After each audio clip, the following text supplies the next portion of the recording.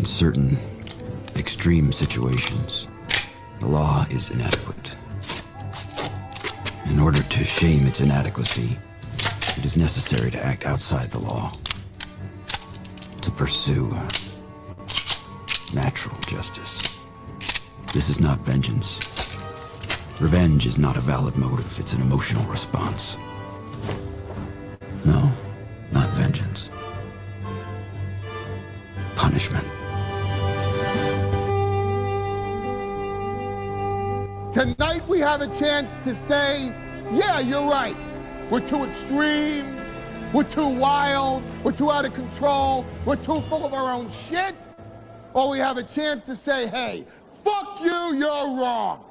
Fuck you, we're right. Because you have all made it to the dance. Because believe me, this is the dance.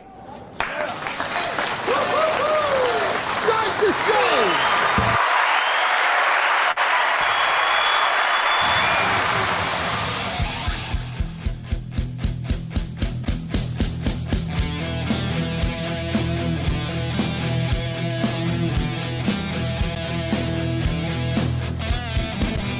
Good morning, boys and girls. Oh, that feels good. Oh, I feel like we've really cleaned up the speech pathways.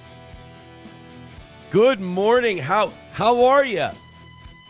You having a good morning? I'm excited for today. It's going to be another full work day for the toe. Yesterday was crazy, huh? About 50,000 views, 40 of them on our ICE protest coverage. And a lot of, even the people who aren't really the biggest toe people were even admitting yesterday, did good coverage. Boy, didn't do too bad. So it was, look, I went out by myself, went out to 33rd Avenue and 3rd Street. Kind of the big protest was the first one. We did two different streams. They were both great for their own different reasons. Check them both out. There's the Minnesota ICE protest coverage, and then there's the St. Cloud ICE protest coverage. And the first one was the big, ICE showed up. They came there to get a guy who was a drug dealer who was here illegally. And that's according to protesters and ICE. They both confirmed that with me anyway, that they were there to get a drug dealer. Now, the protesters said the guy had already served his sentence and he was done. The issue is, if you're here illegally and you've got a criminal record, that's basically ICE's threshold. Now, we can deport you for being here illegally, but being here illegally and having a criminal record, that's kind of the high point that the Trump administration has set, for the very simple reason they don't want to go into their billionaire buddies' businesses and raid them for having illegals. So you got to have a criminal record, and then, look, it's a start, whatever. But they went in to get one guy, and then all these Somalis came out of all these businesses at like 10 in the morning, 10:30 in the morning, and they came out, and to basically protect this one guy, ICE calls for backup. The St. Cloud police come out to help out, and it turns into a relatively tense situation. People were worked up. I was there. I was right in the thick of it. I was right in the middle of it. I was probably about 10 feet from Senator Putnam, who was directing traffic. And whether you like him or not, he did a very good job yesterday. I think people can be very happy that he was on the scene. Also, some city council members were there. They did a good job of not letting it get out of hand. Although today, if we could do something about the whistles, that would be wonderful. And, all that was going down. We were able to interview a couple of protesters and talk to them, what happened. And that was kind of the big, as far as ICE protests and action and tension. And that was the stream if you're looking for that. The next one was very informative because we talked to not only a bunch of different community people, we also got to talk to an ICE agent. And I will say this, because when I'm down there, I'm not Aaron from Steel Toe doing his show or whatever. I'm there covering the event. I will say this as a neutral observer. Every ICE agent I encountered was incredibly nice. They weren't satanic, blood tooth dripping monsters ready to eat Mexican babies. They were guys doing a job. And every protester I talked to was fine. They were very nice too. One of them, we exchanged information and he's given me leads. Here's where things might be going down. Here's where you can go, whatever. There was one guy, and I would assume his girlfriend, but I don't want to assume any genders or anything like that. There was one guy, he goes, "Are you Aaron Imholt from Steel Toe?" I'm like, "Yeah." He made faces and he pouted off. And it's so weird because I said to the guy who stuck around, because he was like, "Oh, you have a reputation, man. I don't know. You're a right-wing guy." He goes, "You're not ideologically." He goes, "I don't want to let you in with us because you're not ideologically aligned with us." I said, "I'm not trying to be with you guys." I think I even said in the video, or maybe I said it in a phone call with the guy. He was very cool. We talked later. But I told him, I go, "I'm not trying to date you guys." I said, "I just want you to let me know when shit's going down so I can go down there and cover it." And I said to him straight up when they realized who I was, I said, "Have I been anything but incredibly polite and professional to you?" Because I interviewed him at the 33rd Avenue and 3rd Street protest. And I said, "Have I been anything but professional with you?" And he goes, "No, you've been great." We shook hands and the whole deal. And, I think a lot of these guys, politically, they think if they're anywhere near me, their skin's going to start to sizzle. And, it's like holy water and vampires, or I'm garlic or something. I don't know. But they got really touchy when they found out who I was, which is weird to me because it's like, you're talking to me just fine a second ago, and I'm treating you fairly, and I'm being polite, and then you just find out what my name is, and all of a sudden, like, liberals got to figure that shit out. Conservatives don't have that vibe about them. Conservatives have, like, they're so convinced that they're right about everything that, they're just like, "Oh, I don't give a shit who you are." Like, they kind of like that Nick Sorter guy who's an asshole. He goes into things like looking to antagonize people, which I think is retarded, but he goes in there to do that. That's his style. And he's very confident. Whereas liberals, it's like they'll have confidence as long as they feel like they're in control of the situation. And then as soon as you introduce a wild card, like me, into the situation, all of a sudden it's, the hive starts buzzing. And they go, "Oh, well, you're not ideologically inclined with us, and we're not sure." It's like, dude, guys, fucking chill. All right, relax. I'm not packing any weapons. I'm not here to shank you. I don't know who the fuck you are. I'm just here to find out what's going on. It's so strange. Like, when I do the show, it's one thing. And then when I interview people, I'll always get these comments from people. "Oh, Toe, I didn't know you were an interviewer. And I didn't know you could interview people. You do a really good interview." Or when I go to do this stuff, "Wow, I don't even like the Toe, but boy, he really played it down the middle and he covered this shit."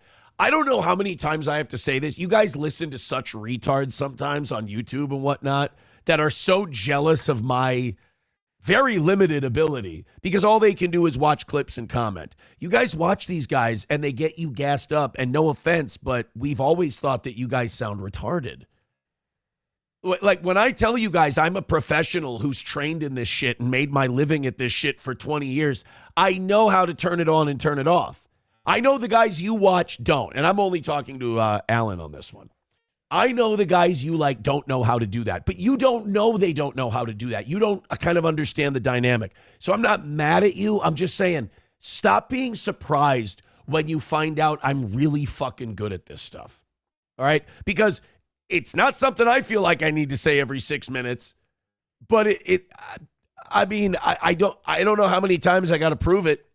It's so weird to get those comments of, "I don't even like the Toe, but he really could do this middle of the road coverage. I didn't know he could do that." Motherfucker, I'm trained in how to do this shit. When it's time to yell and scream and pontificate like an asshole, I can do that. When it's time to sit down and interview a guy and be polite, I can do that. When it's time to go out and cover shit, I can do that. So yes, I am the most talented man alive, and remarkably humble. I think is the biggest part of it. Joey Caravello starting us off today with $2. Says Johnny is getting graped by Mo Sislak. That is not true. I believe Johnny will be back today. Did he do a show yesterday? I don't know if you saw, but I was a little busy. Did Johnny do a show yesterday? Somebody with $1 says Aaron Imholt. Wait, you're Aaron Imholt? Oh, no, I lost another one. $1 from Coltrane says, I listen to this guy named Aaron. I really need to turn his show off from YouTube or Rumble from 6 to 10 a.m. He's making me retarded. God damn it. And, I don't mean to. Cheeseburger Pie says, get it right. Aaron is a Brown Institute graduate. It was called Brown College when I went. It's different. You know what it's called now? No idea. It's shut down. It's not. What's in that building? What is in the old Brown College building in Eagan, Minnesota? I need to know what's in there. The old Brown College building, the former Sanford Brown College campus, which closed and was later considered for Minnehaha Academy, but the site is now part of a large redevelopment project by Ryan Companies for new industrial and residential spaces, not a current college. The term Brown Building might also refer to Thomson Reuters. It's not.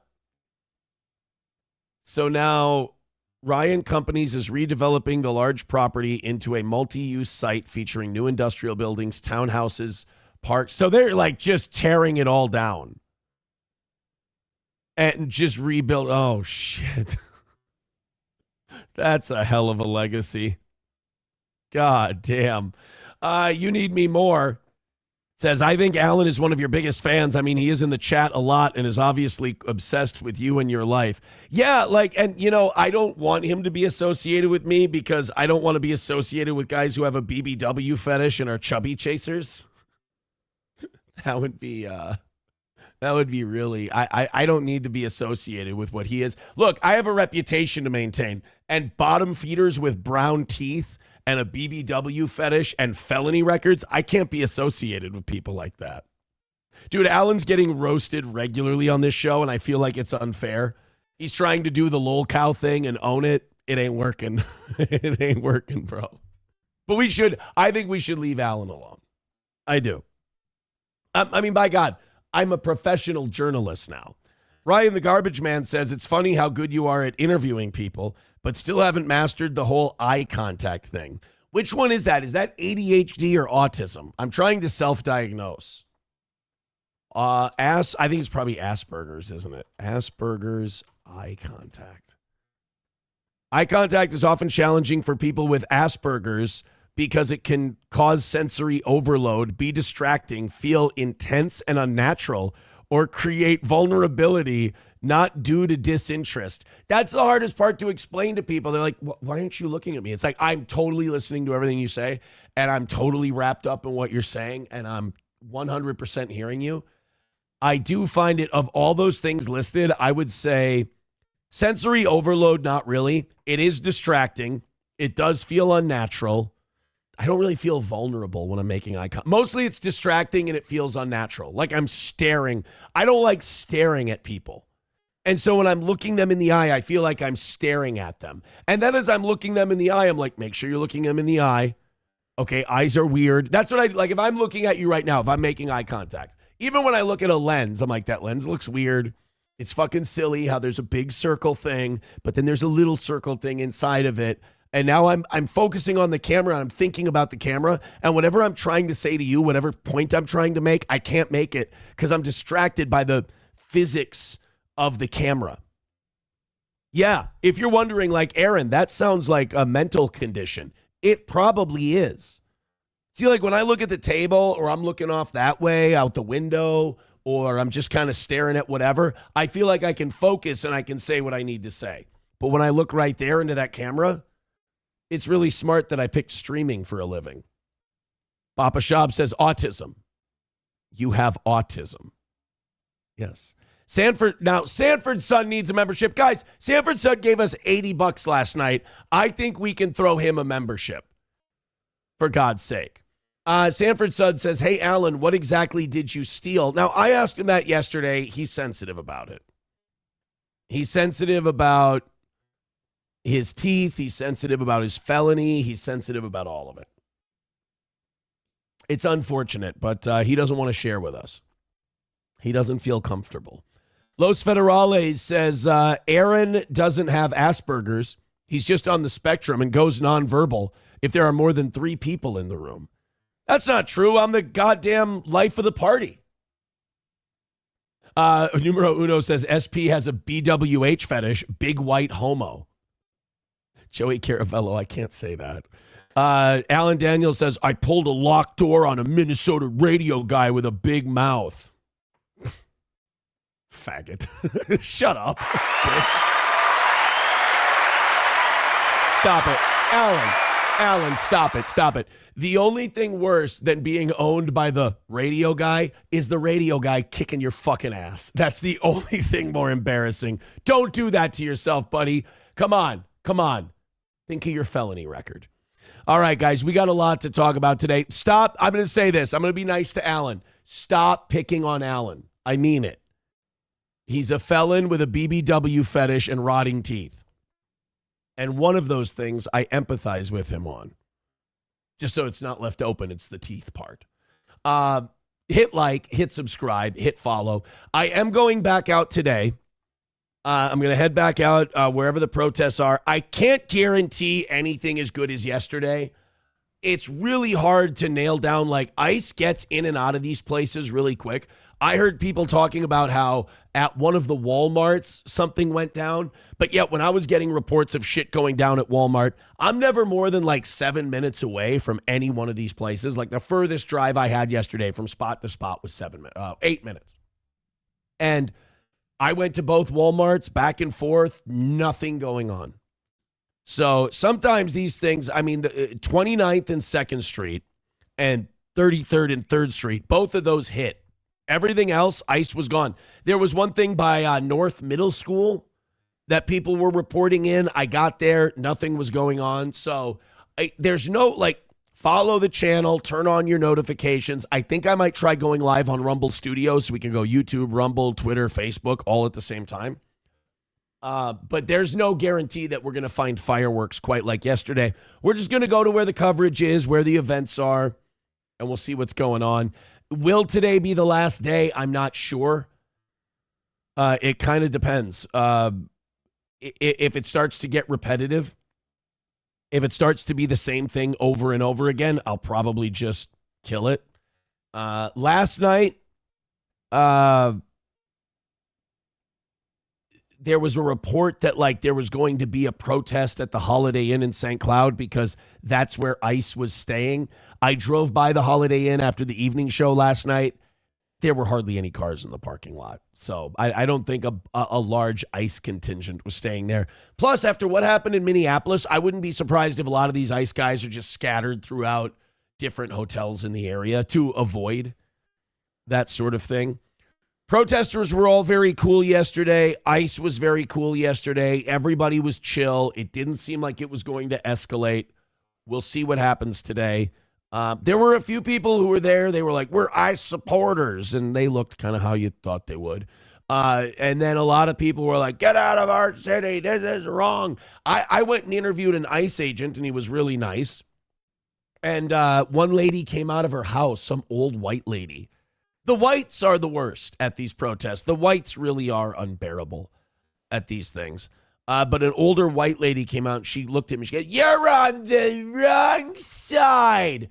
And that kind of tells me, I will say this, a lot of the stereotypes of different political wings were reinforced when I went to cover this thing yesterday because, boy, liberals are really intolerant.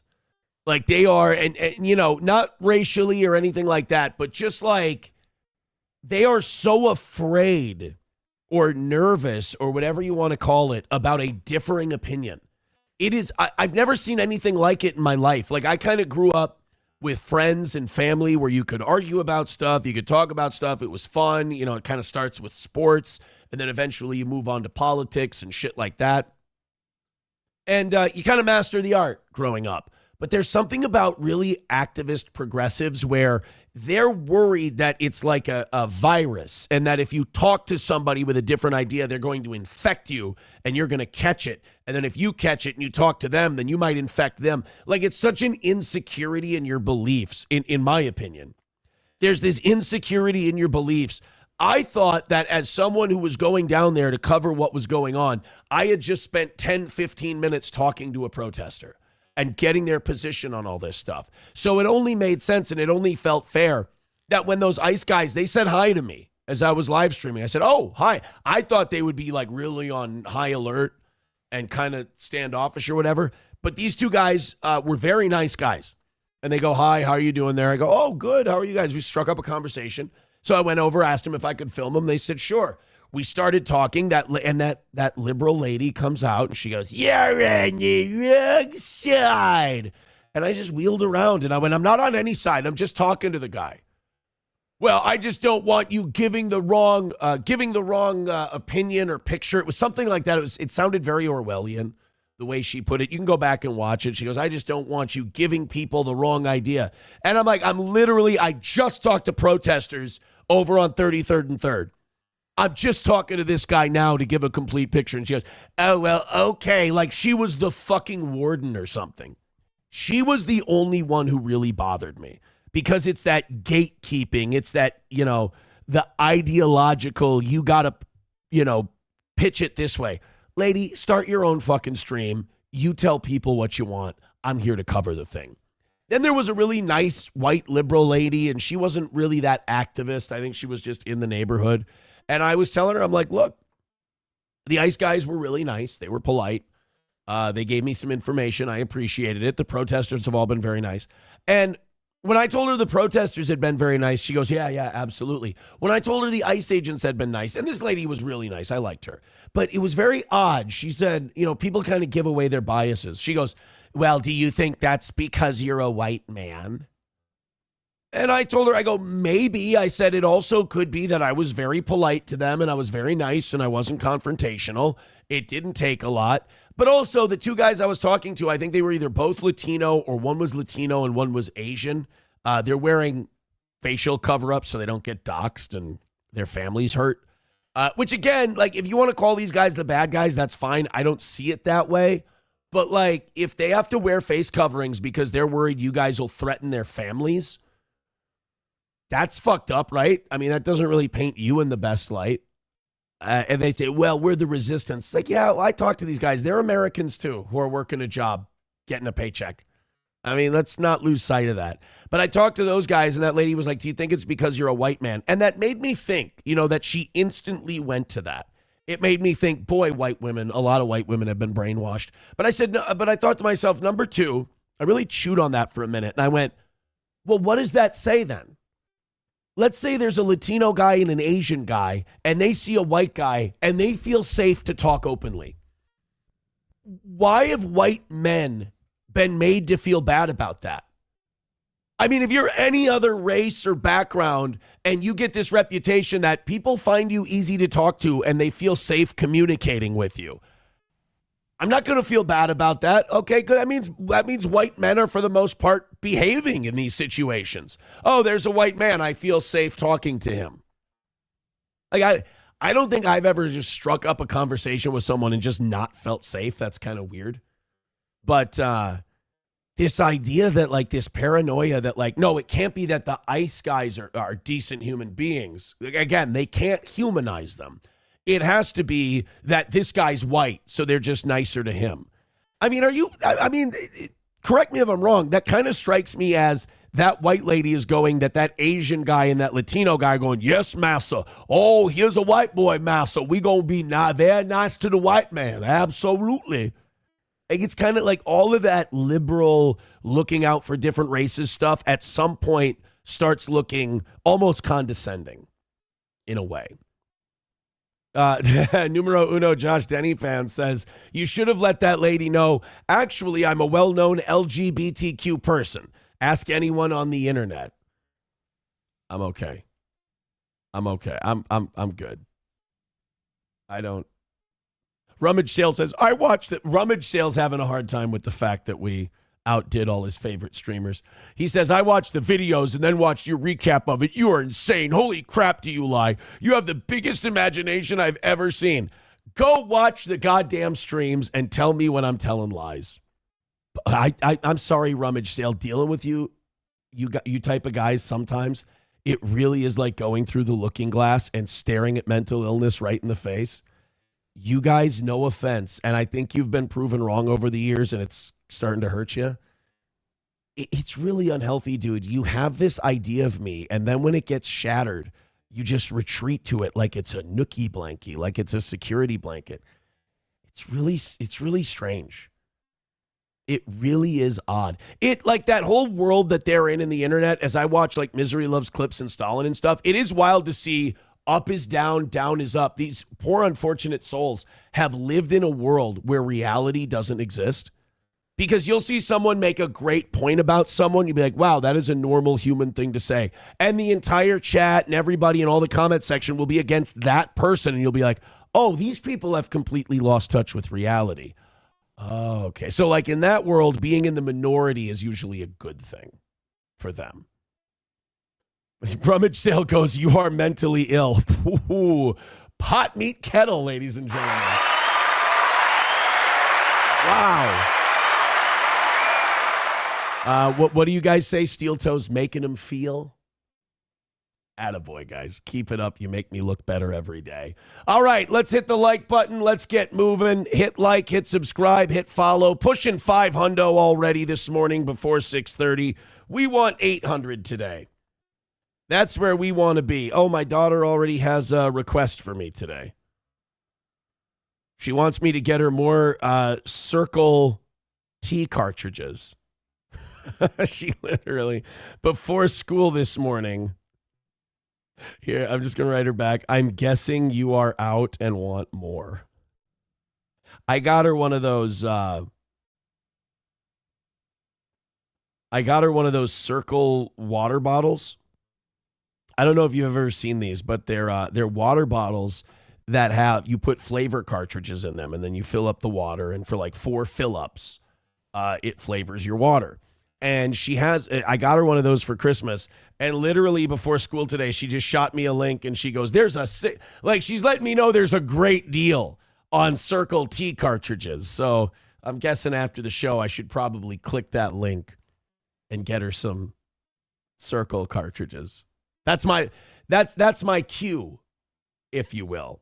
Veldrain with $1 says, yes, it's because I'm white. Speaking of which, Wednesday nights at Stoney's are WP nights.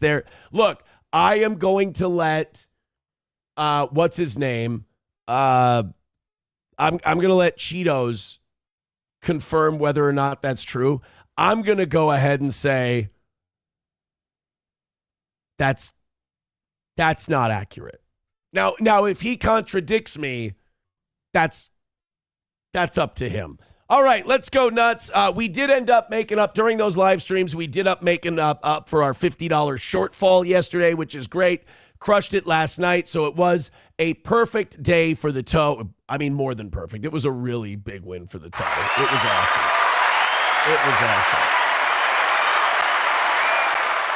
That was a victory sip that I just did there. Streamlabs, PayPal, Venmo, Super Chats, Rumble Rants, gifted memberships. Yeah, she just wrote me back. She goes, yep. Yeah, okay, so that's what she wants. Ballsy, man. That's how you know you spoil them. You know you're spoiling them when they just send you a link. When they start snapping their fingers like you're their butler, that's how you know that you've spoiled them. All right. The only way I can get back my dignity is if I steal one of the cartridges. All right, let's go on to some of the news and whatnot. If you've got any questions from yesterday's videos and stuff, consult the videos, watch today, or, throw a couple memberships, ask us about it. We'll tell you all about it. All right, spread the word. Oh, also Bitcoin. We've been getting Bitcoin in the Rumble wallet. I think 99.9% of us don't know how the Rumble wallet works, including me. But thank you to the people who have been dropping 0.0004 Bitcoin into our Rumble wallet, which now people are calling my prison wallet, which now means anus, which is remarkably upsetting. All right, let's go into our first couple of clips here. We're going to start slow today. I don't want to go right into Minneapolis, and I don't want to go into Keith Ellison and all the clips from his press conference and all that. We'll get to all that. We have plenty of time today. But Nick Shirley was on with Andrew Callaghan of Channel 5 News. That didn't go well. Pearl Davis and Ana Kasparian had a debate, and that Pearl Davis, who looks like a horse, she's creepy looking, that Just Pearly Things is what she goes by online. If you don't know who she is, congratulations, you're normal and have a life. But I love Ana Kasparian. I have an E-crush on Ana Kasparian. She's lovely. She's fiery. She's angry. She's pissed off. She's yelling at people. She's the best. And Ana Kasparian knows who I am. So that's wonderful. She doesn't really know me as a talk show host, more as a degenerate pile of filth. But hey, it's good to be known. She debated this Pearl Davis, who is like a 6'3" crazy, like men's rights activist, but she's a woman. She's like, women should be in the kitchen and have babies, but like she's perpetually alone. And she's like, her commentary is like pretty sexist, borderline racist, but then she like loves black dick, I guess people say. I don't know. It's just it's a weird thing. She's always been a weird chick. She's one of these people, because there's lunatics and psychos populating the internet. She grouped up enough psychos and weirdos that she became a thing. She debated Ana Kasparian and got her fucking clock clean so bad that she threatened to beat the shit out of Ana Kasparian. Now, first of all, nobody lays a finger on our Ana Kasparian's head. Cenk Uygur will buffalo charge her and eat her alive. Cenk has got her back. But we start today with President Donald Trump. The president was on Air Force One yesterday, and he made it. This isn't political. This isn't anything. They were talking to him about Greenland, about ICE, about the protests, about all this stuff. And he was letting everyone on the plane know that they were about to hit some turbulence. And Carolyn Leavitt, his press secretary, was right behind him. Watch him, watch her face, and watch what our sitting president says he needs to do as the plane's about to hit some turbulence. When will you meet with Machado this week? Looking for something to grab here because it's going to get rough, and I don't seem to be in a very. I think you did this to me. You put me in a position where there's absolutely nothing to grab. Mr. President. So I'm looking for something to grab, and it's not going to be Caroline. Mr. President, will companies make commitments to you, sir? It's not like. There are some, look, I have my problems with Donald Trump. I have my problems with his presidency. But there's something about, like, to me, he's always, like, both times he's been in there. To me, Donald Trump has always been a reset button. You know, the fact that Donald Trump is in front of cameras, he's talking to the press, and he goes, I'm looking for something to grab. It's going to get rough here. It won't be Carolyn. It's like none of our presidents would say that. And first of all, I don't know how many of our presidents could get away with even saying that. Like, I don't know. Like, if Joe Biden says, I'm looking for something to grab, it won't be Jen Psaki. Like, people would be like, well, no, of course it's not Jen Psaki. It's not a 6-year-old whose hair you can smell, you fucking creep. Like, there's a certain level of charisma and charm you have to have. To be, I mean, remember, he's the grab him by the pussy guy.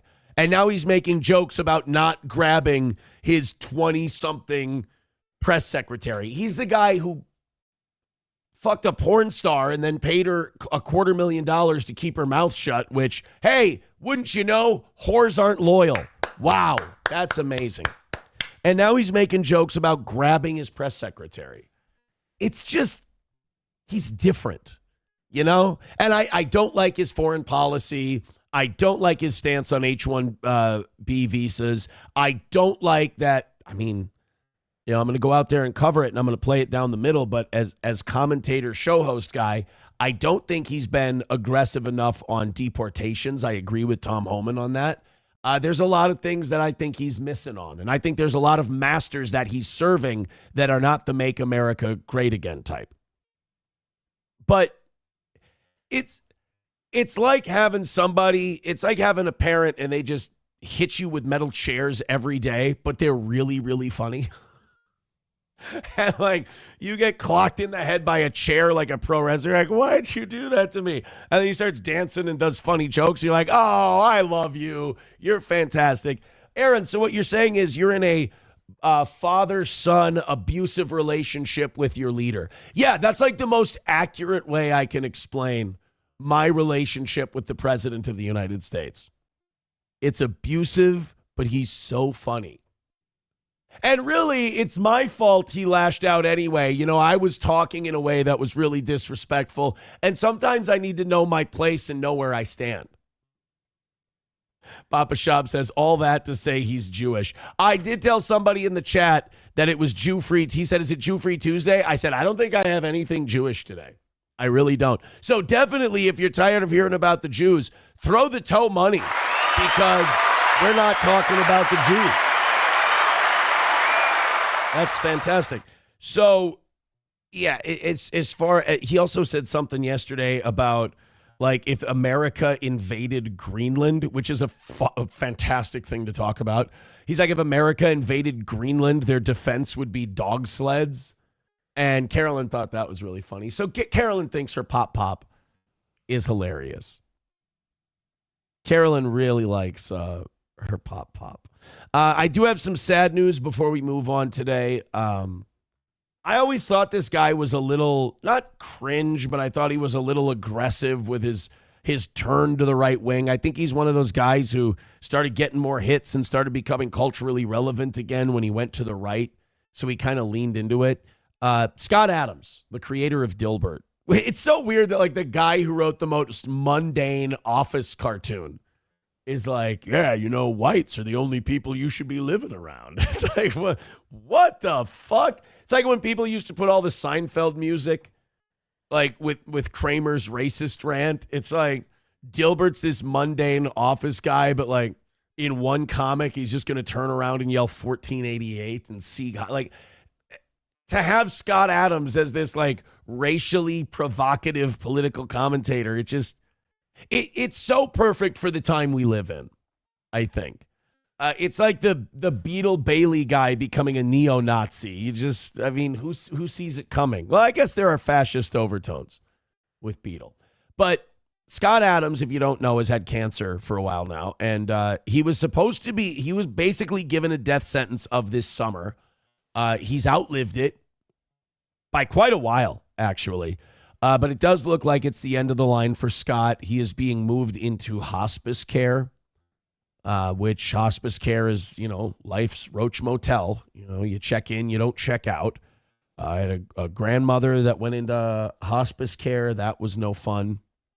It's hard, man. It's hard when people you know and love, you go into hospice care and you keep visiting them. And everyone kind of like knows what's up. And depending on how your family is and how you deal with things, either you just don't talk about it and you enjoy your time together, or you have like deep discussions about it. I don't know. But Scott Adams has not shied away from talking about his, you know, impending date with mortality. And he's actually been really brave and really ballsy in facing it. I can say this. I don't think I could face it the way Scott Adams has. If I was going into hospice care, you wouldn't see me streaming. I'd be shutting it off. I couldn't do it. I'd probably be in a melancholy, constantly contemplating the end of my life. But, you know, I guess you don't really know what you're made of till you go through those type of things. And Scott Adams has been handling it really, really well. Whenever I talk about this simulation, and especially when I talk about my own impending death, many of my Christian friends and Christian followers say to me, Scott, you still have time. You should convert to Christianity. And I usually just let that sit because that's not an argument I want to have. It does seem like a shitty, I shouldn't say shitty. I don't have a better word than shitty right now. It does seem really imposing to take a guy who's facing his mortality, his own death, and be like, you know, you should be converting to Christianity right now. You really should. It's coming from a good place. They really believe that it'll save his soul, and I think that's a good thing to proselytize your faith, no matter what it is. The more I look into Vatican II, the more I'm kind of a pre-Vatican II Catholic, I'm realizing. But So I understand the proselytizing to him. It is a little weird though, because the guy's dying. And also, I've always thought that like if you convert just before you die, it's kind of you like weaseling into heaven. It feels like no matter how genuine it might be, it will always look. And I guess once you're dying, it doesn't matter how shit looks, but it just looks like you're doing it just in case. Like Kevin Smith always said about him being a Christian. He goes, I'm a Christian. He goes, because it doesn't hurt me. You know, I don't lose anything. It doesn't hurt me to believe that I'm going somewhere when I die. And he goes, and when I pray, I'm like, hey, I throw up a prayer. If anyone's listening, that's great, but it doesn't cost me anything. And I've always thought that was a very like pragmatic take on it. But like converting to Christianity right before you die, it's weird. It's odd. It seems like you're using God as a loophole. I've not been a believer, and but I also have respect for any Christian who goes out of their way to try to convert me. Because how would I believe you believe your own religion if you're not trying to convert me? So I have great respect for people who care enough that they want me to convert and then go out of their way to try to convince me. So you're going to hear for the first time today that it is my plan to convert. Wow. So I still have time, but my understanding is you're never too late. And on top of that, any skepticism I have about reality would certainly be instantly answered if I wake up in heaven. I do believe. Yeah, so he's kind of taking the Kevin Smith approach, like it doesn't cost me anything. Like if I'm wrong, if you're wrong, you'll never know, basically. And if you're right, you inherit everything. You inherit eternity. You inherit paradise. I mean, it's like the safest bet you can make, unfortunately, because it should be based in deep faith. It should be based in like, I believe. It shouldn't be based in, shit, if I wake up in heaven, that rules. If I don't. But I mean, it is true. I mean, if there is nothing after you die, well, then fuck, you'll never know. You'll fall asleep. The wildest thing I've heard about death is that like your brain shuts down. And as your brain's shutting down, go with me on this for a second. I've heard that when your brain shuts down, you relive all your memories, or that whole life flashes before your eyes. That's a scientific thing as your brain shuts down. So there is a theory out there that's been put forth by scientists. They've asked the question, is it possible that what we're living right now is actually our death, and what eternal life is our death continuing to loop our memories? And that could also be what a multiverse is that there is an us that died and we are living the recounting of all of their memories in life.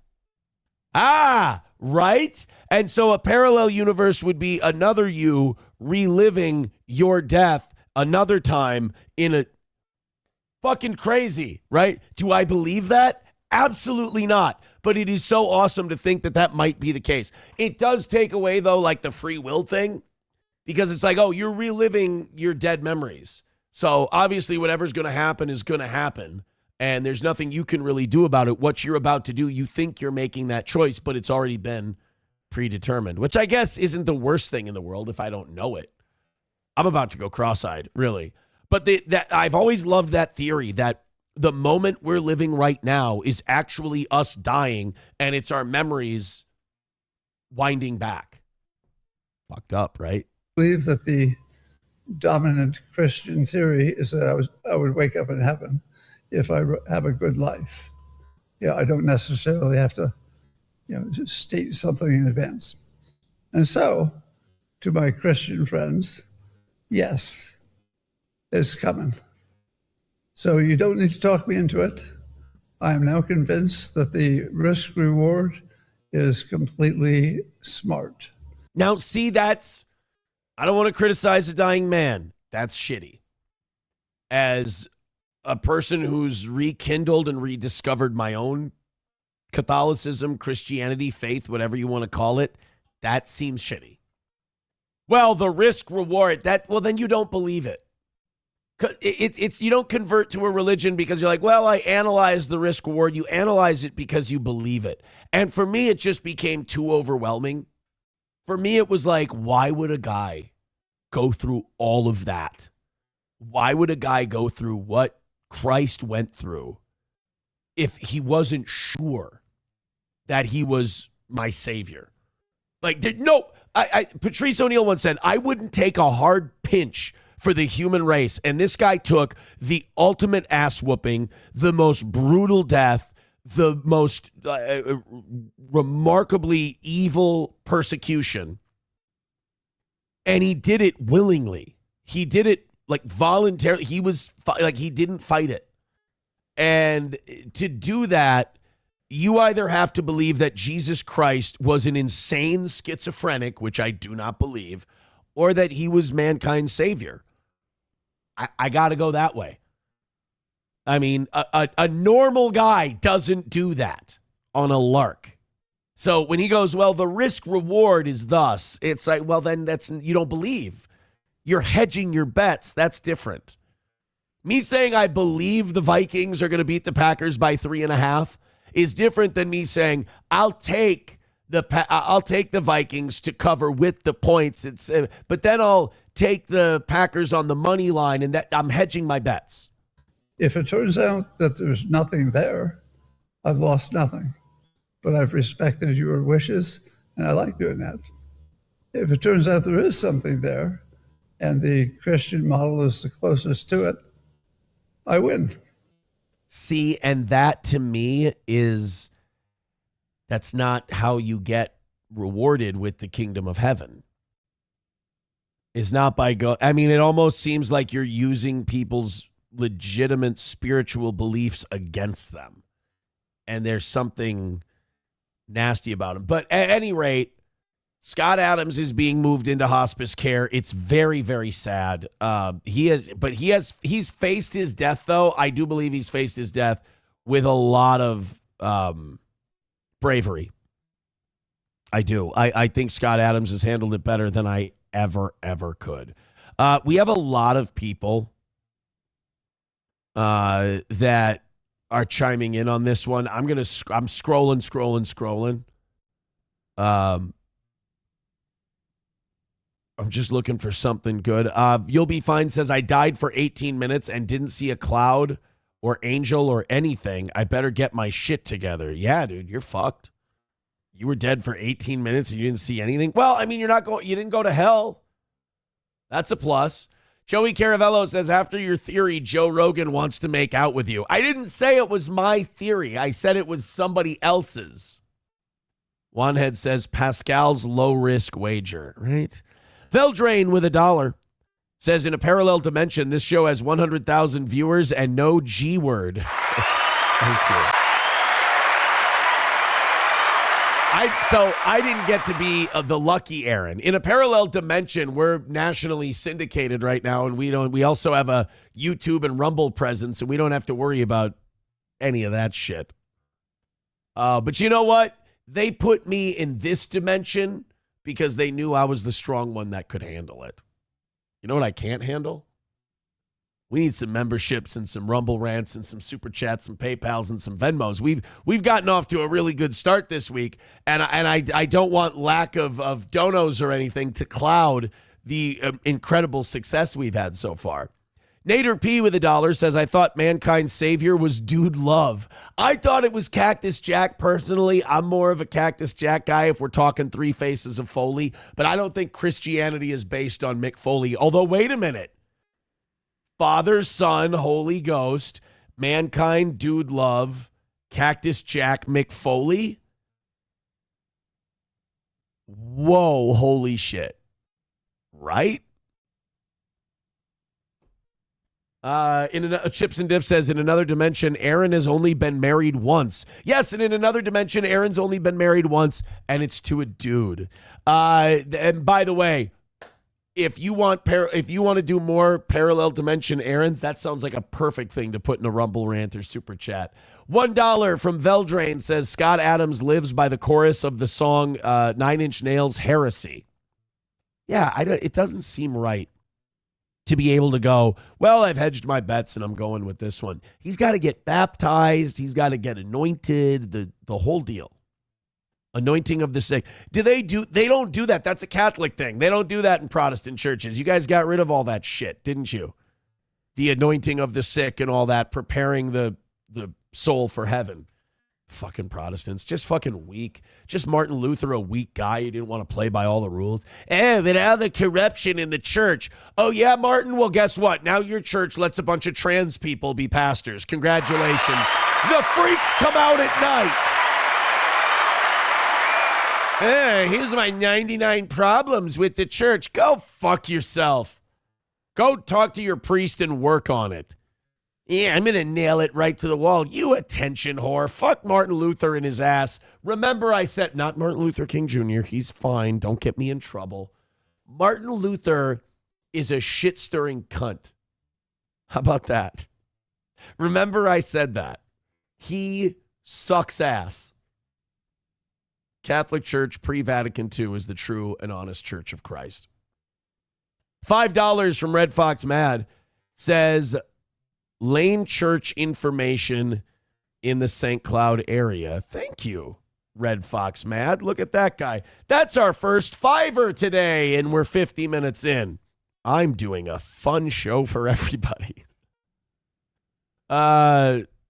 They were all faggots besides the Spanish Inquisition. Dude, the Spanish Inquisition was based. I know that we were all taught like the Spanish Inquisition, that was evil. Here's what happened in the Spanish Inquisition. And, well, no, I promise no Jew talk today.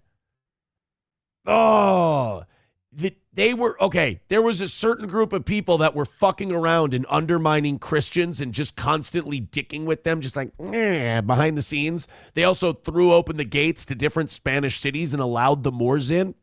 So we fucking got after them. They were also charging people like heavy interest on money lending and shit like that. And so the Spanish Inquisition said, here's the problem historically with the 109 countries. There's a lot of little passive-aggressive nibbles that get taken out of Christian European countries and Christian European culture. Little nibbles, and they're really annoying, like gnats. And you're just like, get the fuck out. What the fuck are you doing? I'm not doing anything to you. Get the fuck out of here. So then Christianity responds by going, we're going to mosquito bomb the entire fucking yard. And everyone goes, wow, that seems really extreme. And we're like, yeah, but they're ruining my night. So yes, what I'm trying to say is throughout medieval Europe, Jews were mosquitoes. I'm sorry. That's, you know what? No, that doesn't. Can you not make me talk about this today? That would be nice. Here, just Google this. Was the Spanish Inquisition justified? Whether the Spanish Inquisition was justified is a complex historical question with no simple answer, as justifications were rooted in the era's religious and political beliefs, but viewed today through modern lenses of human rights make them widely condemned as unjust due to brutal persecution, torture, and forced conversions, though some argue it offered more procedural guarantees than secular courts of its time. So, in a way, the Spanish Inquisition was progressive. Its goals, from the perspective of the Spanish crown, were to establish a unified Catholic kingdom, combat heresy, especially from converted Jews and Muslims, and consolidate power against threats like the Protestant Reformation. And here's the deal. You have to remember the Catholic Church was under attack from the Muslims for years and years and years, and they were fighting back. And they were working with Jewish allies who had thrown open the gates to multiple cities and been undermining the Christian kingdom of Spain. They were fighting back. That's the thing, like all of like the Christian actions of the Middle Ages, the Crusades, everything else, we get taught in school, it was evil, it was terrible. We were fucking defending ourselves. And like we're taught, and it's hard not to believe that this isn't intentional, that this isn't manipulation, but the Crusades and the Inquisition were us fighting back. We were being fucked with. We were being killed. We were being eliminated. We were being conquered. And we decided to fight back. We decided to push back against people who were aggressing against us. And we got called evil for it. The Crusades was a counterattack. They were raping and pillaging up to Rome. They had been coming after us since Muhammad, and we finally decided, you know what? No, fuck this. Drive them back into the desert. And guess what? We did. And if it were a more modern time and we could have kept the supply lines, we probably could have held Jerusalem. And if fucking Guy de Lusignan hadn't been a fucking retard and just stayed behind the walls. That's a different conversation for a different day. You know what? Silver Wolf, you're correct. Enough. I will hear no more of this Hebrew nonsense. There we go.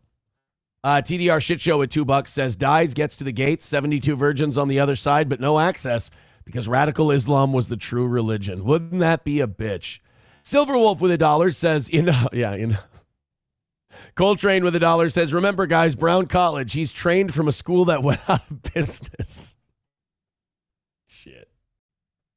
Oh. McBuster says, you do know the Spanish burned the churches and Muslims saved scripture. History is a mindfuck. Look, when the Christians took Jerusalem, they did destroy a lot of Muslim holy sites and killed a lot of people. It got weird. There was pent-up aggression. All right? There was pent-up aggression. Let's go to the emails. Hey, Dad, can you subscribe? No, this is not. I know who this text is from on the show line. That is not my son. I'm not subscribing to Hustler magazine. Ross Dog's Broken Spirit says, send MKE the link. Get Ross Dog a membership. And also, yeah, let's talk Crusades with MKE. You know what MKE would say in terms of the Crusades? He thinks that they should have just implemented Texas law. What happened at the St. Cloud Walmart was a bunch of retards attacked a civilian vehicle thinking it was an ICE vehicle. What a bunch of fucking assholes then. That's not nice. Chevrolet JB says you should put a Brown College emblem in one of the corners. We need to make a little more money today before I consider we can pay for the little extras, I think. Oh, St. Cloud area traditional Latin Mass. Fucks yeah. Mass in the extraordinary form is offered each Sunday at 9 a.m. in Waite Park at the Church of St. Joseph. That's weird because St. Joseph, Minnesota is right next to Waite Park. That's going to confuse the shit out of me. All right. I got to learn Latin, bro. Mass for the Feast of All Saints Day on Saturday, November 1st. Well, I missed that one. So, okay.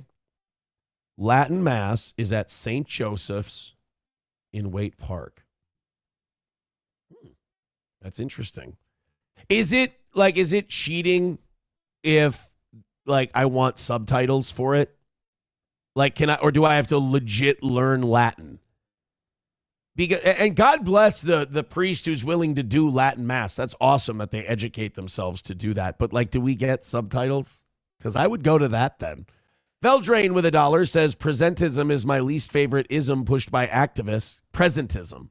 As an excuse to rewrite history or burn history books. Fair enough. Fair enough.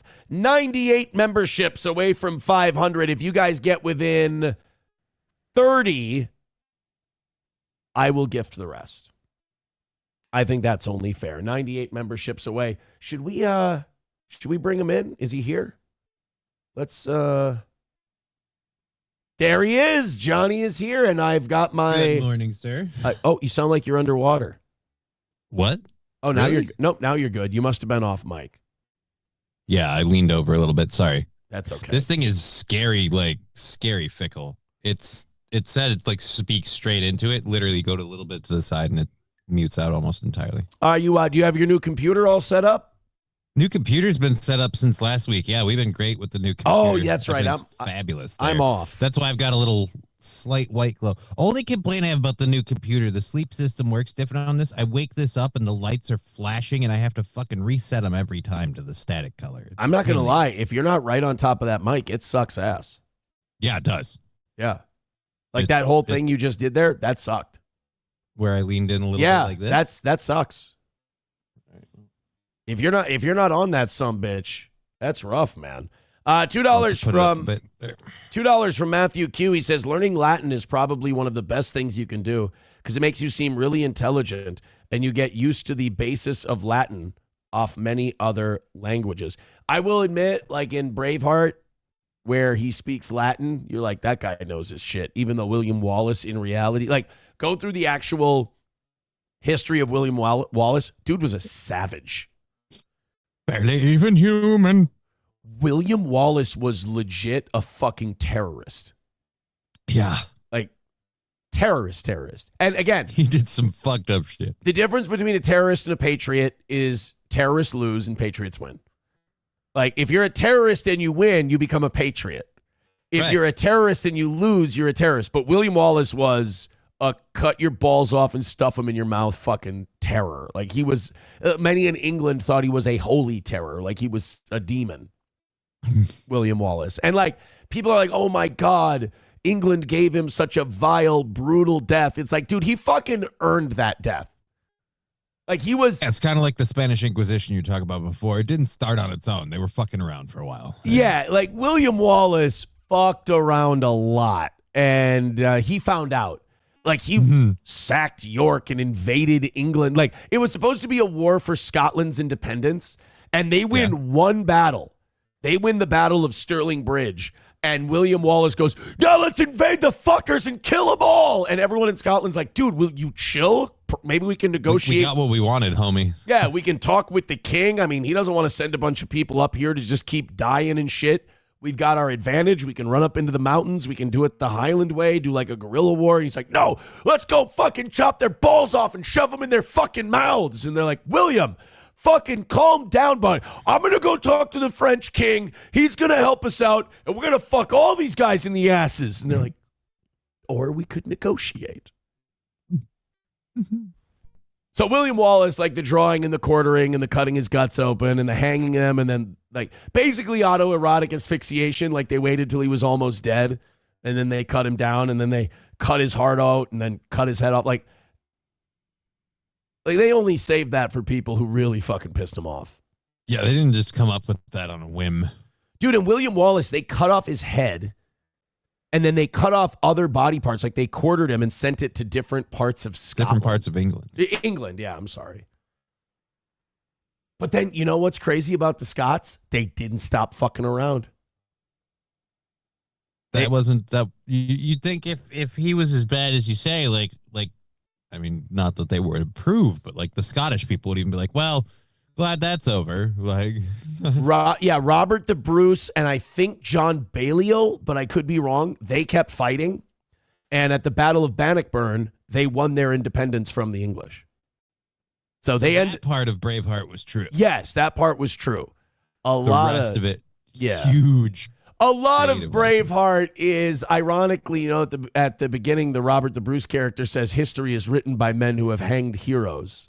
You know, right? They're like the English will call me a liar. And it's like, well, the British are going to call you a liar in this movie because you kind of lied your fucking balls off. It like they kind of did in Braveheart the thing they're accusing the English of doing. William Wallace was a lunatic, and also he wasn't like some kid of a poor peasant farmer. He was a nobleman's son. And he was well educated. He had like a privileged upbringing. He didn't have like, they made it seem like he was living in a dirt hut. And no. And then his dad got murked and he went off with his uncle. Yeah. Don't get me wrong. William Wallace rules. I'm just saying he fucked around with England. And if you're going to fuck around with them, you got to win. You know, George Washington would have faced a William Wallace style punishment if we had lost the revolution. By that time, they weren't doing that anymore. But you know what I mean? Like, he would have been executed. They sent his head to New York, his legs to Florida, and his teeth to Virginia. Where Will Heron used them as his teeth for the rest of eternity. Zigzag with $2 says, good morning, y'all. Toe rocks. That's the rumor. The rumor is that toe rocks. Yeah, I went down, I went to the, I was ICE protest covering yesterday. I was doing real journalism. Ooh, exciting. I'm jealous. How was that? I haven't left my house. We talked about it today. It was pretty fun. It was a good time, and got to talk to people, got to talk to ICE agents, got to talk to protesters. Like I said, in my second stream, I did get made by some protesters, which they were like, your reputation precedes you. You're not down with our cause. You don't agree with us. And like on one hand, it was like, shit, I got made. On the other hand, I was like, still got it. Like I was there was still a big part of me that was like, recognize me. yeah, I was like, I'm still fucking huge in this area, son. Also, I think KNSI was watching our stream, my first stream out there, because as I'm leaving and ICE is gone and everything, here comes Jake Judd from KNSI with like his notebook and stuff and his press pass talking to people that I've already talked to. And I'm like, I think KNSI might have been watching the toe.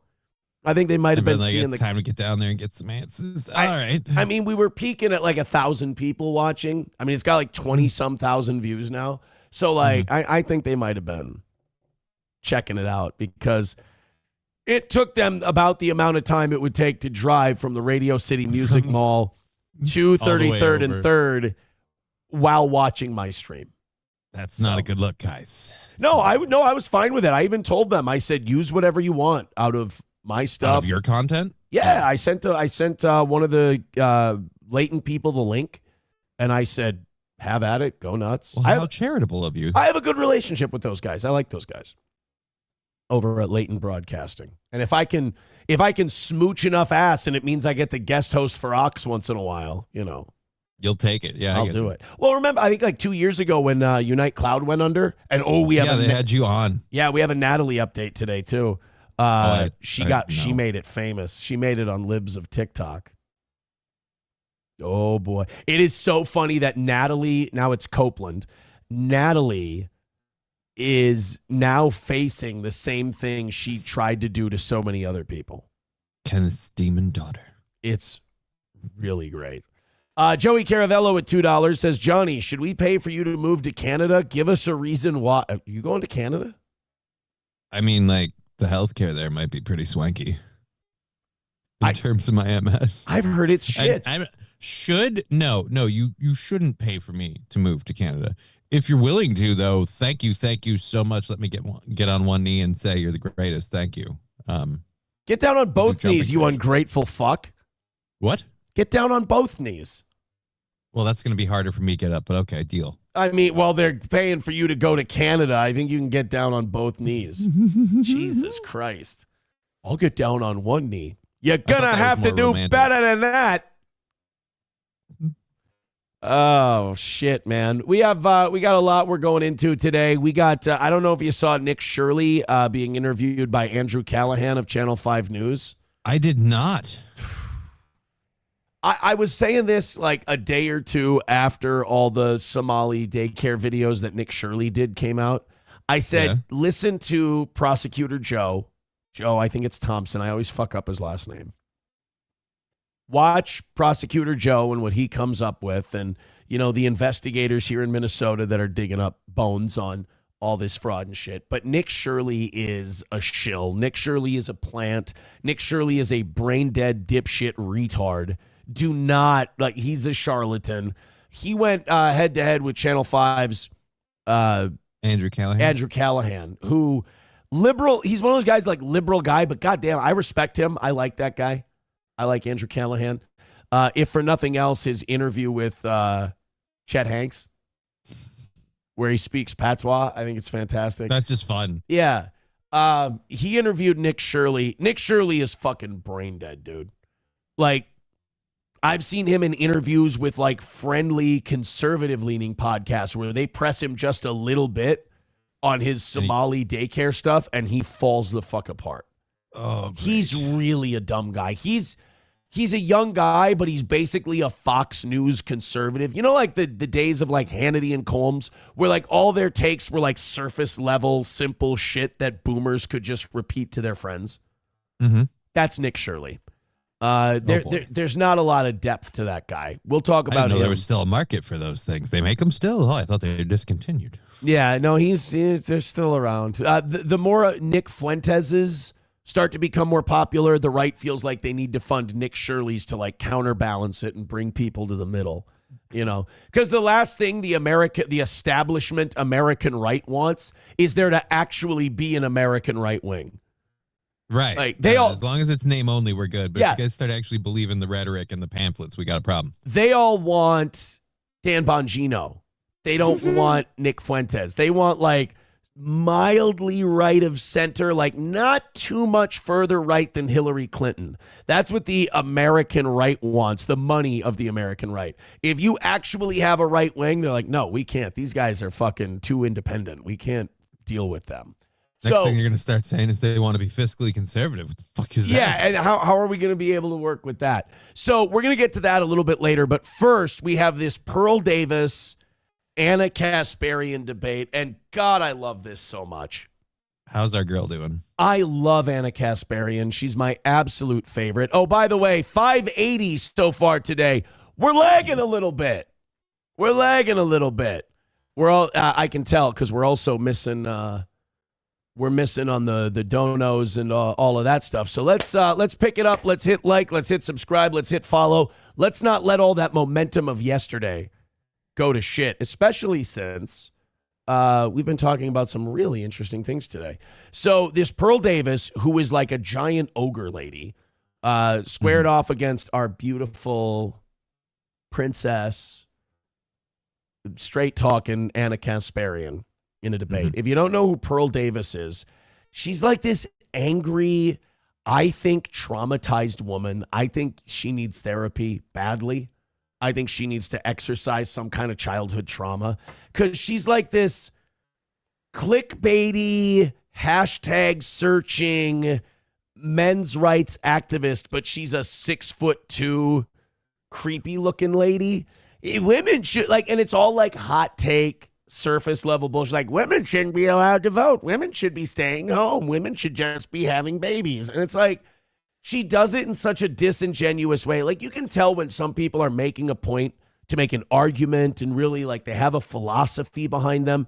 This woman's like, I want to be famous on the internet. So she's into hot take culture.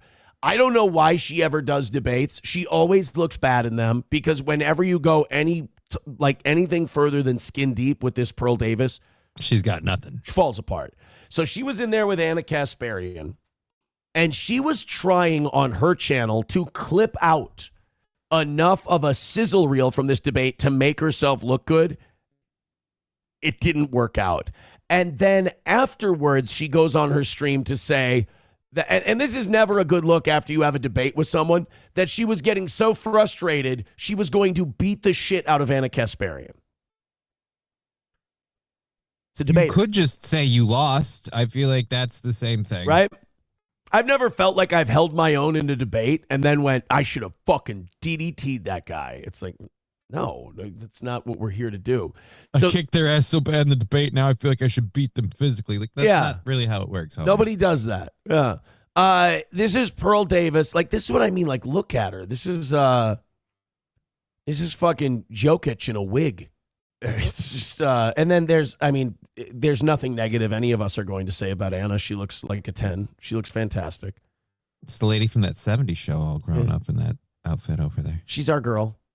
Ana Kasparian. I wasn't talking about Ana. No, Anna's our girl. Nobody can say anything bad about her. She's fantastic. Very sensible ponytail.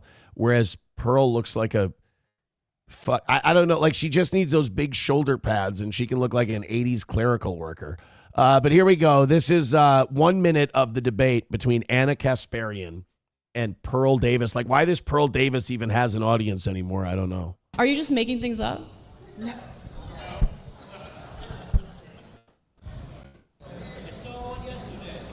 Pearl, what are you doing?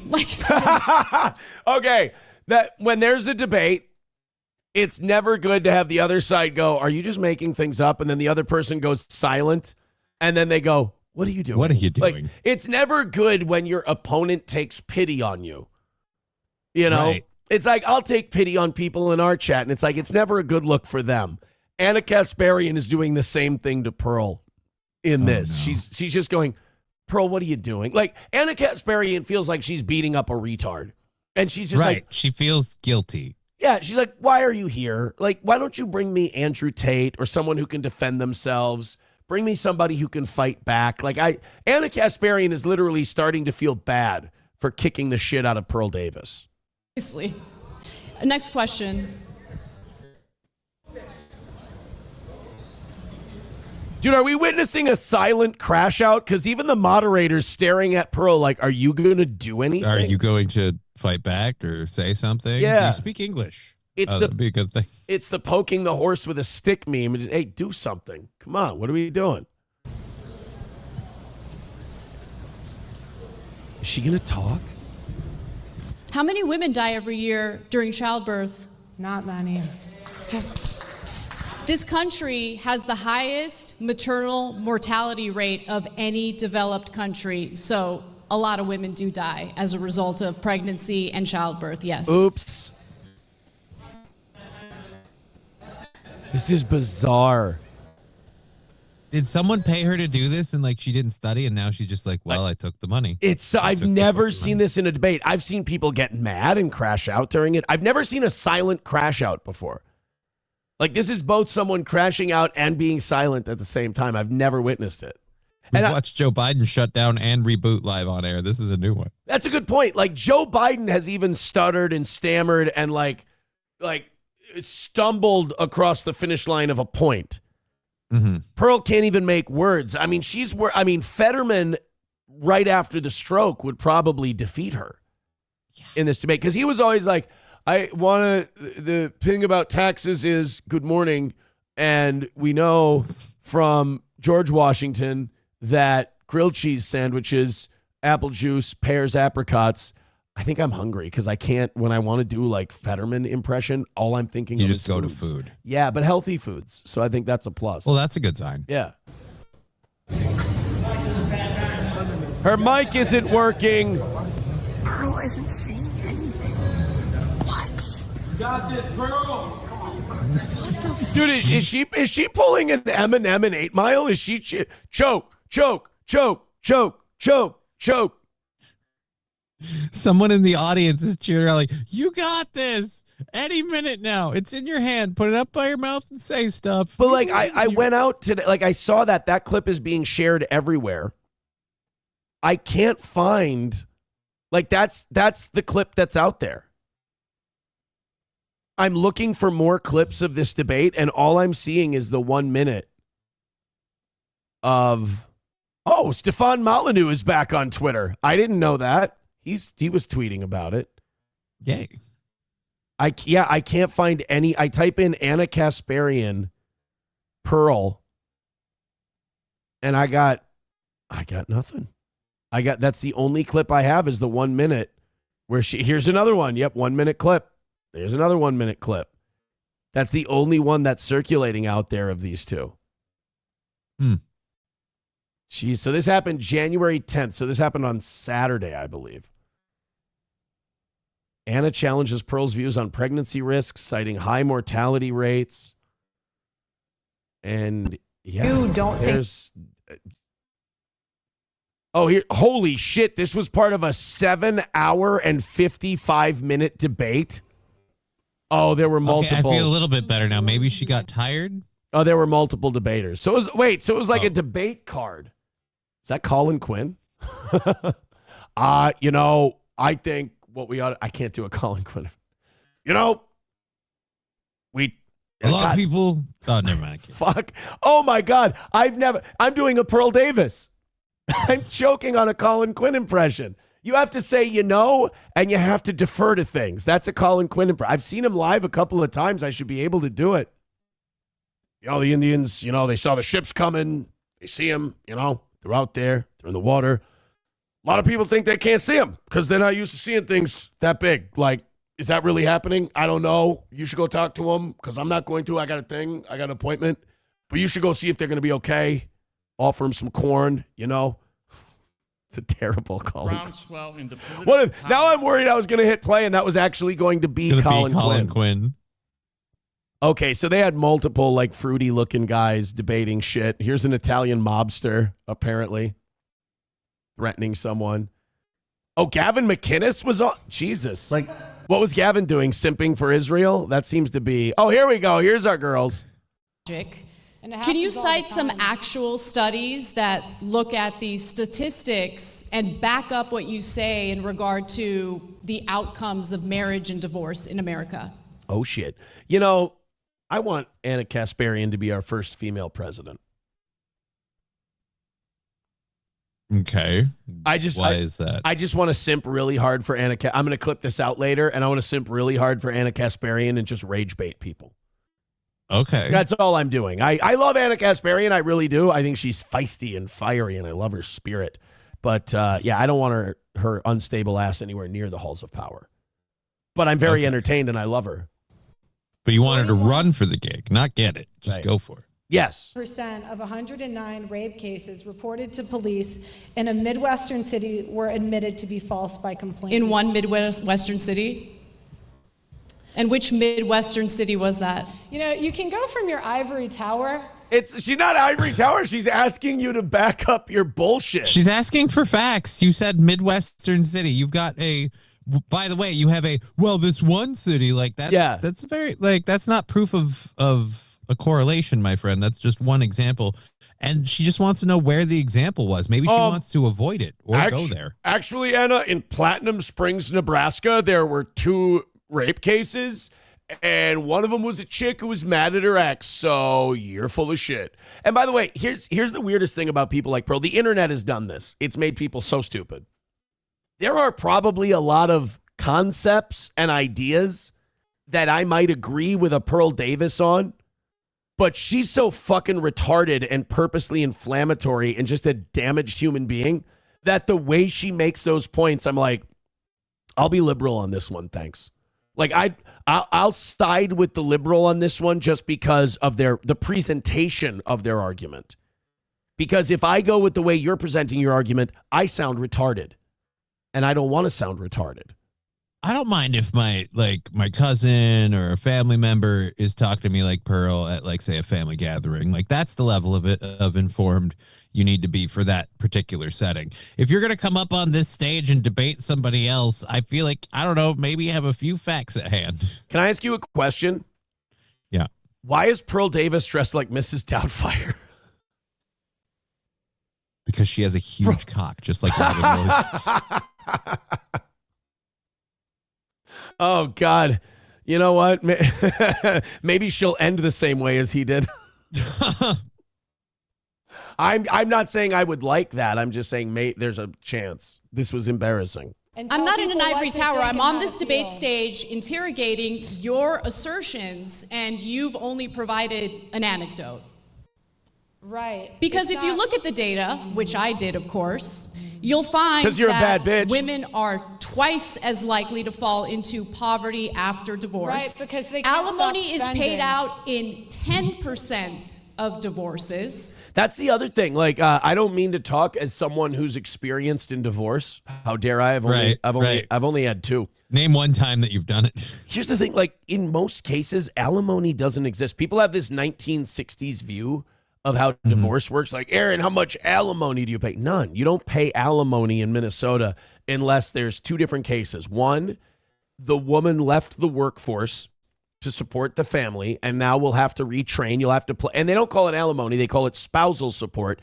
And you'll only pay that for a certain amount of time until they're back on their feet. Usually it's 2 to 4 years. Then there would be alimony in the case of like you were married for such a long time that they've become dependent on a certain lifestyle. Like it's, and when you talk to divorce lawyers, it's usually like 20 years you can make that argument. And guess what, Johnny? I ain't never been anywhere close to 20 years. Yeah, that is what that you move through them fast. At least, quick in, quick out. That's consistent. I go to Baskin Robbins. I wear out the sample spoon, According to the Census Bureau, the average child support payment is $441 a month. I'm getting fucked. I'm getting fucking raped. She might want to bring up some facts like why the average child support payment is $441 a month. A lot of it's income based, and a lot of these people, I hate to say, are lower income, so they don't have as much money. There's a lot. They're both. The sad part is they're both here to argue a point, and the facts could work either way. Pearl's so bad at it. You just she's supposed to be listening to Anna's points, and she's flipping through her papers. This is brutal. By the way, I'm having one of those moments where I'm having a great time with this, And I'm worried about the audience following me, but I also kind of don't care because I'm enjoying this a lot. Are you enjoying yourself? I'm having a blast. This continues. Pearl looks like she just wants to go home. I hate Pearl so much. So the child support thing is interesting. Another interesting point about child support real quick that I want to tell you guys that I know from experience. I feel so bad for third children because I had child support for 2. And then I had child support for 3 because during the divorce process, there was a pregnancy. Everybody knows the story. And way to stick to your guns. Got it. Thank you. The increase from 2 to 3, like the increase from 1 to 2 is basically double. Okay. You would think that the third one would be another 50%. Another 50. Right. Yeah. Nope. It's barely anything. It's like, what do they want that third one to eat? Like just the other one's leftovers? Look, you can human centipede it at that point. One of them's older. They're going to have to baby bird it anyhow. What? Like, I'm not going to sit here. Like, I pay considerable, you know, I don't think it's unfair, but I pay considerable amounts. So I'm not trying to say like, hit me up for more. But like that third kid in the Minnesota, because there's a formula. Like you don't. It's not worth anything anymore. In the Minnesota formula, that third one is treated like shit. Sergeant Hulka says $441 per child, maybe. No, they're just taking the average. They're taking all child support payments. It's kind of an unscientific number because what Anna's quoting isn't like taking how many kids into account. It's just all child support paid averaged out over how many child support cases there are. Right. So it's just a hard average. And again, I'll just say, holy fuck. I'd go on vacation every other month. All right. Anyway, back to business. And only 60% Right, but how of much are those they payments making? get paid out. How much? Women do not get child custody 90% of the time, as you have asserted before. In fact, 95% of custody cases are mutually agreed upon outside of the courtroom. That is a fact that I think a lot of men's rights activists fuck up a lot. And again, I'll just take it from my own personal experience. Most of, like everyone, we kind of get skewed by these guys who have these nightmare stories, and they do exist, of like, lawyer fucked me, wife's lawyer was a cunt, this and that.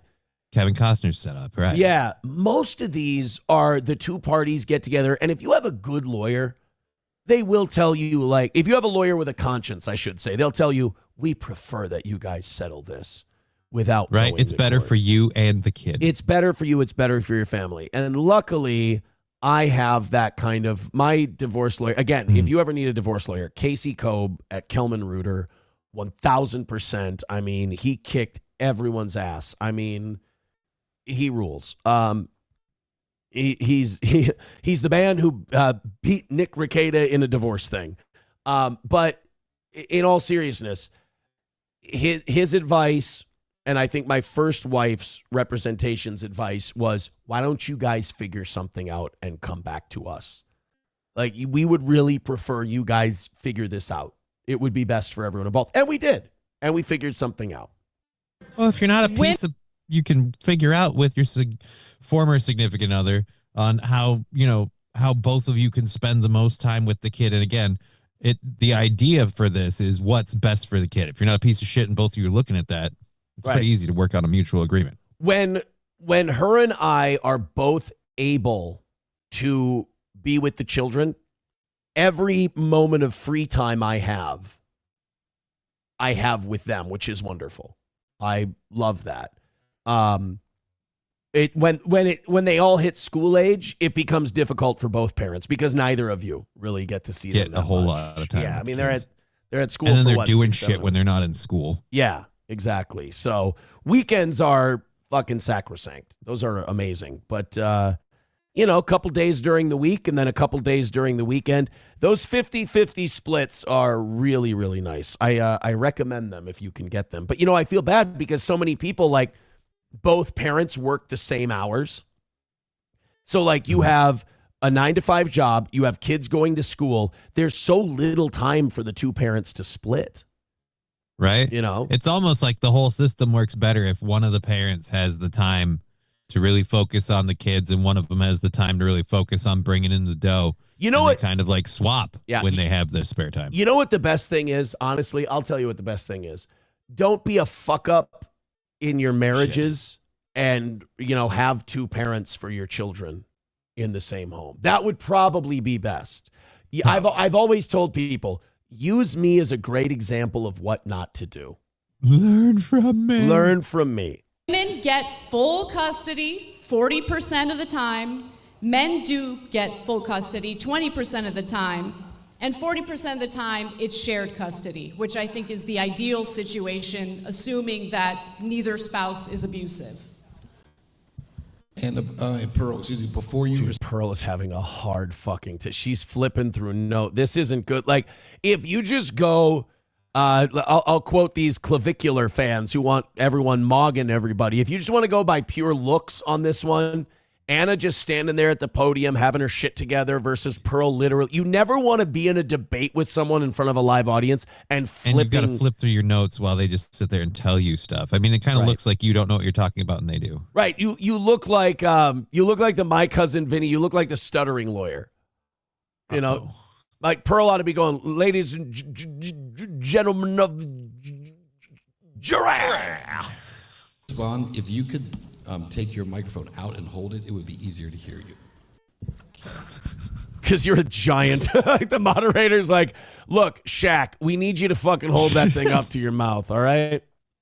Put that mic up to your cockbarker there, and let's get going. Now, I feel like he's fucking with her because she clearly needs both hands to flip through her papers. He kind of is fucking with her, but he has a point because Ana Kasparian's mic comes right up to where you want it to be. Hers only comes up to just under her tit level. So, like, they should have got an extension. Did they make one big enough for that Jolly Green Giant over there? Well, here's the deal. She used to be a cartoon voice actor, but she lost her job when she refused to voice a cartoon character who smoked. But then she took on a nanny job where she had to dress. She lives in San Francisco. It's okay. But then she got a job at a public access TV station doing a children's show with a puppet monkey. I think I heard a story about her. Yeah, isn't like her cousin or her uncle like a special effects like prop guy? Yeah, makeup guy. Yeah, exactly. Yeah, so you know about this story. Great. Yeah. Be funny if she brought the mic up to her mouth and went, "Hello, dear." Hello. Alimony and medical care and dental are not covered by that, so a lot of times it does go above 50%. Again, what? You can go through the facts, the data, and the statistics and manipulate them any way that you want. Isn't that so like we how? Shouldn't believe you? Wait, isn't that how you became famous? Right. You can go through the facts and the data and the statistics and manipulate them any way you want. And as a debate, I'm about to give you some more facts and statistics that speak to my point. But don't worry, I didn't manipulate them. If we could find a way to reproduce Pearl Davis and Chrissy Mayer's genes, we'd have a Triple Crown winner, dude. Dude, she's got enough flop sweat to like saturate the Sahara for 100 years. Think of it. Her thoroughbred, like long legs and Christy's stout, like the horse features, we would be winning the Preakness, the Belmont, the Kentucky Derby. If we could put Pearl and Chrissy together, fuck Seattle Slew. That's what I'm trying to say. This is my son, Wilbur. He picked his own name because when he came out, he said, "Oh, Wilbur." Manipulation. Those are the stats. There are 1.6 million men in this country. Men are 9 times more likely to commit suicide after a divorce. Compared to women, what's the number for women? It's lower. Really? What is it? It's lower. Dude, honestly, that felt like you were making a little kid give a book report at school for a book he didn't read. Right? What's the number for women? Lower. Lower. It's whichever one isn't as good. Right. It's men blow their heads off after divorces because sometimes men don't want to get divorced and we're fucking pussies when it comes to handling breakups.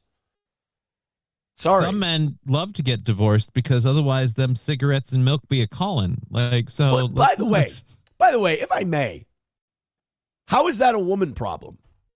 This is what I don't get about people like Pearl Davis. Like, men are supposed to be strong and tough and pull yourself up by your bootstraps. You got divorced. It sucks. Go to therapy. Figure some shit out. Don't raw dog the fucking depression and figure your shit out. Men, where are your fucking balls? We need a little Vito Corleone. You can act like a man. What's the matter with you? But Pearl Davis wants to go, men get sad and kill themselves after they get divorced. Why are women so evil? It's like, they're not. If women were murdering men after divorce, then I would say, yeah, these bitches got problems.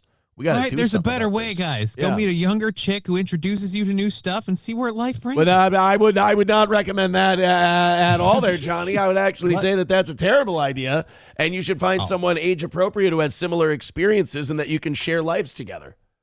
Oh, okay. Yeah. I'll try that then. Comparative analysis is real difficult for you, isn't it? Whoa. She's being humiliated. Go ahead, Pearl. What's your next question? Ana Kasparian just punched the target You chick, have- metaphorically speaking. Oh, my God. Like, right now, Ana Kasparian is Little Mac and, like, just super punching Piston Honda, just jumping up and boom. Right hands, just landing. Asserted that men shouldn't get married, that instead they should shack I didn't say up. that. You did say that with did Trent not say Horn, that. word for word. You said it makes more sense for them to shack up, live with a girlfriend instead of getting married. Do you think the advice that you give to men is the type of advice that will fulfill their lives? Because I'll tell you one thing, the best part of my life is my husband. I love my husband. Aww. He's my rock. This fucking sucks. She can't get divorced now. Right? You know? Take it from me. You look like a fucking asshole when you fucking express how much you love your spouse or whatever, and then you get divorced. You look like a cunt. So, Anna, I need you and your husband to make it. He's my foundation. And no, my husband is number one. I love my career, but you know what my career did? When I met my husband, my career was already established. He, on the other hand, was couch surfing.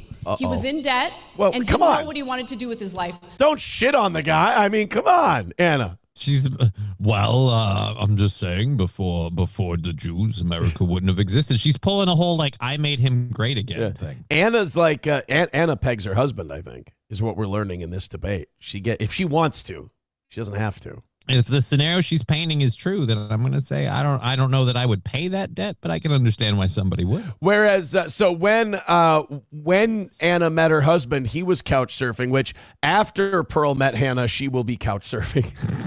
It's totally different. I married him anyway. You want to know why? Because I had the economic freedom to marry for love, not for some Chad to take care of me. How tall is he? Oh, God, shut the fuck up, you infant. How tall is he? Who cares? Don't play that game, lady, because you're going to be single for a very, very long time. He's got, you know what, Pearl? He's 5'2", and he's got a cock like a shop vac hose. How do you like that? He looks like Hornswoggle, but he's got a cock like Johnny Sins. Shut the fuck up, Pearl. Nobody was talking to you.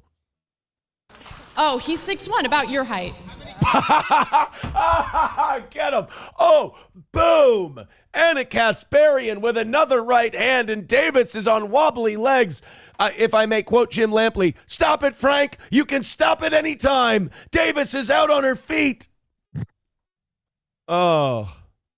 Somebody call the fire department because this lady's getting burned so bad there's going to be secondary victims if we don't put it out. My God, she's going to look like Spawn by the time this is over. Holy shit. After this, Pearl's going to be flipping coins to decide what people's fates are. She's getting burned so badly. None. I don't want kids. Let's not do shouting questions from there, please. Allow these two. Yeah, why don't you, hey, look, I don't want you to, let's talk to each other, not over each other. You know what I mean? Come on. Hey, Gabagool. Let's not do shouting questions in improv. I don't know if you can tell this, but little Miss Blue over here did not actually prepare. She cannot handle random questions. Big girl Blue, she needed the money. Hey, come on, let's do a debate. Pasta Fizzle. Hey, Ana Kasparian, last question of the debate. You've beat this woman up and kneecapped her so bad. I want to know if you'd like to join the Bonanno family. Your response. Each other. Okay, what's your question? I mean, you don't really Why are you gay? have much to answer, so I don't know what else to ask you. Do you think you're helping men by discouraging them from entering fulfilling marriages? What happens to men if they don't pay child support? Answer the fucking question. Oh, wait, hold on. Wait a minute. The Almighty says, don't change the subject, just answer the fucking question. Christ almighty, this woman's intolerable. I mean, what happens? Remember the kid hanging out the window in Black Sheep with the fire extinguisher who shoves it up David Spade's ass? Uh-huh. Pearl Davis looks like him. Okay. Just my opinion. What happens, Anna? How many men do you think get What arrested? happens to I don't know men what the when they number don't is, get- but the What idea I'm sorry, Pearl, but if you sign a piece of paper in a court of law that says I will do something and then you don't do it, yes, you get arrested. You can get arrested. If you Called don't, breaking the law. if you make an agreement to support your children and then you don't, you're a fucking deadbeat and you go to jail. You have kids. You beg, borrow, and steal to make the money to support them. That's how it fucking goes. Oh shit. Oh no. Speaking of which, Venmo, PayPal. I just panicked. I thought it was like the beginning of the month, and I'm like, shit, did I pay? Yeah. Their debate triggered me like clockwork. On the 30th or the 31st, I make that payment, like I schedule it for the 1st or whatever, and I'm like, okay, got it done. I thought today, for some reason, it was the end of the month. I'm like, oh shit, did I fucking pay? I should do that today. I get scatterbrained. there's like a huge number of men getting arrested. Pearl Davis fucked up this debate so bad, she made me thought I didn't pay my child support. For not doing what they're supposed to do 15% and take care of their children. It's not a huge issue. What happens to men when they don't Really, pay child support? only 60% of child Hold support on, payments Anna. get paid out. You got to allow her to interrogate you, not them. You got to stop yelling questions at her. You can minimize. You got to stop yelling questions at her. She can't handle it. Yeah, it's not like she's going to answer them. But I don't think you understand how privileged of a position you're in. In what way? Is the conservative pulling the white privilege card? Oh, you know you're dusted. Oh, no. Anna, don't shiv, Rob. How am I privileged? Men are the ones that are on the hook for child support. Men are the ones that are on the hook for alimony. Right. It's easy for you to tell men to just take the risk when you're not in that position. So are you asserting that men shouldn't pay child support following a divorce?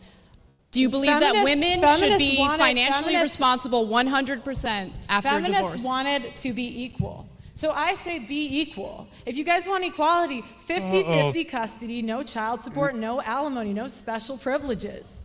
And and you know what? If the government wants to pass that law, I'll tell you this, even Republicans wouldn't vote for that. Right. Even Republicans would be like, well, no, I mean, men make more money. You know, men do better. Typically, they're the bread. And also, if you don't, here's what Pearl doesn't understand. Because again, lived experience means a lot, and she has none. Because she lives in a swamp in a hut with a donkey. If a woman makes more than a man, she does pay.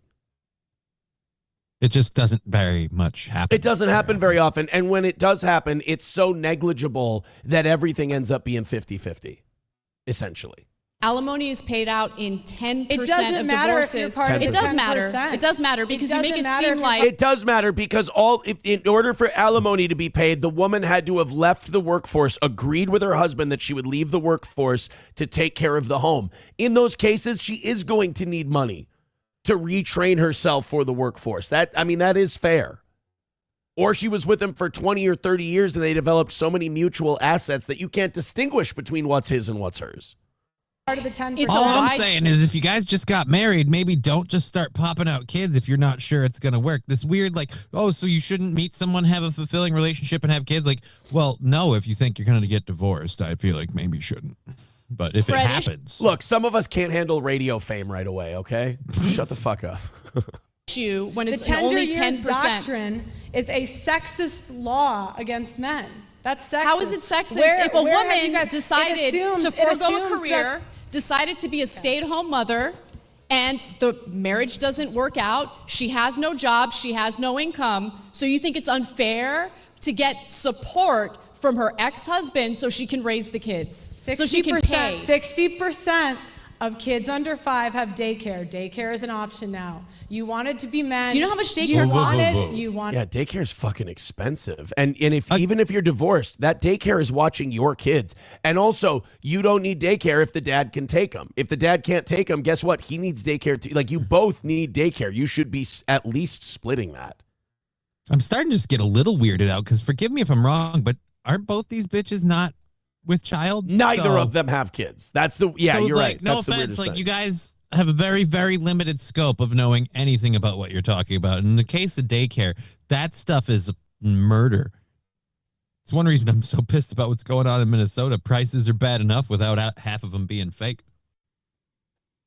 I think that, like, Pearl Davis is so bad at this. I think she might be a plant to make conservatives look look bad. Because, like, I'm 1,000% on Anna's side. Like, I'm moving to the left the more I watch Pearl Davis because I don't want to be associated with her. Look, I don't agree with everything that lady's saying. I can't side with you. Right. I can't be with the other lady. She's fucking insane. I can't do it. All right. I got to go catch up with the chat and everything here. Let's take a look. Oh, my God. $1 from Silverwolf says, guys, you all should donate to sending Johnny to live in Canada for one simple reason. MAID program. Thank you for attending my TED Talk. You're all beautiful and wonderful people. That's a lie. Silverwolf is cool. Why did we go MAID program on the bit? I mean, the MAID program is thirsty for me. Well, I mean, that's an insatiable beast. If I'd sign on a line, they'd import me. Bong Time says, has this guy been to the protest in Minneapolis, or is he just talking out of his asshole? I literally went and live covered the protests in St. Cloud. Thank you very much.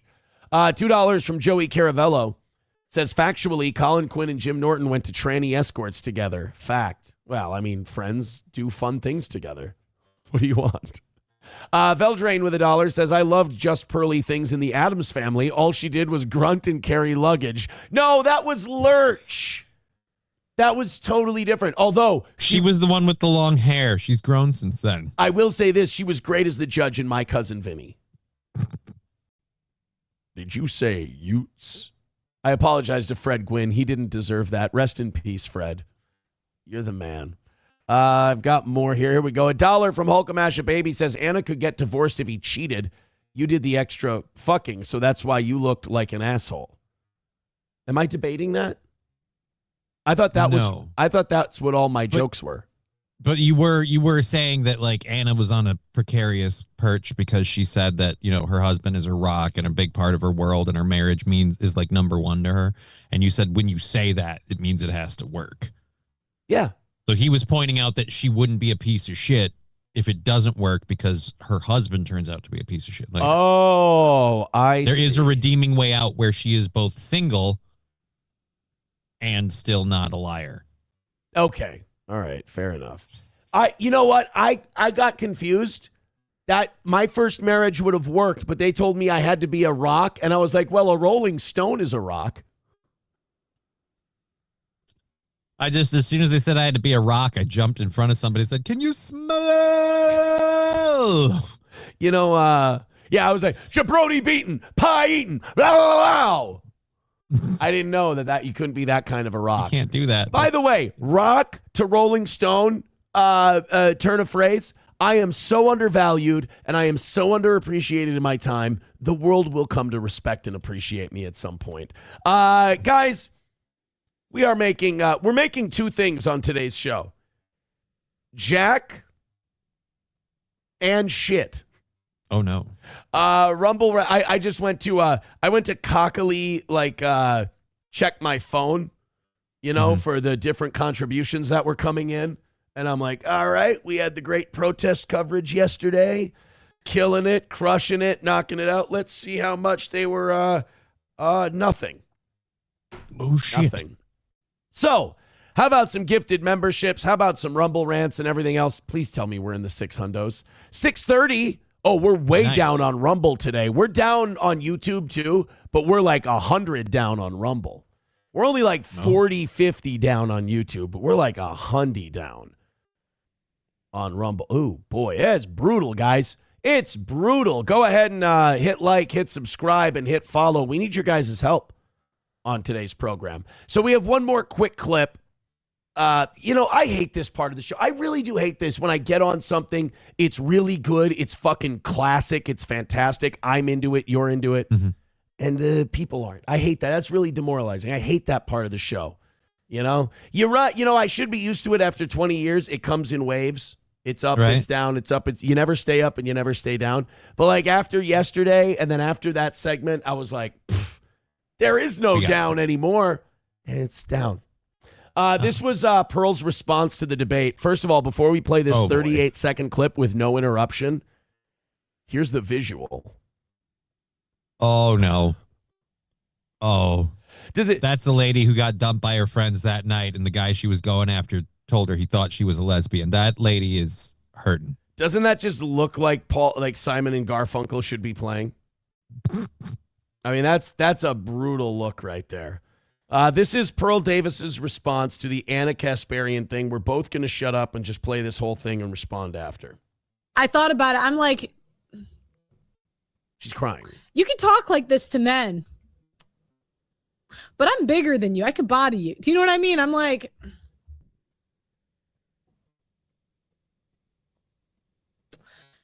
yeah.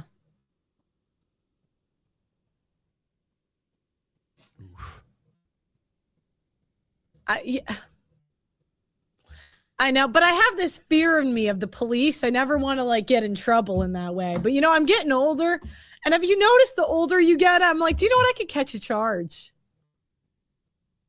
It's not. May I say, Pearl? It's not fun. It's not. I would. So she got beaten so bad that she's now saying I could have beat the shit out of her. It's like, yeah, you could have, I guess, but you'd still be a hack. And by the way, that's not really a good sign of, hey, I won that debate, or I'm proud of my performance, where it's like, she kept talking. She just realized I'm a chick too. I could punch her. Hey, we were having a debate and she kept making all these points. And I thought, instead of flipping through my papers and trying to, make a go of it, I could just run over there and start beating her senseless. It's like, first of all, Anna's feisty, and I feel like she does two things. She uses nails and she pulls hair. So you can underestimate, but Pearl is very lanky and she's probably got terrible balance and not a lot of agility. Whereas Ana, you can see she's lower to the ground. She probably moves better. She's quicker. She looks more agile. What would have made that even worse for Pearl is if she did go over there and try to start some shit and Ana double-legged her and took her back. It could have gotten worse. She just. Well, let me ask you a question. As someone who's done boxing and stuff like that, who do you think would be more likely, just for their own personal choices, to get into self-defense classes? The big, tall, lanky person or the little tiny person? A lot of people have this idea that because of their height, that, reach advantage. Reach advantage is something you can conquer with 1 or 2 footsteps. The right head movement, the right angles, the right defense. Reach advantage works for a punch or two. Maybe if you can teach someone who's agile, shorter, and faster, they will to get inside. They'll eat a Pearl Davis alive. Pearl doesn't have the things you need to have along with height to make you effective. She doesn't have. I think you're saying if you trained both of them, my money would be on Ana if you trained them both. Now, neither of them should be within a mile of a ring. Well, actually, I was about to say I think we need to book this fight. Firstly, secondly, I was going to say my opinion is of the two of them, if you were to lay odds on which one of them has any sort of self-defense training for whatever reason, it would be on Ana, because I feel like a lot of cases the smaller woman is going to feel more like I need to learn how to protect and defend myself, where the big lanky chick is like, well, I'm 6'1", let's go. You can tell they'll rely on their height. You can tell just by looking at them. Anna's probably been to the gym more. And chances are she may have taken a self-defense class in her life or two. But and also mentally, the mental aspect of fighting someone is as important, if not more important, than the physical. You saw Pearl melt down and break down just by being confronted in a debate. Pearl's one of those people, that Mike Tyson line, everyone has a plan until they get punched in the face. Pearl seems like someone who would really start to cower once physically confronted. She doesn't seem like she would handle it well. But my favorite part of this video, I just want to skip to it, is when she's being silent and you can hear her computer running. Like, it's so silent and she's so defeated by Ana Kasparian that you can hear her computer running. Do you hear that? Yeah. That whoosh, whoosh, whoosh, whoosh, whoosh, whoosh, whoosh. Yeah. There, you can hear like the whooshing of her computer motor in the background. And to me, that's the hello, darkness, my old friend. I don't know if Pearl's aware of this or not, but in most cases, I know with my setup, maybe I'm being too assumptuous. You click go live, like you can get ready beforehand before you hit the button. Have a plan of what you might have say. A plan. Or yeah. something. $1 from Far From the Blank says, blank more to go. I just said blank. No, I didn't. I won. Thank you.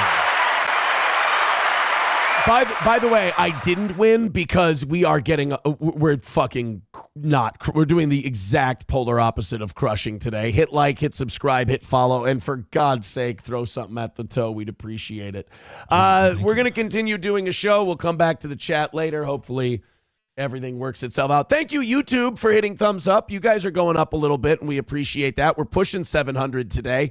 Rumble, hit thumbs up. Let's get in there. Let's do some damage today.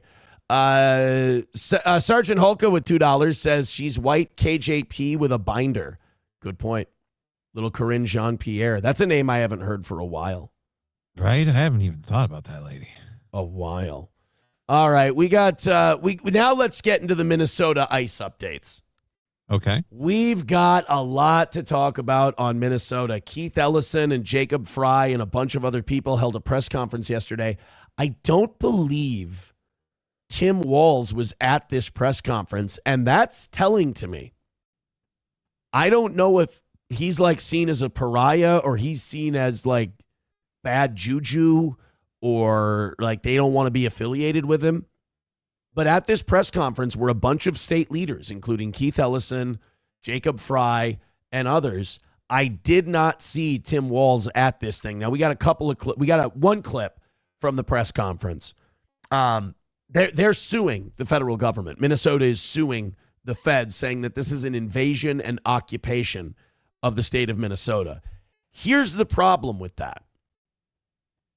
ICE has a right. They have jurisdiction to go in where they know illegals are and to apprehend them and start the deportation process, because you can't start that deportation process until you apprehend them and take them into custody. So Keith Ellison would be right if ICE was just coming up here and fishing, like going door to door looking for people. ICE has a list of people, and the state of Minnesota says, well, then just give us that list. And ICE response is, are you out of your fucking mind? You've told us numerous times that you're not on our side. Cooperate. Yeah, that you won't cooperate with anything we're doing. You will tip these people off and we'll be fucked. So no, we're not going to give you that list of people. Now, they say like, oh, this is all political because Minnesota is a sanctuary state. Minneapolis is a sanctuary city. Why isn't ICE in these red states or whatever? Because they don't have to. Because in those states, when the authorities cooperate and do the work. When the authorities apprehend someone and they're illegal, they find out they're illegal, they call ICE and say, we got another one for you. And either ICE will say, prosecute them for your crime, and then we'll come get them once they're prosecuted there. Or they'll say, do you mind dropping these charges? We'll just come get them.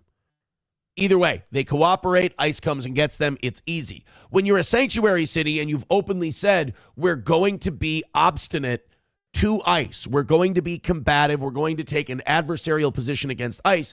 ICE then says, all right, well, we have jurisdiction. We have a right to go into your cities and go into your states and apprehend these illegals and do our job. So when Minneapolis and Minnesota says, fuck you, you're not welcome here, that's how you invite ICE into your state. You invite them in when you say, fuck you, we're not working with you. They go, well, then we have no choice. We know there's illegals in your city. We know there's a lot of them. It is our job to apprehend them. It is this administration's policy that we are going to deport illegal immigrants. Mm-hmm. So, and then the protests and all that stuff, the more that happens, this administration isn't backing down. Kristi Noem already said yesterday, we're sending hundreds more agents to Minnesota. We will do what it takes to make sure we get this done. I mean, there's this idea, and I did talk to protesters yesterday. They have this idea that ICE is going like door to door grabbing strangers.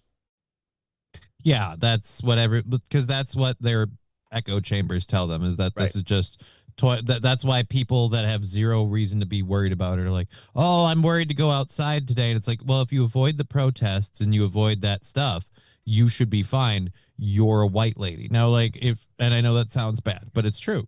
It's like you're not going to get randomly stopped and searched. The Gestapo isn't out going, show us your papers. Yeah. Like it's not happening like that. If you get into the situations where, again, like you're at these protests, like the protesters might assume you're ICE and go after you or whatever. The ICE might get it to assume you're being difficult and whatever. But like if you're not involved with it, you're kind of okay.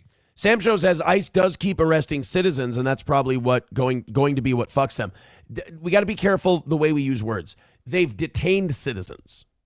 They haven't arrested anybody. They have detained citizens that have been impeding in their investigation. They have detained citizens either on false identity, either they got the person wrong, what have you, or like Johnny said, there's protests, they're detaining people, they're grabbing people up, whatever. Those people we have not deported a single U.S. citizen during any of this. So that's an important distinction to make.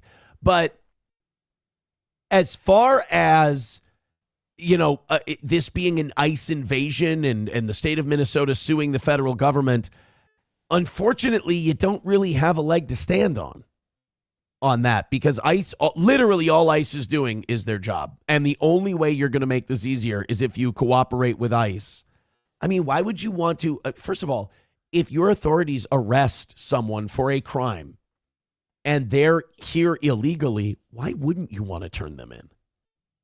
Because they're a minority and I'm an ally, and I don't like Donald Trump, so everything that they do is bad no matter what. Well, so. and I had one protester I talked to. They said, well, some of these people that are here illegally have been here for 30 years. And they say the system has been broken for that long. And it's like, yeah, but that's not the Trump administration's problem. They said they want to fix it. By the way, that doesn't mean just because a crime happened and we haven't prosecuted it and it's still happening and being committed doesn't mean we shouldn't keep prosecuted. Right. I mean, how long were they still finding, concentration camp workers and shit? I mean, a crime is, you prosecute a crime. How many years do they wait and they find a cold case murderer or a rapist or anything like that? I mean, this idea that, well, it's always been this way. Well, if your reasoning is it's always been this way, then we should never change anything. We can't change anything because it's always been this way. It doesn't make any sense. This is Keith Ellison talking at this press conference about suing the federal government and the Department of Homeland Security and Kristi Noem. Drop off some memberships, drop off some Rumble Rants, PayPal, Venmo, Super Chats, so on and so forth. We're eating it today. So enforcing federal immigration law and fighting fraud are just pretexts for this surge. The real reason, it's no secret. Donald Trump and his administration have been targeting people, cities, and states that don't agree with them politically. Well, okay. While that's true, I explained why that's a problem. They don't.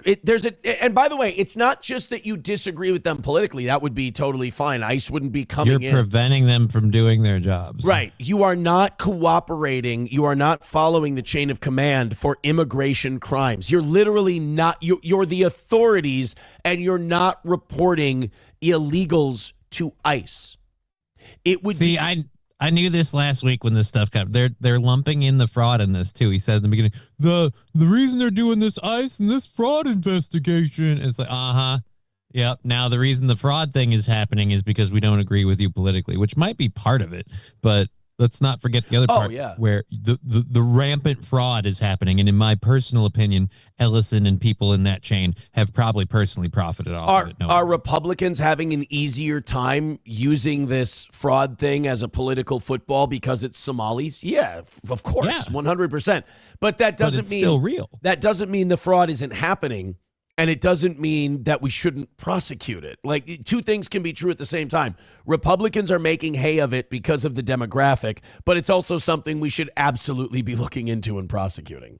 He singled out Minnesota countless times. He's called us corrupt and crooked. He's attacked our funding to the tune of billions of dollars, which we are challenging. But, I mean, we're kind of dead to rights on that one, dude. I mean, prosecutor Joe Thompson has already made Feeding Our Future has been prosecuted already. People have been thrown in prison because of it.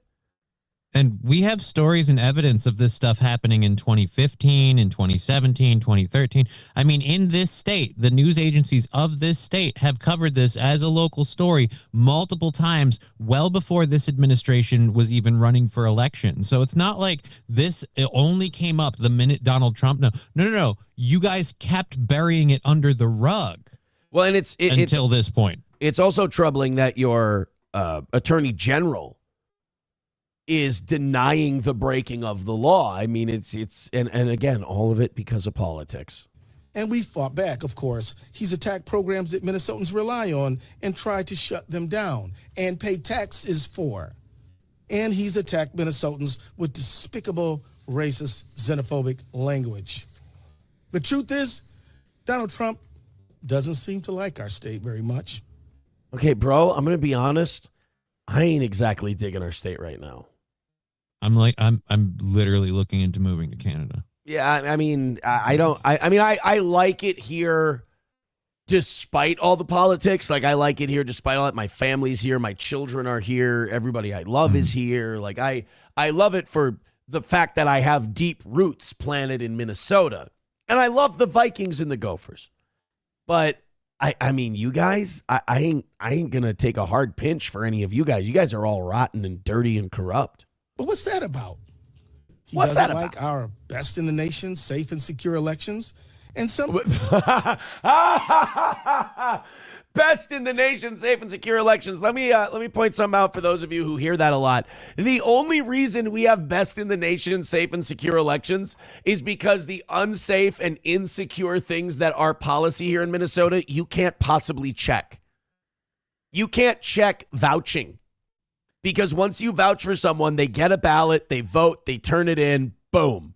And you can vouch for up to 8 people. You can't I've heard that's not quite the case, but go ahead. I'll check. Someone was telling me it's only one person. I was talking about this last week. Let me pull that up, actually. Yeah, how many people can you vouch for in Minnesota for voting? Let's look. Because I've read multiple times that you can vouch for up to 8 people.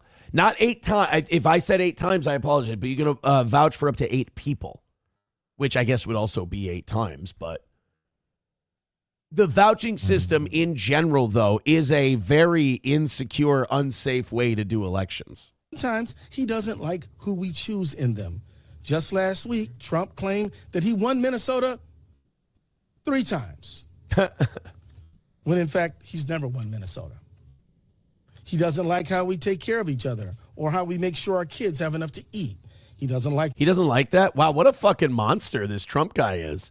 He doesn't like... Dude, this came out I apologize for interrupting. This came out on January 2nd. The U.S. Department of Justice is asking Minnesota's top election officials for records of the state's recent voter registration practices with documents pertaining to votes accepted through vouching of particular interest. That's how we got on the subject last week, was talking about that. But yeah, Keith Ellison saying Donald Trump. I didn't know that. I didn't know this whole Donald Trump thing was based on him not liking that we feed our children. He does sound like a monster, this Donald Trump. I didn't know that he didn't want us to feed our kids. What a dick. The strength that immigrant communities bring to our state. And he doesn't seem to like that we protect our neighbors no matter where they were born. Is it wrong of me? Like, I feel gaslit a little bit. Like, is it wrong of me to say... I don't think some of our immigrants bring a lot to this state. Like, there are immigrants that I think bring a lot to the state of Minnesota. Absolutely.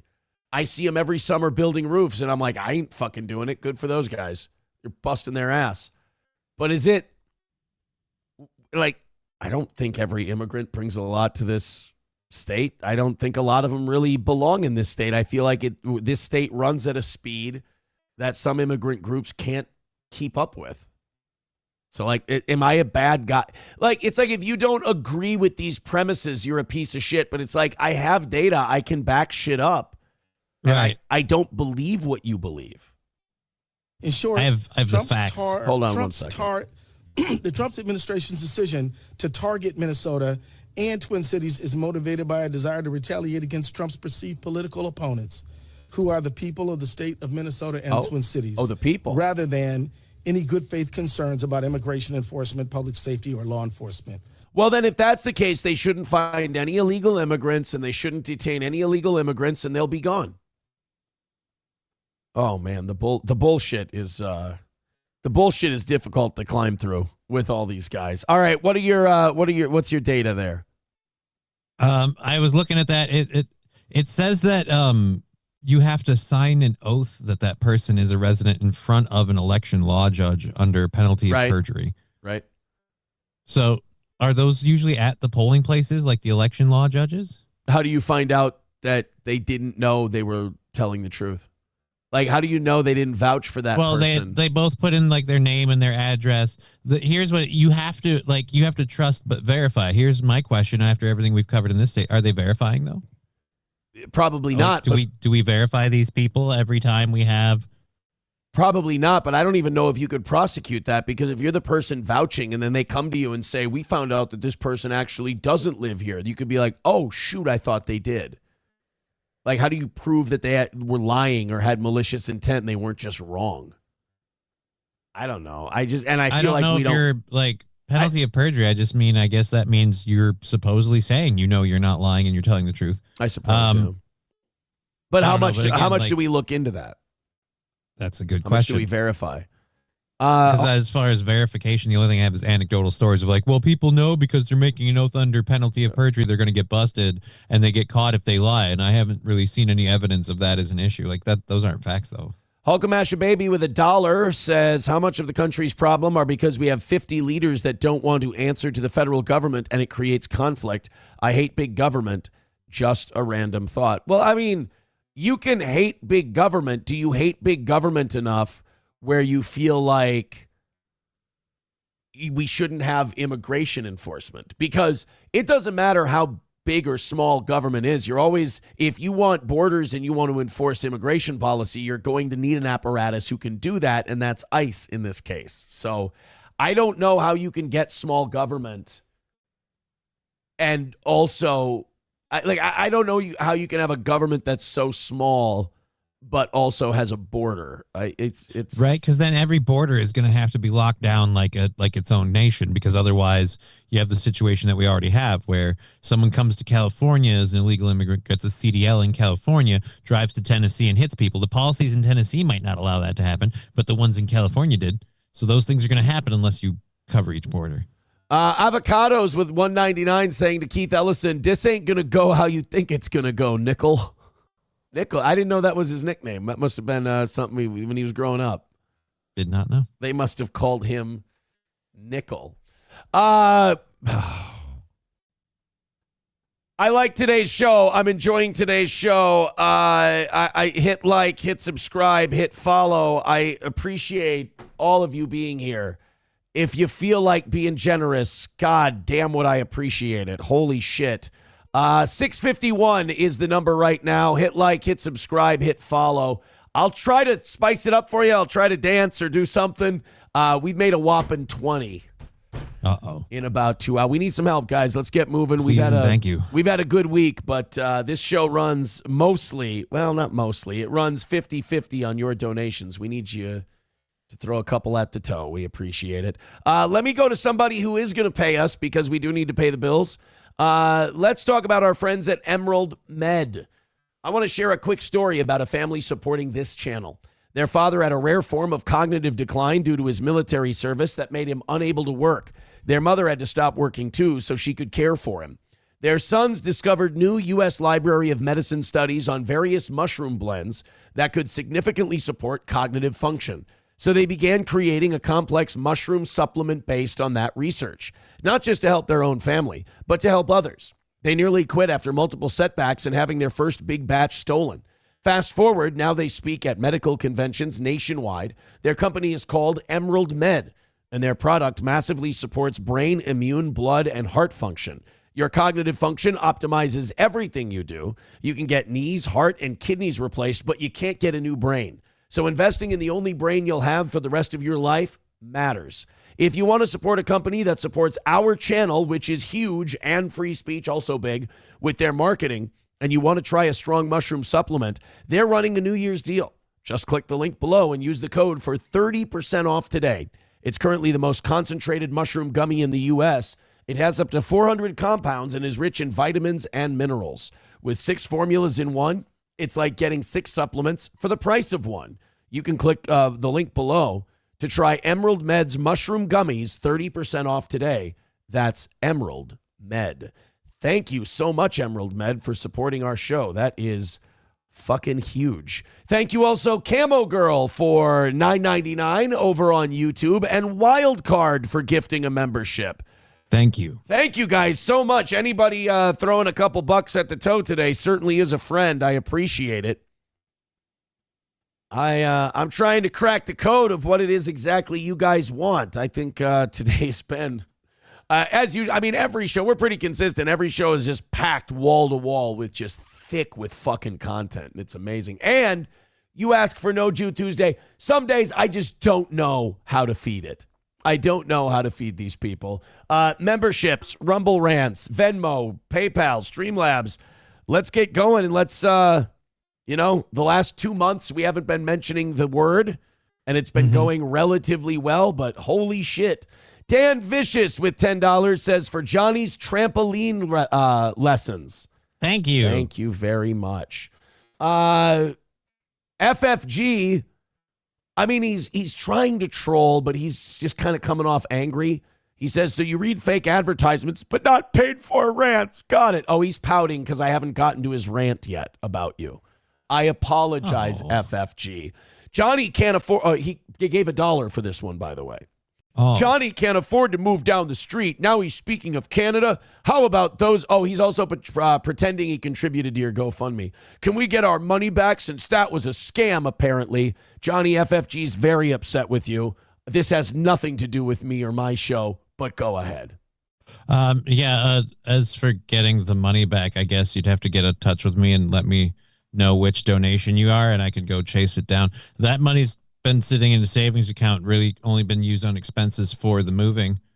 But again, I didn't ask for anyone to pay for me to move to Canada. I was looking at it as an option. And I don't need to get into the medical stuff because you know all about that, buddy. Yeah. But hey, thanks for that $1. You really beat out those fake sponsors. And also, let me tell you something else.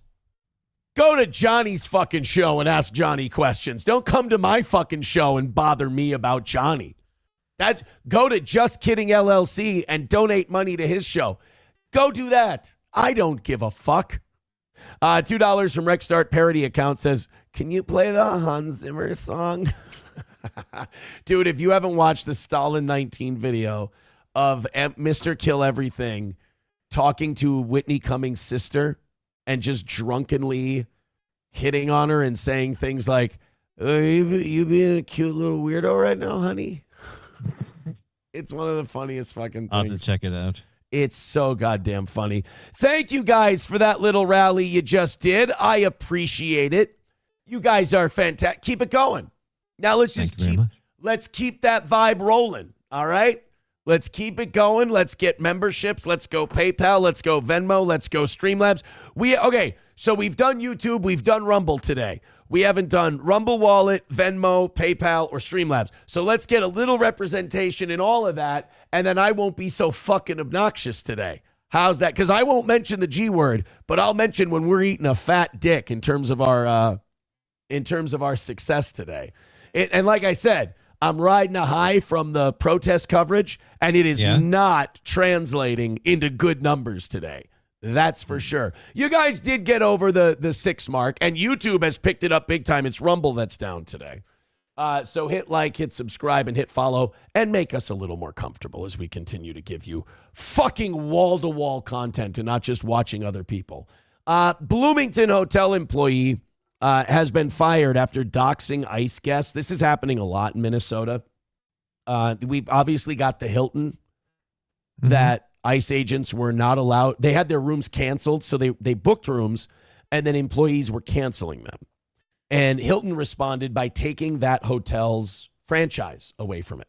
It can't use the name Hilton anymore. So great job, fuckhead. Wonderful work. I'm glad that protest worked out for you. Say hello to your pay cut. Yeah, so now these employees basically took the person who owned this Hilton franchise and fucked them over. They have no vested interest. They can go get a job anywhere else, and now they fucked over this Hilton owner. And then you have here in St. Cloud, there were rumors that ICE was staying at the Holiday Inn, and we're going to gather at the Holiday Inn. Now, a lot of this stuff is bullshit. A lot of the leads I'm getting is like small town gossip, and it turns out to be nothing. Like yesterday, people were saying there's going to be a protest tonight at the Holiday Inn because that's where ICE is staying. I drove by the Holiday Inn after the evening show. There were hardly any cars in the lot. So either they started some shit and the ICE agents moved to different hotels, or people don't know what the fuck they're talking about. One of the two. Well, now in Bloomington, Marriott Hotel fired an employee who exposed personal information about ICE agents assigned to the area. I mean, this isn't going to get people on your side. I mean, I talked to these couple of ICE agents yesterday. They were normal guys who got a job working for ICE.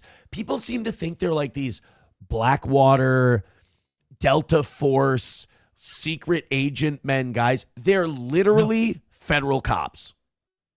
Yeah. They're cops. And they're cops literally that have a list of people that are criminals that they're here to apprehend and detain and start the deportation process. That's all they're doing. And they have to wear face masks because they'll get doxxed and their families will be threatened. I mean, if you want to be the good guys, threatening women and children is not usually a good way to do that. Not usually how you go about it. And then going to hotels and bothering independent businesses and fucking them over, also not a good way to show that you're the good guys. And again, I know I know that you feel like you're fighting the Nazis. Everyone has to feel like they're fighting the Nazis. But what you're really fighting is a game of political gamesmanship, and you're fighting a game of what do you call that? Jurisdiction. You're fighting police jurisdiction more than anything else. You're making this a much bigger fight than it is because you want to be a part of a really big fight. I understand people not agreeing with the Trump administration's immigration policies. There's tens of millions of people who voted against it. But most of this country voted for it. In fact, you could argue most people who voted for a more aggressive form of illegal immigration crackdown. Yeah. And they're getting kind of a watered down version of it. So, look, you don't like the administration. I think that's fine. There's a lot of things I don't like about the administration.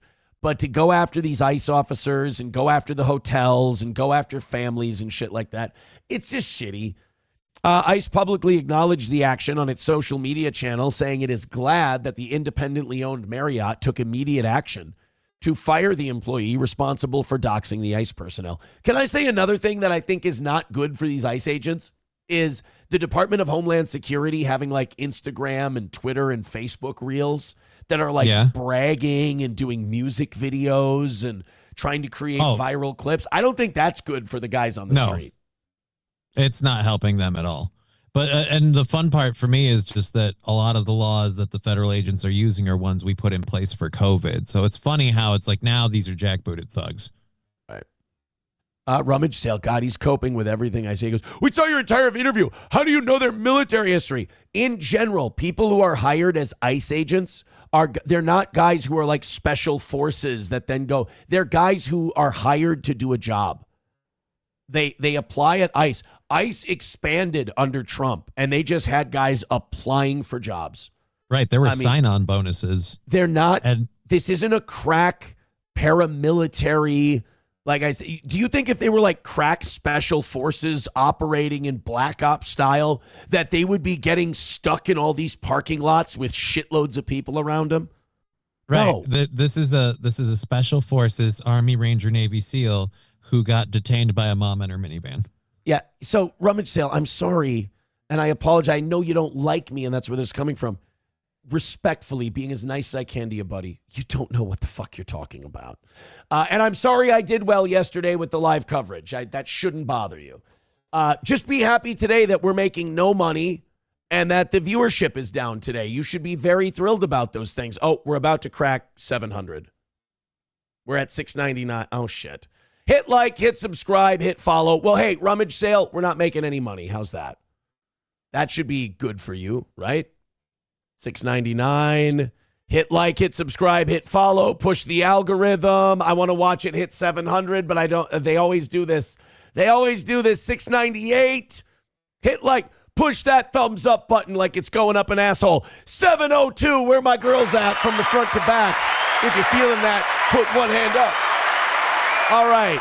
Over 700. Thank you very much. Sorry, rummage sale. I got you, buddy. $5 from Lab Glass says, want to know why they aren't special forces? You can see them. Yeah, rummage sale is letting his steel-toe derangement syndrome get the better of him. I apologize for having a good day yesterday, rummage sale. Don't worry. We'll have a bad one today. Unless you guys just all of a sudden start spite donoing rummage sale. Some people don't handle their defeat very well. We are officially the 700 Club today. Hit thumbs up. We appreciate it.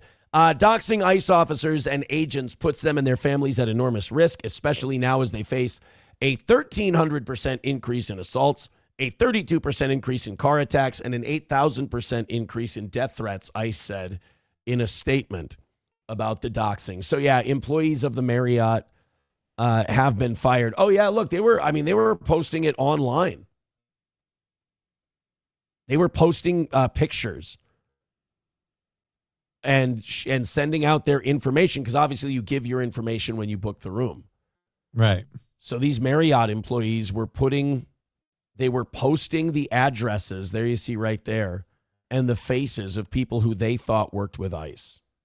It's fucking so evil. I mean, forget for the fact that you don't know that. This is your assumption, and you're just putting someone's information out there based on that assumption. I don't know what part I'm more upset about. The fact that like, again, this is a very, very like, oh, I don't like you, so no rules. You're not human. It doesn't matter what I do to you kind of thing. Or the fact that, like, our federal government can't put you're making the agents pay for the hotels. What, do they get reimbursed later on the, God, our government's cheap.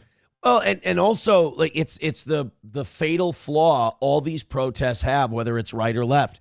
They never fight the power source. They're always fighting their fellow citizen. You're fighting your fellow American. It's just, right. It's the power structure turning everybody against each other. It plays out every single time we have one of these controversies.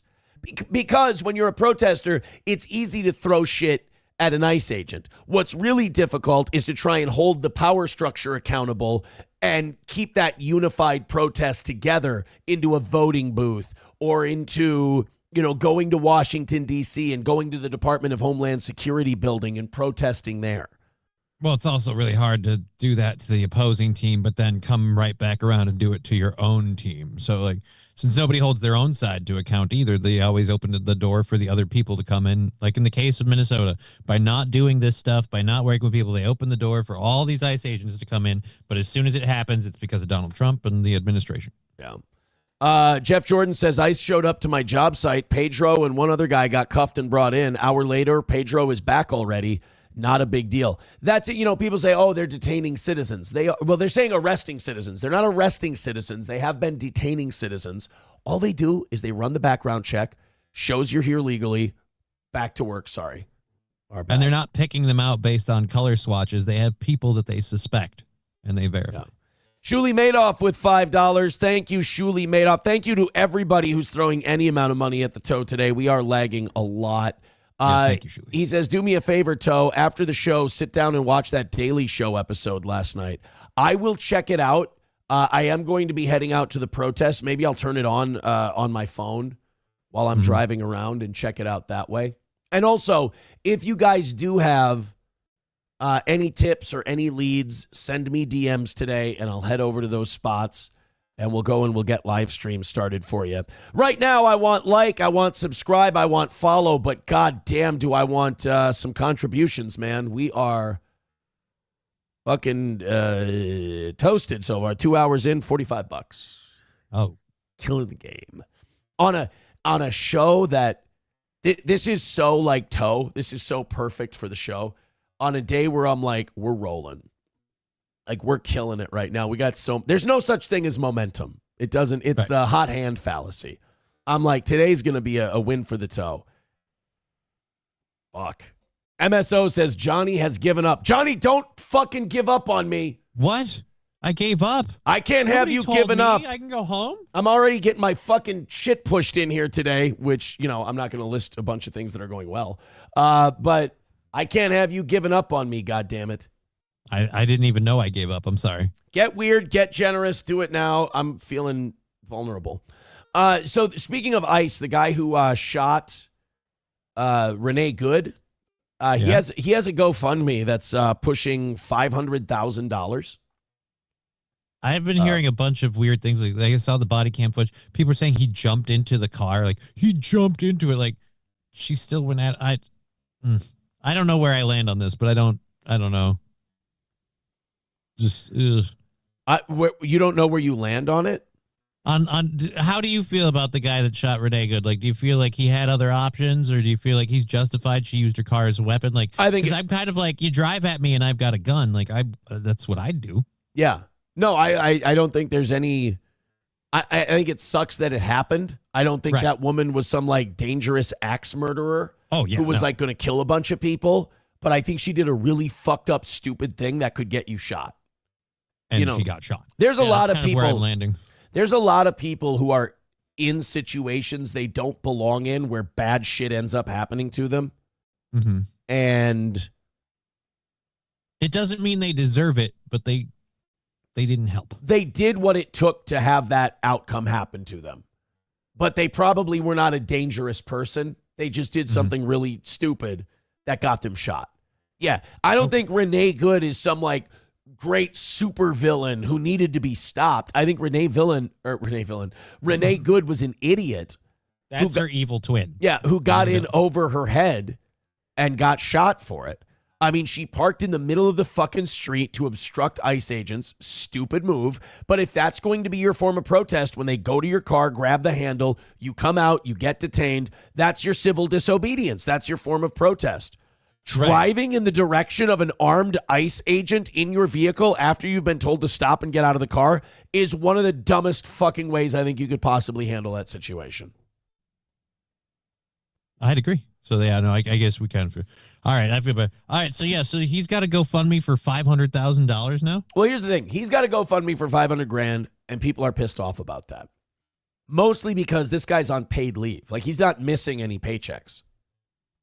As they investigate the shooting and everything, he's getting paid and he's not on the job. But this GoFundMe is for $550,000. The person who organized it, a Michigan man named Clyde Emmons. Now, I keep an eye on this because this seems shady as fuck.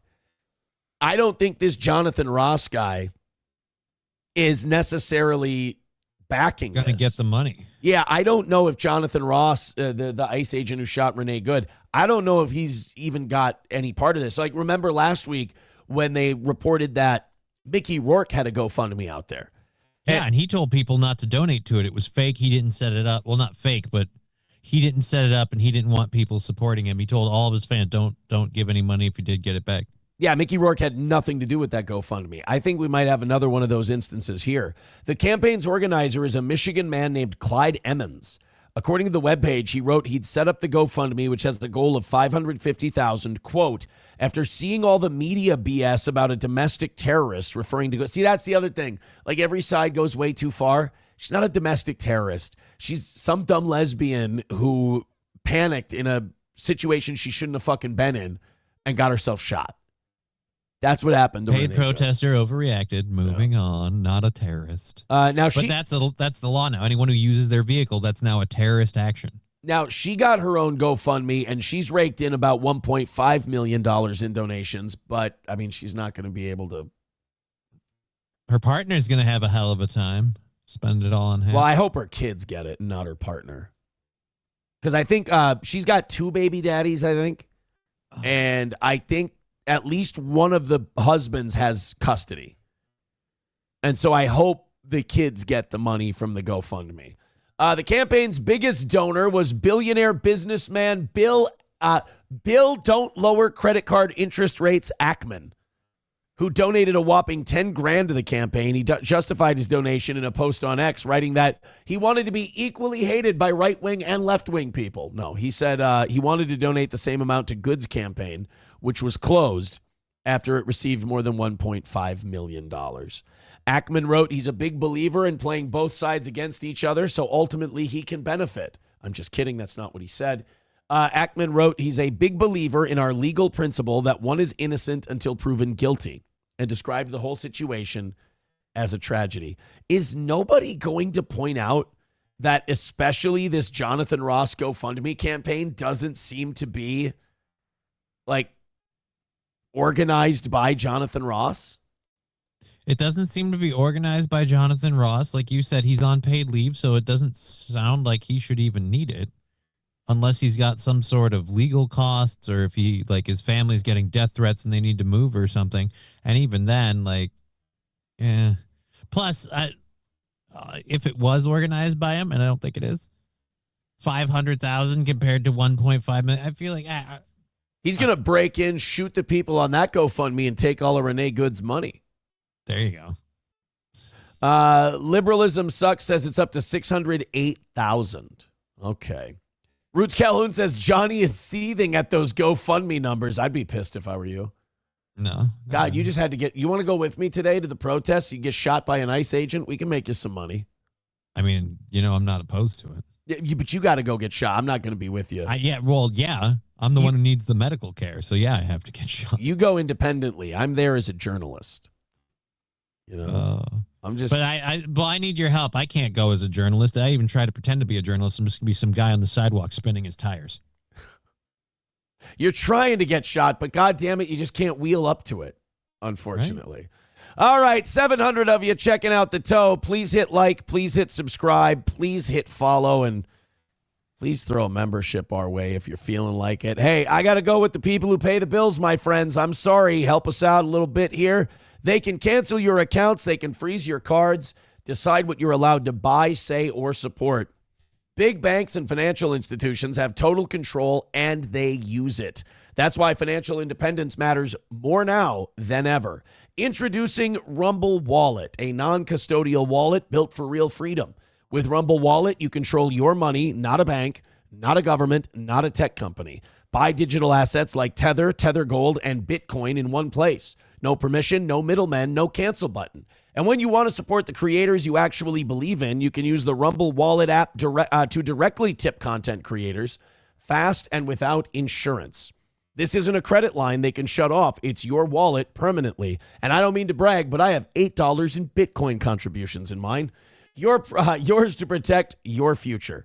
Yours to protect your family. When the system fails, when institutions turn on their own people, financial sovereignty is the difference between security and vulnerability. Rumble Wallet isn't about politics. It's about freedom, ownership, and protecting what's yours. So take control today. Download Rumble Wallet now and step away from the big banks for good.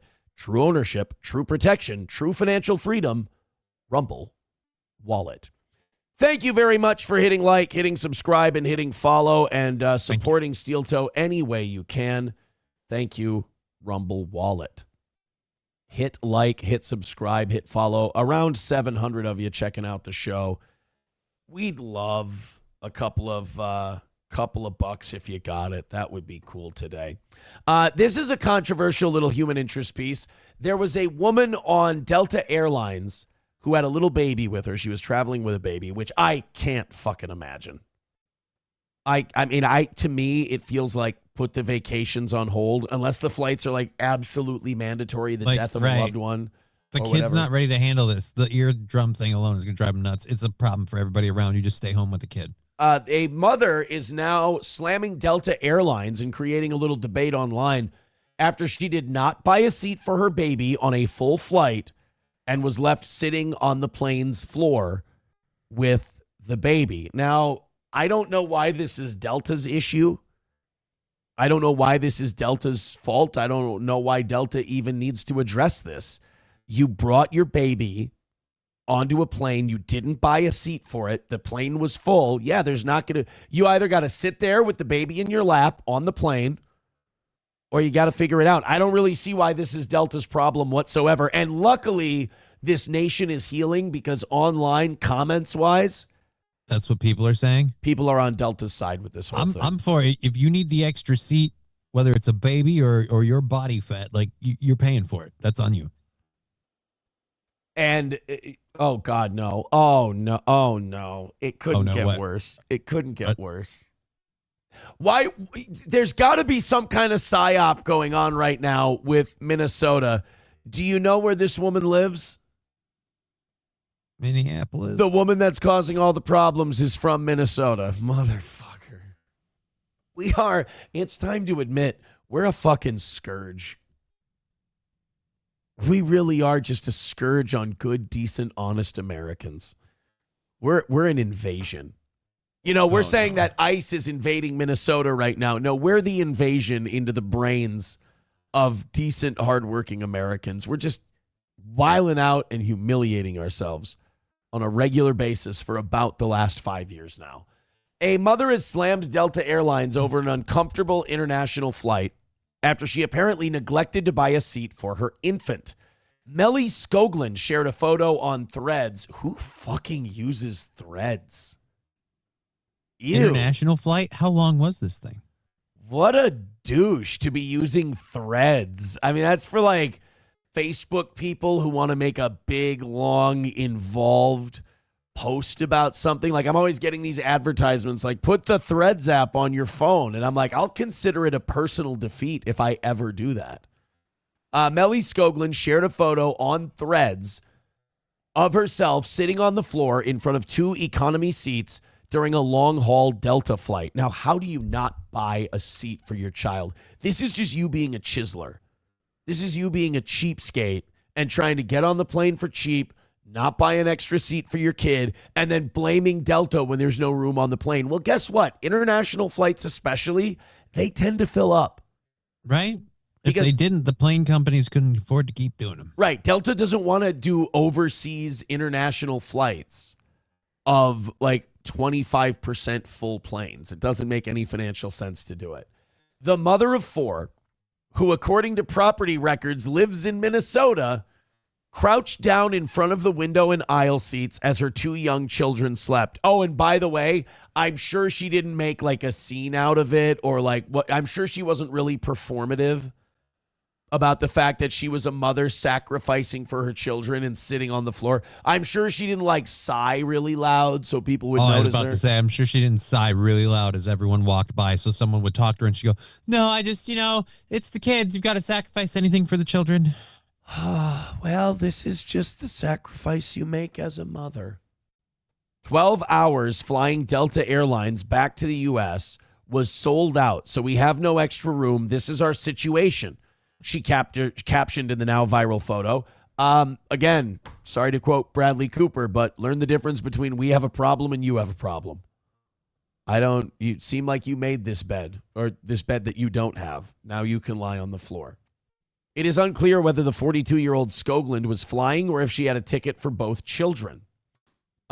She appears to have purchased an individual ticket for her older child, but it is likely that her baby's ticket was booked under the airline's lap child policy, which allows infants or children under 2 to fly for free or at a reduced rate under the condition that they sit in the adult's lap during the flight. So while the flight is taking off and landing, I have to be buckled in. Everything has to be in its right position, everything else. But I can have a child.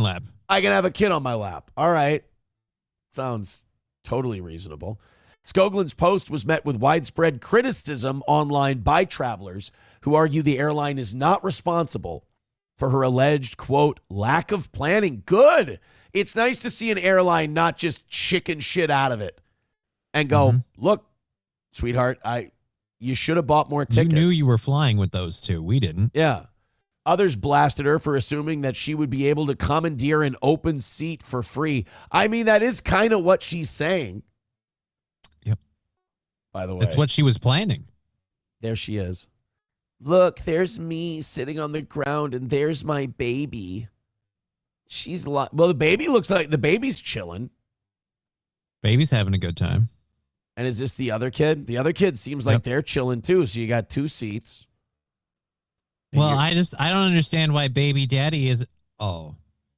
Well, judging by the cornrows in this kid, baby daddy ain't around. Is that racist for our new viewers? Probably, but also let me know when we're wrong. I saw some people that clearly are not of the sense of humor of a steel toe audience who are in the chat saying, do you think with your new viewers they want to hear you saying these words and using this language? I'm like, oh yeah, you're a steel toe fan. Jesus Christ. Yeah, if you're here and you're very sensitive about language, this probably just isn't your show. You're not going to last a while. In fact, I kind of like it that way. We kind of burn you out early. Yeah. Don't get your hopes up and then mislead you later. And definitely don't whine or cry to me. That's never going to go well. Ask Rummage Sale how that works out. We just kind of taunt you and tease you and make fun of you. And then you stick around and we're like, good, I need a heavy bag around here. Release some aggression when we're not making any money. Lash out at them. It works well. But no, it's nice that the era of I'm a victim, feel sorry for me is over, at least in this case, and that people are just turning cold to this shit. And like, especially when you're being performative and you're taking selfies and posting it online and, oh, well, look what happened to me. I like that people are like, shut up, we're busy. Leave me alone. She said, oh no, these are some of the comments from from the Melly Skoglund post. If you want a seat for the baby, you buy a seat for the baby. I don't understand how this is the airline's fault. Your lack of planning does not constitute a problem for the airline, one person said. I don't understand what you want. Pity? Questioned another. You knew you were traveling with your kids. How is it in the airline's fault that they didn't have enough seats for you and your kids when you didn't purchase extra seats? Seems fair. I have a kid and I never expect anyone to accommodate to us. Others slammed the mom for seemingly taking the cheap way out. Said you were expecting free room? Really? If you want to fly with a child that needs room, buy a seat. Yeah, and then the rest of the comments on this story are like, she's from Minnesota. What do you expect? Fucking Minnesotans just always expecting shit for free. It's not going well for us out there. Yay. Our national and global image is so sterling. We're getting mogged everywhere, as the kids say. Oh, yeah, but I mean, don't leave the house with a plan, for God's sake. That's all. Just leave the house with a plan. All right. A lap baby policy. You were taking advantage of it. You don't want to sit on the floor, put that baby in your lap, sit in the seat. Yeah. Nothing going on in the chat right now. Throw in a couple memberships, throw in a couple of bucks. Boy, would we sure appreciate it. But it looks like we're just going to march to a defeat today, and I'm just going to go through the stories we got. If you guys feel like a rally, please do it. But what we're going to do is we're going to give you a show. We're really kind of at that point in the show. We got an hour 45 left where I'm like, all right, I could sit here and it could get real pathetic for hour 45. Or I could just fucking eat shit on this one today and enjoy myself and do a show. Because, like, it's going to be a full day. I'm going to be going out covering these protests and everything else. I'm not going to sit here and feel, shitty. So we're just going to do a show. If you guys feel like rallying up and throwing a little support the Toes way, shit, man, we appreciate it. Otherwise, have a great time. Enjoy the program. Hit like, hit subscribe, and hit follow. We could use a little help today. The reason I'm not going to get sullen and dour is because we have this story today. I don't know if you saw, but Libs of TikTok. Now, I sent you the prep sheets this morning. Did you see it? You didn't. Yeah. You did look. Not only did I see it, I saw it on Facebook, too. It's been making the rounds. How happy were you when you said, now I know that you don't have as much of a history with her as I do. Right. I hate this woman so much. She's tried to cancel so many people, failed miserably, but tried to cancel so many people. In fact, I'm convinced that when we got canceled, she was probably pissed that she wasn't the one who got to do it. That she wasn't involved. Yeah, I think she was probably. I think the only thing that upset her about your whole cancellation was probably the fact that you were ultimately the mastermind that orchestrated it. So it's like he did it himself. Yeah. I've always said that, like, no matter how many shows focus on the toe, none of them put a dent in us. The only one who can hurt me is me. Historically, I'm the only one who's been able to do any damage to me. I'm very proud of that. Natalie Copeland, formerly Natalie Ringsmuth, who works, she's a school board member for District 742 in St. Cloud. This is fascinating, by the way. Works in District 742, but I believe sends her kids to Sartell, she says in this post. She says, she says in a Facebook post that she sends her kid to Sartell. Now, I could be wrong. That could be someone else putting that in the post. But it is really, really fascinating. But at any rate, she made this big post saying, fuck you, ICE, fuck Donald Trump. You put my... And I have a really hard time having a sense of humor about Natalie sometimes because she's done something that a lot of single white mothers with a fucking axe to grind and borderline Munchausen syndrome do that's really impacted and ruined the lives of other people who are helpless. And I really fucking hate her guts for it. And it really makes me upset, but I'm not going to involve those particular people. But fuck, she's an evil human being.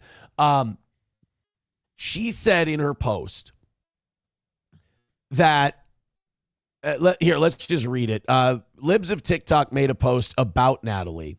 And it is so wonderful that someone who has tried to cancel so many people purely because she's unhappy and fat and fucking miserable. And people aren't allowed to think any different than she thinks. And if you do, you should be destroyed.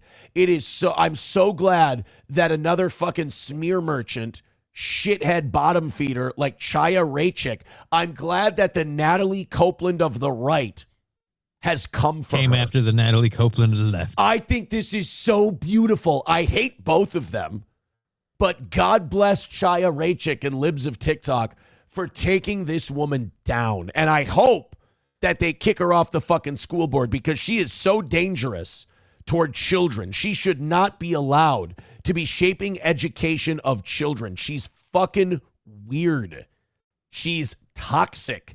You should not let this person around like community event planning and shit like that. She only sees the world through her own prism and her own lens, and anybody who doesn't see it that way is not just wrong, they're an enemy, they're an other, they're evil. She's a fucking shithead. Well, she made a post on Facebook that said, fuck you, ICE, for putting my child on high alert at high school. First of all, they didn't. You did because you talk to your fucking kid about this shit all the time and scare the fuck out of them about Donald Trump. She has a forensics test today, but how can her brain think in fight, flight, or freeze mode? It's called handling adversity. All adults have to do it. You're not exactly the best to teach her that, though, because you go into fight, flight, or buffet mode. They teach forensics in high school? Pretty badass, though, isn't it? Raising your daughter to be Batman? I almost respect it. Instead of laughing with her friends at lunch, she is making plans with them for everyone to start their car alarms if ICE shows up. Fuck you, Donald Trump, and a special fuck you to every single person who voted for him. So that's something wonderful that a school board member should be writing. Now, right. Remember how she's been like Miss Cancel Culture and she's going to rat out people and get them fired and shit like that? Well, as soon as Libs of TikTok turned up, boy, did she fucking bail and delete that post and apologize and bend over and everything else. Fucking coward. By the way, she has gotten a lot fatter since since we left the radio. What's the matter? That divorce hit you pretty hard? Her ex-husband is a real G for finally figuring his shit out and leaving her because she's I can't imagine how unhappy he must have been with someone like that. If this is how she's behaving publicly, yeah. Privately, she must be an absolutely toxic person to live with. I mean, she's got to be. I'm guessing she blows up like a volcano at this stuff. Like, just say Trump's name. Say his name and she goes irate. Appears I believe in ICE enforcement. So Libs of TikTok found this, made a post, and said, meet Natalie Copeland, a board member for St. Cloud area schools in Minnesota. She reportedly made a post attacking Trump and ICE, saying her daughter is on high alert and she plans to start their car alarms if ICE shows up. She is also hosting a dismantling white saviorism training where white people learn about how they're racist. Get that. The white lady has to teach you how white people are racist. But the white lady who got a freaking community group kicked out the Somali leader. Yeah. And took over dismantling white saviors. Bravo. I was just going to say that she's going to dismantle white saviorism. Meanwhile, she co-founded an organization that was supposed to help Somalis, but it basically turned into the LGBTQ fucking blowfest. And she kicked out the Somali guy because he wanted shit to be, hey, can we focus on Somalis? And he endorsed a Republican one time in a local election. Oh, no, that's a sin. So her and her friends bullied him out of there. She personally bullied him. He talked about this. And they wants to talk. Inadvertently ran him out of town in a way. Yeah. And she wants to talk about dismantling white saviorism. Oh, it's God. So hypocritically funny. Look in a mirror if you can fit in it. They don't make them that wide. This person is in charge of your children's education. We reached out for comment, but she declined to respond. That's interesting because she always liked to go after other people. Right. But when it's her turn, she's not responding, apparently. Huh. It's fascinating. Fascinating for old Natalie there. So I hope this really becomes something. And also, if Chaya Raychick and Libs of TikTok need any information or need any help with this Natalie thing, I am more than willing to talk to you. I am more than willing to, let me know what you need me to do to help, because I agree, finally, with Chaya Raychick and Libs of TikTok that Natalie Copeland should not be allowed on a school board. She's dangerous. She's toxic. She's mentally unwell. This chick is fit for a fucking straitjacket, in my opinion. But that's just me. That's just one. I wouldn't mind if she weren't on the school board. Some say my opinion may be coming from a biased position. Mine is totally because my daughter goes to 742. That's fair too. I would not mind if she wasn't on the school board. David with $10 over on PayPal. Thank you, David. Thank you. We could use so many more of you today. It is not looking good. He says, great job live streaming yesterday. I appreciate that. I'm going to go down there again today, but I'll be doing it probably eating a rough one today. Again, we don't say the number. We don't do the beg during the whole program. We do that in the last 5 minutes, and it's worked out very well the last few months. Today, it is not working out so well. Today, if you don't like the toe, you are getting yourself a fine day. Hit like, hit subscribe, hit follow.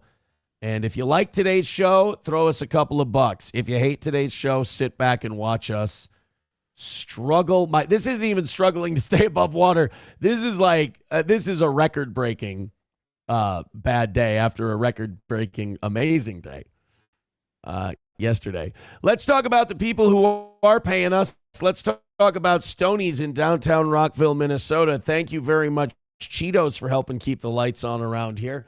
And, of course, go there for live music every single weekend.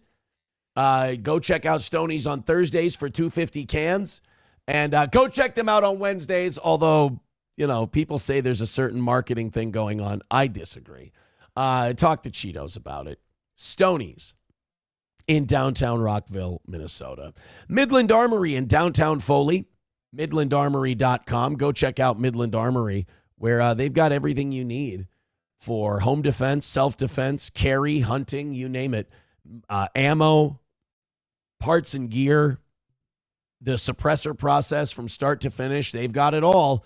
And it's at Midland Armory in downtown Foley, Minnesota.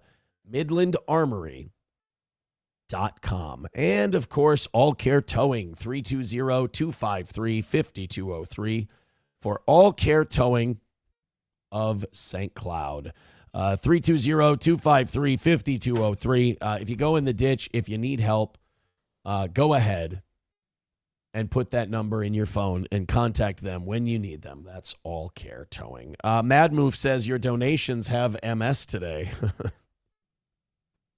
Yeah, and like I said, I mean, I'm going to keep going, and I hope I can join you guys in the chat. I hope you guys want to gift some memberships and throw some weight around, and I can join you after the next story. But yeah, if we're going to lose, I'm just going to burn through our content, do a show for you, entertain you as much as I can, and take our fucking record-breaking ass raping like a man, which is a wonderful way to take an ass raping, if I may be clear. I mean, if you've got to. What do you take it like a bitch? And that's you're already getting 694 of you. Oh, 700 of you watching right now. If Thank all you. of you would just throw a membership, that would be fucking rad. More Americans identify as political independents than ever, a new poll finds. You know, that's interesting because if you watch the media and stuff, they would have you believe that we're all either over here or we're all over here. there. It's interesting. Here's what they're doing. We talked about this a little last night. They're running this trick that wherever independents vote that year, that's where like the media puts them. So like the media voted, or the moderates and the independents voted for Trump in 2024. So now it's just there's a shitload of Republicans. And that's not the case. There's still a shitload of independents, and according to this poll, more than ever before. They just were tired of the Democrats' bullshit, so they went over to the Republicans' bullshit. And now you watch. This year, they'll be tired of the Republicans' bullshit, and they'll go vote for the Democrats' bullshit. And then the media will say, oh, the independents in this country are Democrats now. And it's, no. Right. They've changed teams. No, they were never on your team. They voted in this election. Democrats or independents are doing that thing they always do. They keep going in between these two parties thinking something's going to change this time around. If anything, you could argue that independents are the bane of this country's existence. I fell for that this time. Like this time, this guy's not with the establishment. They tried to off him and everything, and he's going to make all these big sweeping changes. And if all of them get in before they get him out, like we could see a real, oh boy, was I duped. And then we're going to go to the other people who duped us last time. Yeah, they won't dupe us again. That's the thing about independents, man, is they don't want to travel too far away from the beaten path.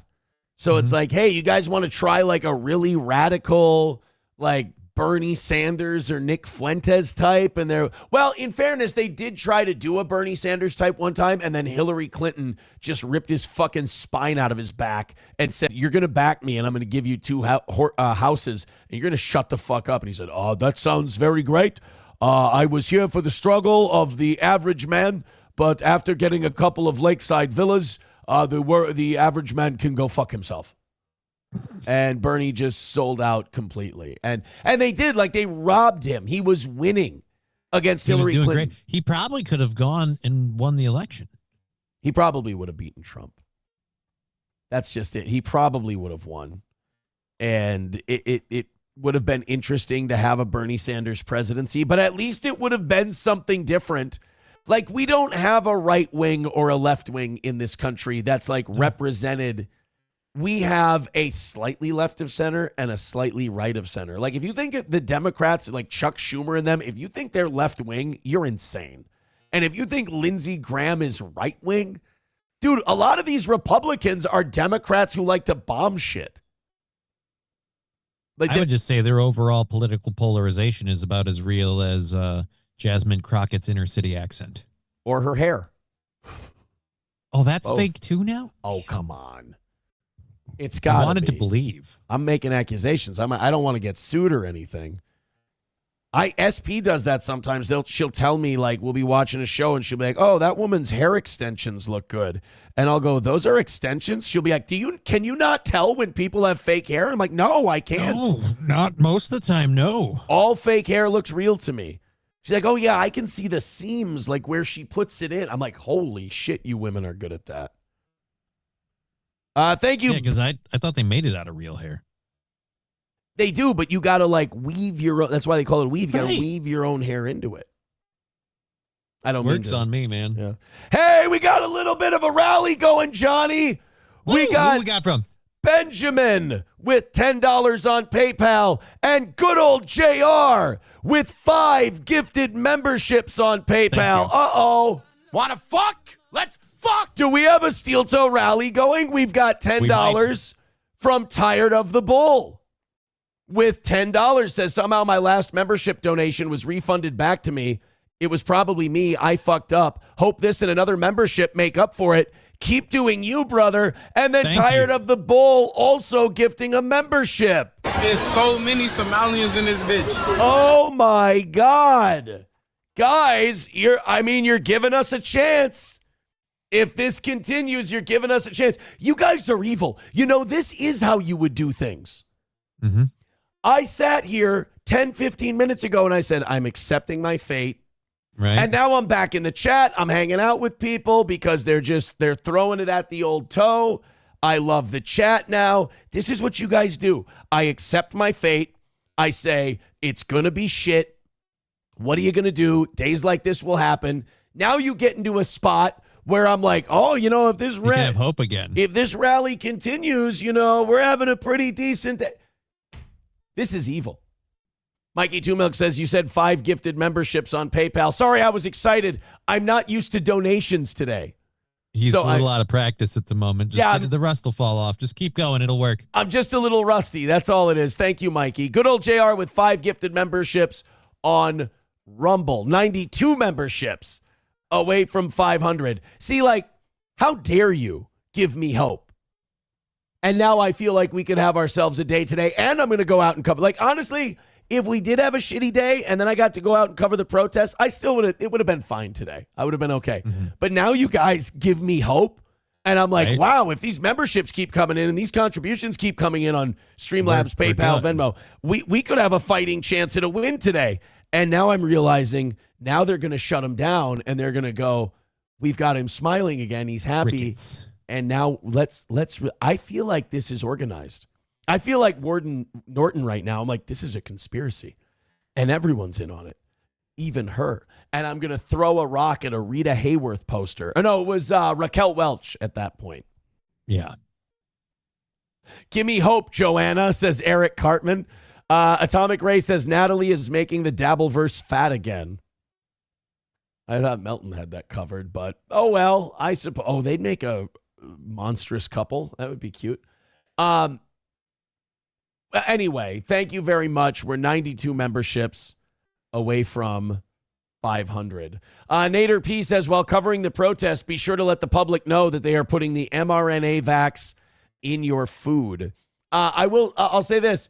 People did send me some super chats while we were doing the coverage. I did read their super chats. I did do what they asked me. Like one person asked me to say ice, ice, baby in the middle of 33rd and 3rd. And I did. And a lady looked back at me and I said, sorry, I'm doing a live stream thing. My bad. So if you have requests, get them in the form of super chats today while we're covering it. I appreciate that, guys. Thank you very much for the memberships and whatnot. I appreciate it. I'm not supposed to be here. Says they've only been putting mRNA in the vax food for like 4 years now. So what are you going to do about it? I don't know. I think you're supposed to go to trackdoc.com, right? And that fixes it. Right. There's something I think you can get that filters it out of you. Yeah, no, they have you got to eat the food, or are they giving you new food? No, TrackDoc has old military rations. Oh. Yeah, they have old. You haven't seen this? No. Oh my God, we're so going to trackdoc.com and you're going to watch this. Oh, it doesn't exist. That's why they haven't been putting the link in. They got closed down? Yeah. We got it. Okay. We got trackdoc.com. Here we go. Prepper 22. That's what it is. But the video's gone. It was a video about all these old MREs from World War II that you can apparently still eat. I don't know. That's what they say. There are people who have lived full lives and died all while this food was in existence. Oh yeah, sell me a few of those crates. And we should be eating that, apparently. Red Fox Mad with $5. Thank you guys very much. Thank you. You hope giving sons of bitches. He says, Aaron, how much to have you ask Natalie Copeland out on a date? And if she says yes, take her out to eat. You guys have got to give me enough to cover the dinner bill. And number 2, I'm a taken man. And number 3, okay,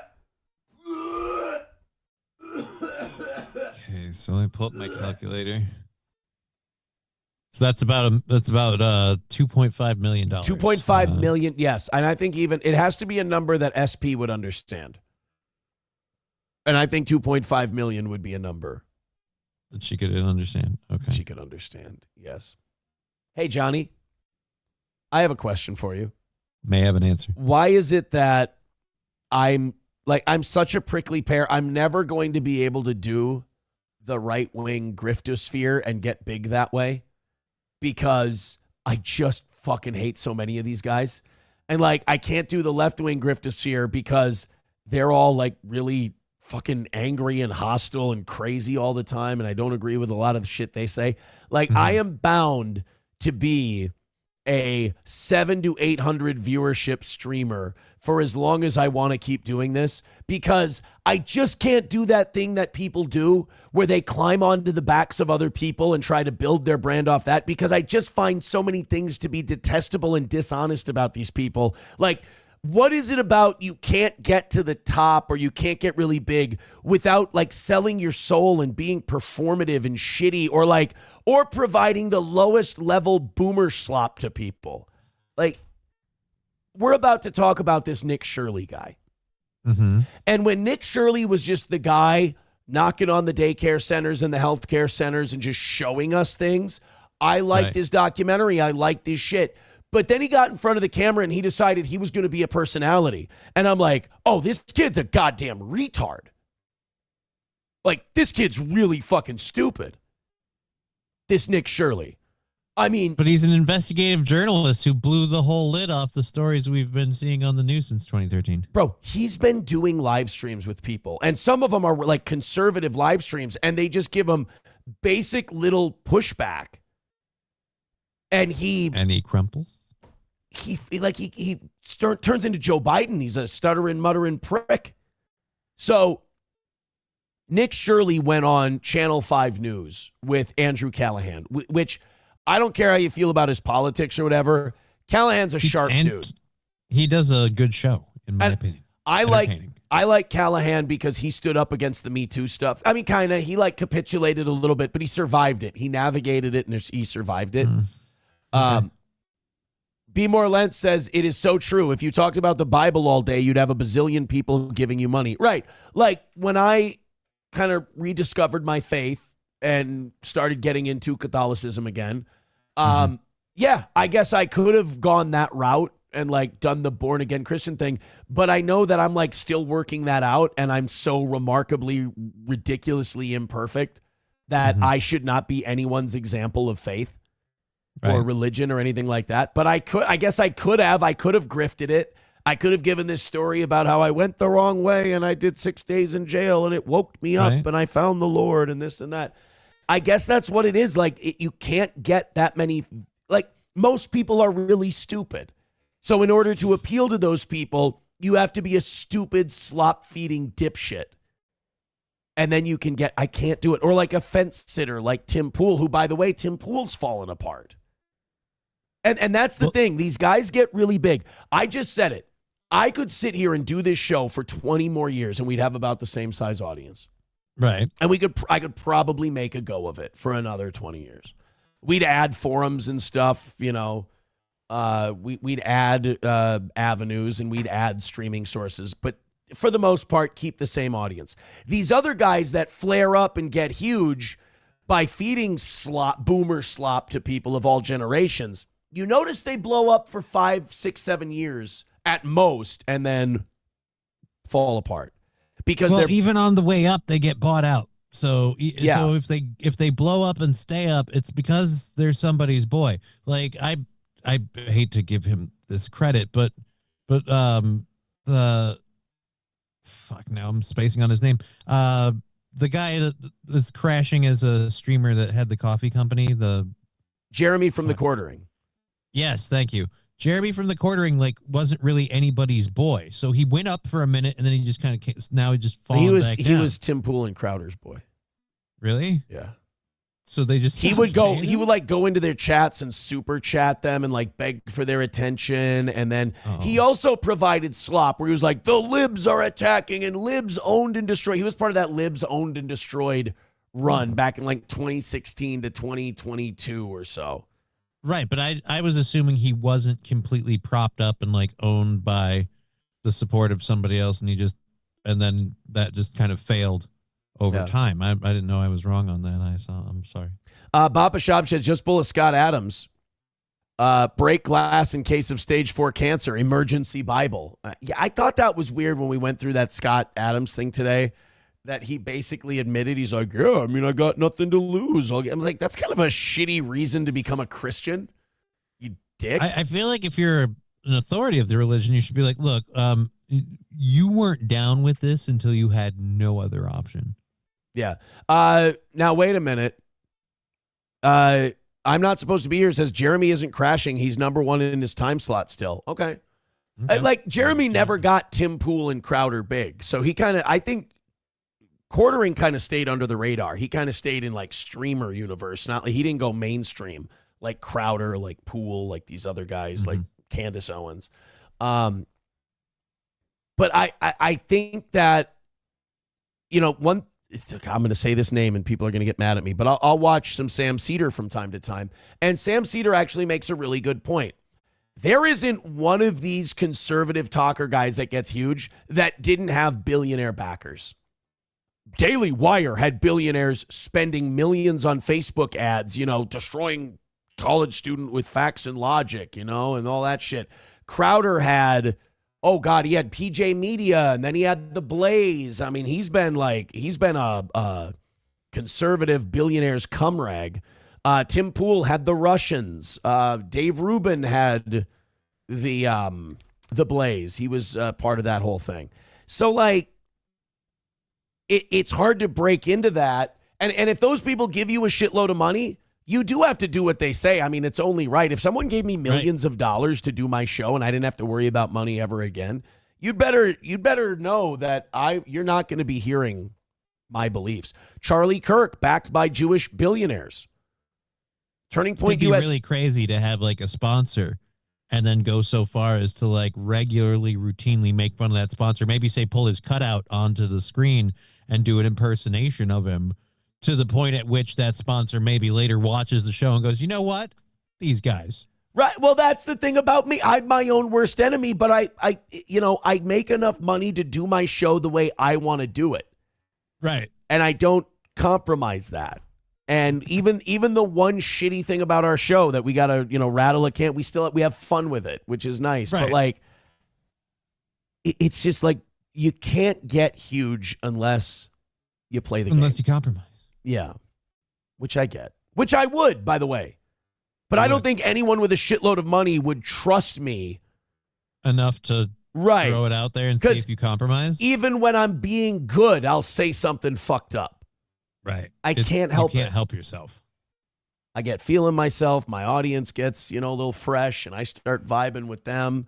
We got Mark Robinson today going fucking ape shit.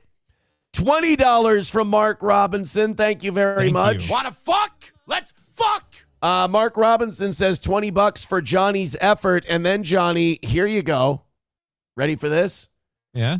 Mark Robinson with a Red Boy. We got ourselves a Red Boy, ladies and gentlemen. Here we go.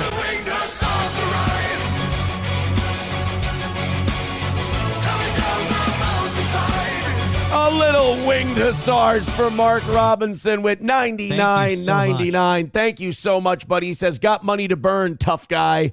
Well, thank you, buddy. That is so kind of you. Also, thank you to K-Rod for becoming a Baby Boot member. I appreciate that. Oh, my God. Hold on. I got to do a little math here. Bigot on Socialist Media writes, that's so fake. He's right. He's right. I do have to admit. Would a guy lie? You know how I said that this audience likes to give me hope and it drives me fucking insane? Mm-hmm. I can't say the G word, and I can't say where it's at. Let's just say not too far from home, guys. Keep pushing. And you know what? Let me make a prediction right fucking now. And I'm happy with where we're at. You guys have done amazing. And thank you, Mark, for the big drop. Thank you. I just have this feeling we're missing today. But you guys have done Debbie great. Doubter over here just does not believe. Today is a fuck with Aaron day, and I like it, and I'm entertained, and it's been a fun little subplot we've been weaving throughout today's show. But I think the funniest thing the audience could do is have me, you heard it earlier today. You heard me say, I accept it. Look, you got to take them once in a while. And then all of a sudden, whoosh, all this comes in. And they're like, look, Aaron, you have hope. Look, Aaron, you're getting close. We could do it. I'm not buying it. I'm not accepting it. I think the thing the audience is planning to do, that's right. I'm in conspiracy mode with my own They're in audience. cahoots, guys. They're in cahoots. They're getting me to this point, so I go, ooh, I'm not biting. There's a rug pull coming. So when the rug pull comes, don't sit here and be like, we got him. You didn't. I know the rug pull. I'm not getting comfortable on this rug. Minneapolis miracle me once. Shame on you. I know what happened against Philly the next week. Nader P with the dollar says, I thought Dave Rubin was pushed by the gays. No, that's his rectum. I didn't know it was the blaze. You know what I find really funny about Dave Rubin? Because I really fucking hate Dave Rubin. What do you find funny? He's like this guy who grifted conservative after being on the Young Turks, and he's gay. So like conservatives would hold him up as like, look, our gay friend, we've got those. Charlie Kirk was actually famous for that. Charlie Kirk had drag queens on stage with him. Charlie Kirk was not this bastion of conservative saviorism that he was pitched as after his death. Charlie Kirk did a lot of shit that was like expedient to just pump up the numbers of conservatism because of the people who were paying him.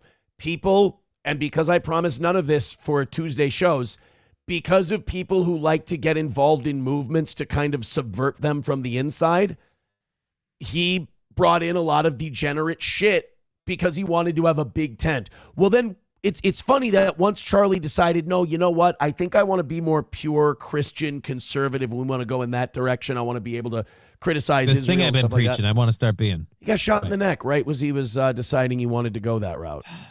Tragic shame. Really weird. You know, it's also strange how his wife, her mom was someone who was involved in who ran a bunch of technology companies that contracted with the DHS and the Pentagon, and her dad worked for Raytheon in Tel Aviv, and that she was involved in this orphanage right next to a U.S. NATO military base that had this guy, Colonel Boucher, that was implicated in trafficking young children from that orphanage.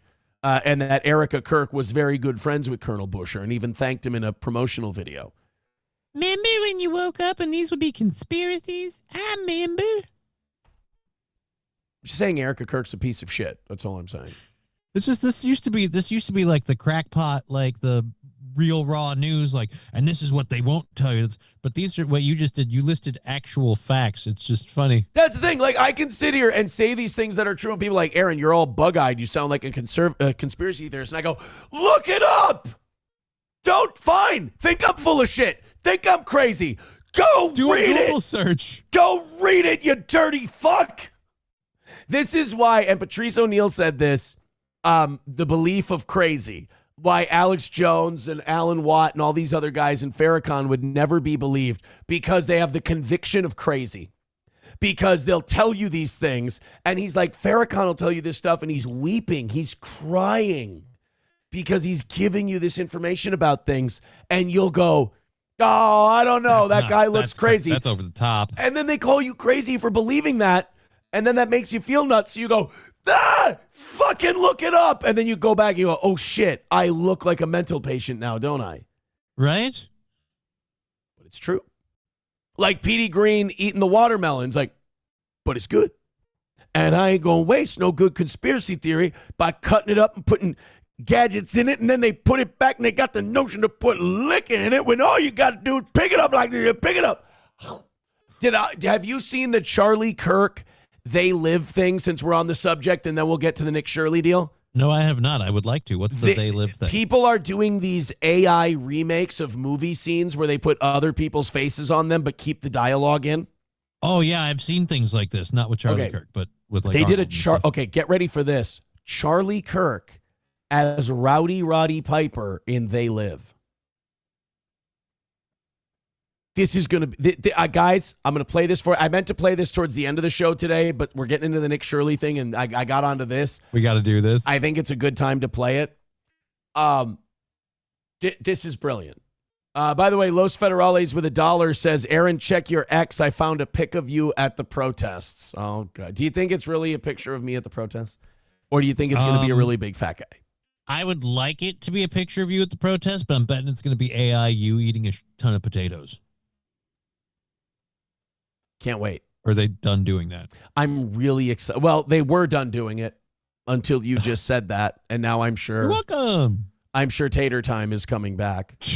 Oh, dude, I love that. You should have a show like Home Improvement, like where you're a radio guy, but instead of going to do your, Tool Time show, when you go to work, you go to do Tater Time. Tater Time. Yeah, this will kill all the mashed tater rumors. That's for sure. I thought, like, these people get in my head so bad, and, like, my own audience fucks with me so hard that, like, yesterday I was making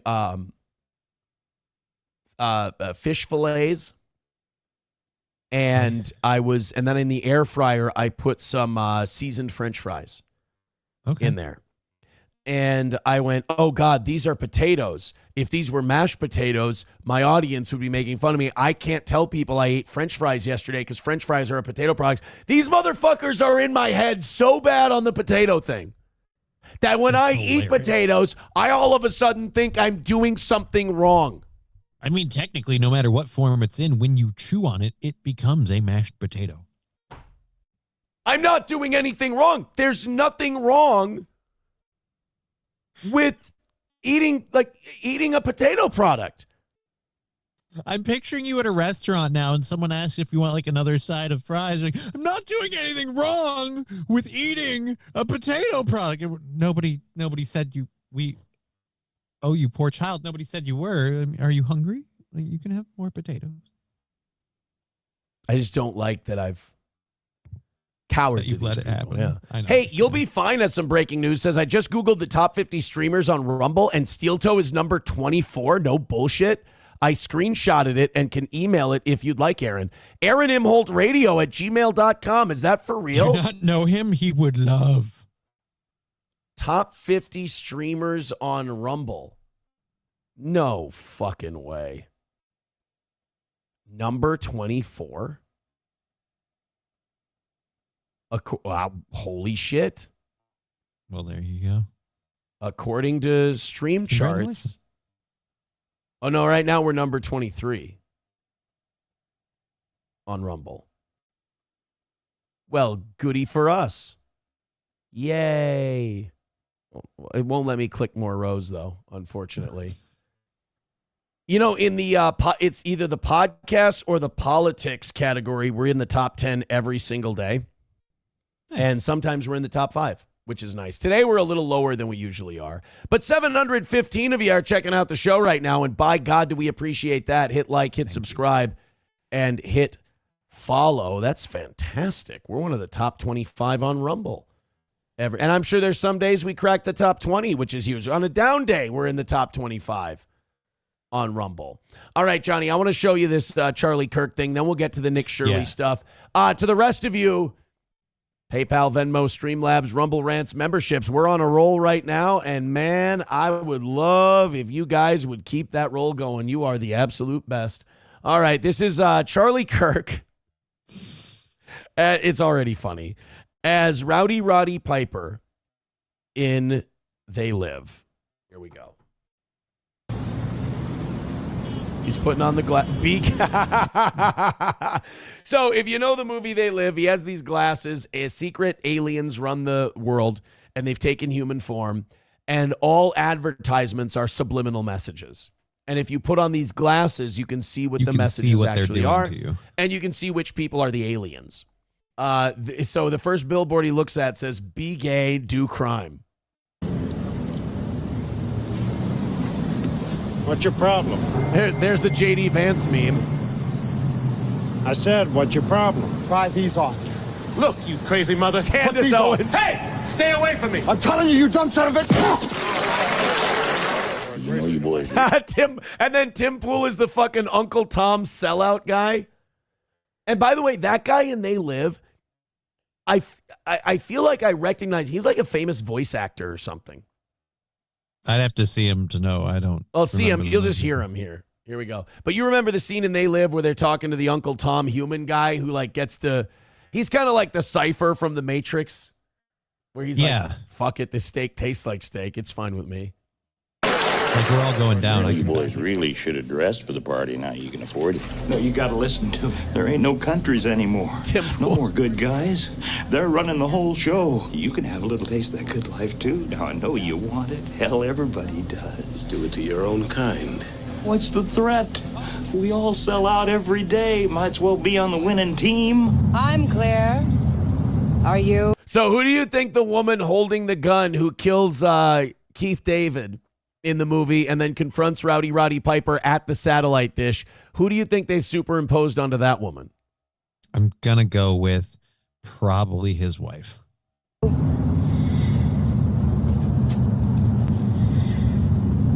Don't do it.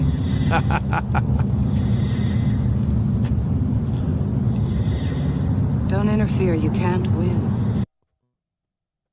Fucking brutally true. The fact that Tim Pool is like the pussy-whipped Uncle Tom slave of the aliens, though, is too perfect. It fits. I love that we have to use AI to finally see Tim Pool have the balls to not wear his beanie. Yeah. Buck Flower is the guy's name. God damn it, did I fuck it up again? It's David Keith, not Keith David. I do that every fucking time. You don't know Keith David, voice of Spawn? Like, there's an actor who does a lot of that's the black guy is Keith David, right? Yeah, black guy. I said Keith David. I was right. Movies. Then I was right. This guy's telling me it's not Keith. Keith David is literally the fucking arbiter from Halo, you uncultured negroid. Not that guy. I was talking about the guy who's the Uncle Tom, white guy. Yeah. You're talking about the white guy who's Uncle Tom. Yeah, nobody's saying Keith. Yeah, but I was saying. But that wait, guy did I fuck? Because Because there's a Keith David and there's a David Keith, and they're both actors. One's an English white guy, one's a black guy. Keith David is the black one, right? Yes. Thank you. I made myself crazy. That wasn't even that guy's fault. I did that to me. It's easier if you can tell them apart. You can start to remember who they are. I'm on high alert. Because, you know why? Because donation-wise, everybody's been fucking with me today, and they've been like, nah, fuck you, dude. Nothing happened. We're going to be totally quiet today. And then crazy run, and then nothing again. There's a conspiracy going on. Papa Shab says, we've turned you into a neurotic Jew. Yes, correct. All right, thank you, Roots, by the way. Buck Flower is the guy's name. Not Buck Angel. That would be a different dude. Where do I recognize Buck Flower from? George Buck Flower. Okay, They Live, obviously. Country Cousins, spelt Cuzzins. Drive-In Massacre, Mountain Family Robinson, Ilsa the She-Wolf of the SS. I'm sure I'd love that movie. Radical Jack. I don't know any of these fucking movies. The Bikini Car Wash Cheerleader Camp. He's like a B-movie superstar. Buck Flower. I've never seen anything he's been in other than They Live. Camp Fear, The Fog. Yeah, none of these are. The Fog sounds familiar. Isn't that the Steven? Now, is he in the original one or like the reboot? Are you thinking of The Mist? Oh, I am thinking of The Mist, Thomas Jane. All the Walking Dead cast. It's pretty much in there. There's no... You know what I think? I think Buck Flower kind of sounds like Randy Quaid. Okay. And that might be it. I don't know. Guys, either way, 92 memberships away from 500. If you feel like throwing money at this show, I think it's a great investment. And Abel Graham, no, I was not searching Buck Angel. That is not who I was searching. Buck, do you know who Buck Angel is? Buck Angel. I'm worried that I don't want to know. Buck Angel is a female-to-male trans porn performer. Yep, didn't want to know. Yeah. I think has a vagina, too. But looks like a dude. Which begs the question. Who would you... Okay, you have to have sex with one of these people, or you have to die slowly from a slow-moving cancer over the course of 3 years. Buck Angel looks like a dude, got the beard, the whole thing, with a vagina. Or Bailey J, you have to have sex with Bailey J. You get to be the top, obviously with a giant cock, but the big tits. Go ahead. By the way, this might be this real quick before you answer. This might be why we're not going to get a lot of like increased live stream views from the people who discovered us through the protest. This might not be their bailiwick, but go ahead. Buck Angel with the vagina, Bailey J with the butthole, cock, and tits, or you die slowly over 3 years from a slow-moving, painful cancer. Well, we've been over this before, so I'm just gonna go with fuck it. I'll go with Buck Angel because I have enough. Fuck now. To be clear, you're gonna have sex with Buck Angel's vagina, right? Because I'm not a backdoor dude, receiving or giving. So if I feel like all that territory is just out. Okay, but you got to do it missionary, and you got to feel beard scrape against your neck. Well, I hope then that Buck Angel enjoys feeling vomit against his face because that's probably what will happen. Fair enough. Also, real quick,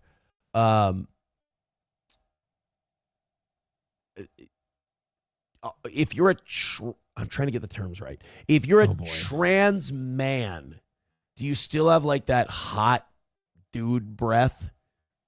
Because like that would fuck me up. I couldn't feel so many things before that would fuck me up, but yeah, that would mess me up too.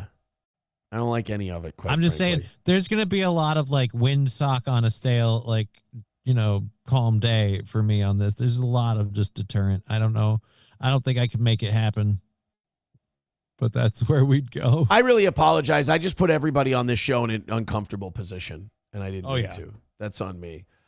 Silence Do-Good with $4.99. You're not going to fool me, Silence Do-Good. You're like you're one of the more mentally ill, delusional dabble people, but I appreciate the 5. He says, I'm a new fan from your protest stream. Your interview skills were incredible. Thank you, buddy. I appreciate that. And I want to say this. I do appreciate the attempt at a troll. And in fairness, he's used to like being in the most retarded internet community there is. So they would easily buy that. But as someone who crushed that community, has his own and does his own thing, I'm just too far ahead for you. You're out of practice. Miss Tay says, Buck with the vag. Well done, Johnny. You didn't choose cancer. Yeah. I think, in fairness, I think cancer is the cop-out answer. Well, I've got a lot of moments that I want to see my daughter have, so I feel like the cancer is really not the ideal way to go. Help me process then my decision making in this conversation because, am I gay? First of all, just hold on. Knee-jerk reaction. I'm so glad that Rumble Studio has a little lag because then otherwise all I'd be seeing in the chat was yes. But there's I think like a 30 to 60 second lag in the chat. So luckily I'm just waiting for the yeses to come in. Dude, you're wearing an Under Armour polo. You're totally gay. All right, that's making me see you there. Abel Graham, yes. Okay. Yes. There. Yep. Yeah. Okay. Now they're coming. So yeah, it's about 30 seconds is the stall because there's a bunch of yeses coming in. By the way, somebody's saying, Aaron, you're wearing an Under Armour polo. Of course you're gay. That has nothing to do with.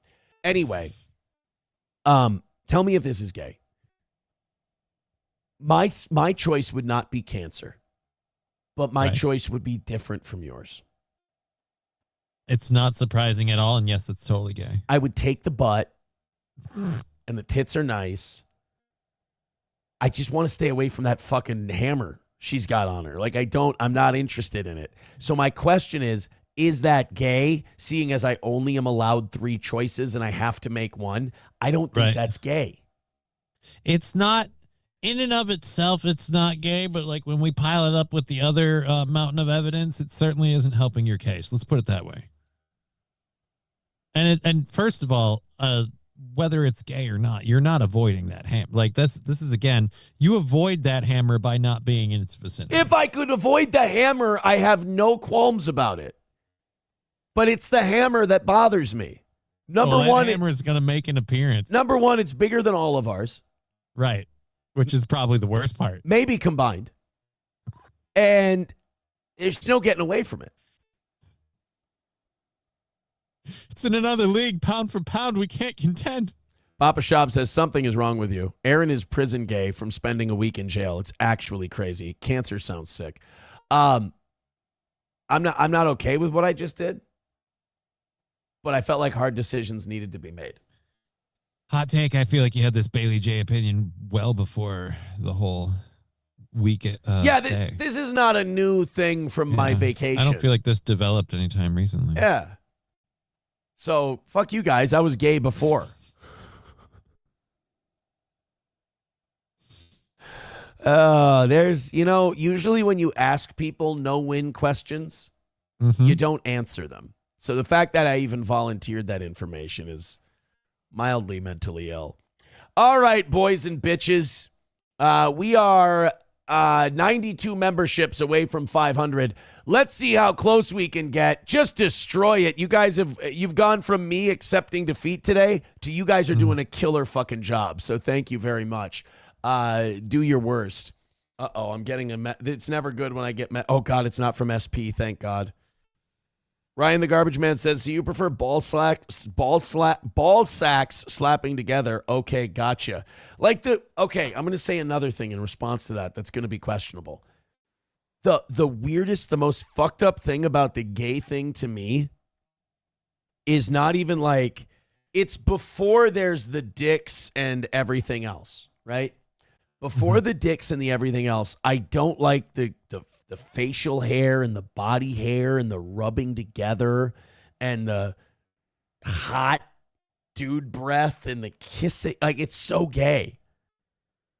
Like, my homophobia, my personal homophobia, not a homophobia towards gay people, but my personal homophobia towards gay acts being committed unto me, it starts at like the very beginning. It's not like there's a threshold that gets crossed. I'm like, all right, too gay.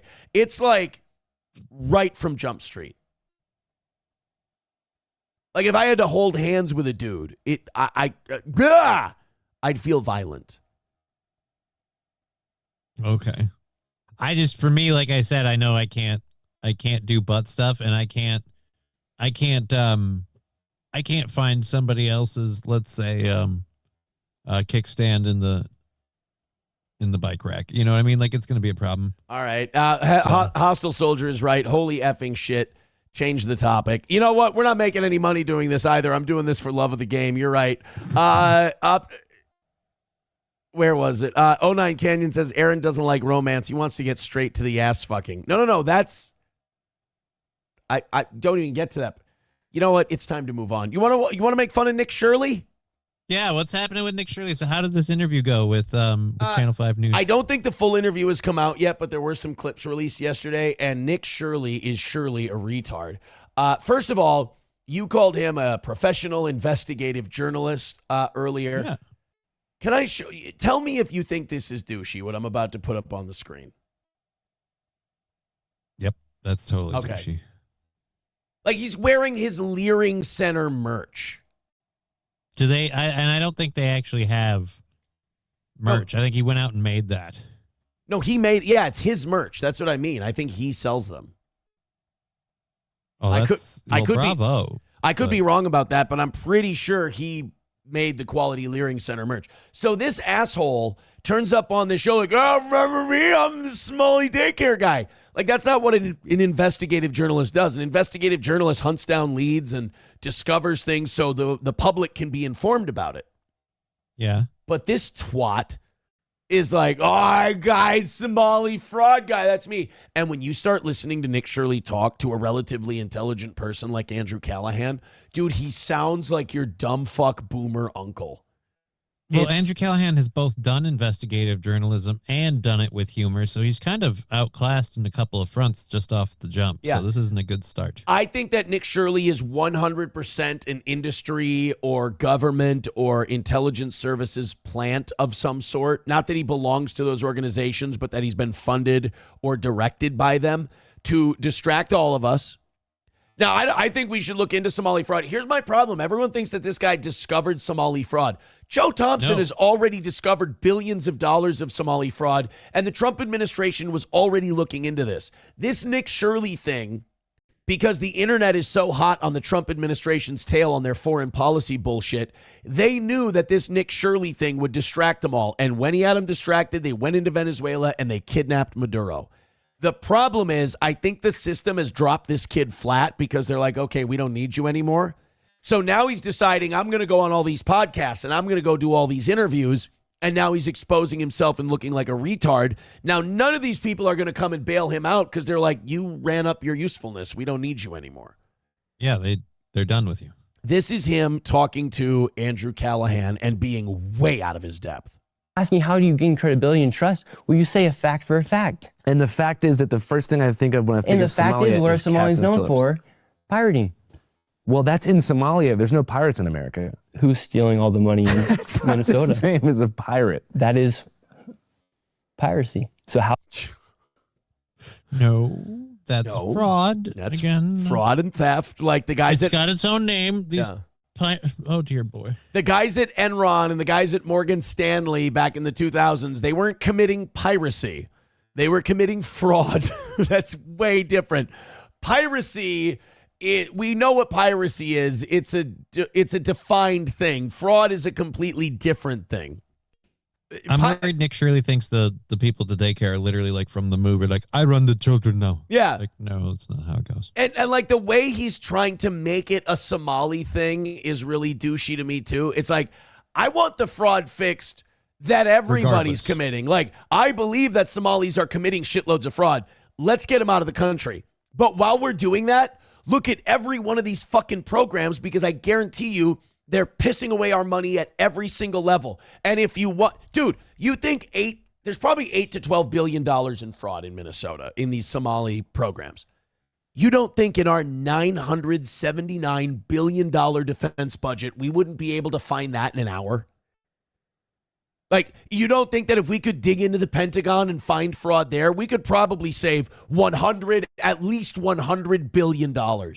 Not only do I think we could do it, I think we were going to, and then a plane suddenly hit the building. Yeah. How many audits have they failed in a row now? Like 7? I don't even keep track. The Pentagon's failed 7 straight I'm audits. like, why do you audit? Like, you guys aren't going to, like, so you found out you guys spent too much money. You're going to write another blank check. Hey, the Pentagon failed another audit. Cool. What are we going to do to them? Well, I mean, most likely nothing. Oh. In other news, water wet. Yes. So Nick Shirley is like pirate. Like, here's where he's boomer slop to me, where he like goes, he thinks he's being big brained when he goes, what are Somalis known for? Piracy. What is fraud? What is the daycare thing? It's pirates. Oh, it's like, dude, shut up. You're not deep. Then he goes on to accuse Andrew Callaghan of something, and he looks like an absolute twat. Piracy. So how do you gain more trust? Well, don't be afraid to say a fact or an opinion. Even when if I know that I'm dumb. Yes. By not saying anything about the death of Charlie Kirk as well, I thought that was pretty messed up. In a way, he's somebody just like me and you who was making videos, putting it on the internet, and then people literally killed him. Is this douchebag comparing himself to Charlie Kirk? I mean, look, you did a good video. I enjoyed it. And some of it was probably true. A lot of it, now that we know your personality, is a little Hollywood and it's a little playing it up for the views. But I think the core tenet of it is accurate. But he's, Charlie Kirk was just like us. He was making content on the internet and they killed him for it. Nobody's killing Nick Shirley over it. And by the way, this idea that Somalis would kill Nick Shirley, no. You want to start talking about who a lot of us here think killed Charlie Kirk? You're dealing with a level way higher than a bunch of 65 IQ fucking daycare fraudsters. They might go after you for everything you've been pulling, buddy, but I feel like he's failing to see there's a massive difference between him and Charlie Kirk. Charlie Kirk, whether you agree with him or not, was educated and intelligent. And also, if you also believe that there's these high operating guys that make, kind of keep track of who's big on the internet and try to cut people off if they're not affiliated with a cartel of some sort. Andrew Callaghan was starting to get really, really big. Callaghan, I believe, until that stuff been on out, Rogan. yeah. How do we know that people didn't put those women up to accuse him of shit? Because the shit they accused him of, none of it was illegal. It was all women who regretted sleeping with him, or that he didn't put them in videos, or he didn't do that. Oh, he made some shit up to try and get laid. It's like, okay, we can't criminalize getting laid. All right. You gotta take a little responsibility. Oh, that guy turned out to be a douchebag. Yeah. And there's a lot of guys that fuck a girl and she turns out to be fat. You got to take responsibility for what you decided to go home with. Right? You saw who he was. You thought you could get in on something, but you wanted to convince him that you were just a cool chick, and that's all it was. And then when he took it for that, you went, but I have regrets now. And by the way, I also think that with Andrew Callaghan, he was allowed to survive those accusations. So I wouldn't be surprised if he had conversations with people and they said, take it easy on the fucking shit you're doing. Pump the brakes. Oh, no. Suspension, and we'll let you back out on the field. All gas, some brakes, Andrew Callaghan. I thought that was kind of messed up of you to not publicly denounce what happened to Charlie Kirk. I did. I never saw anything on Instagram. What am I supposed to say? You never shared anything. I interviewed the guy who was debating him while it happened. And I mentioned a bunch of times that it was horrible, and it represented like one of the worst pivots in American politics ever. And I didn't even want. So Nick Shirley's like, I think it was really messed up that you didn't say anything about Charlie Kirk. He's like, I did. I actually did a whole video about it. He's like, but I didn't see it, so it doesn't count. Yeah, Nick Shirley, this brain dead dipshit's like, I didn't see you posted anything on Instagram or Facebook or Twitter. It's like, what? Okay, so what am I supposed to do? Just make it all about me and just glom on and to the Charlie Kirk thing, just keep saying how terrible it is and just start. I mean, I believe that if I see someone like Andrew Callaghan doing that over and over on multiple social media accounts, I see it as performative. Yeah, you're kind of, again, you're clinging on to, well, I guess not coattails. What would you call it in a funeral situation? You're clinging on to a procession. His backless tux.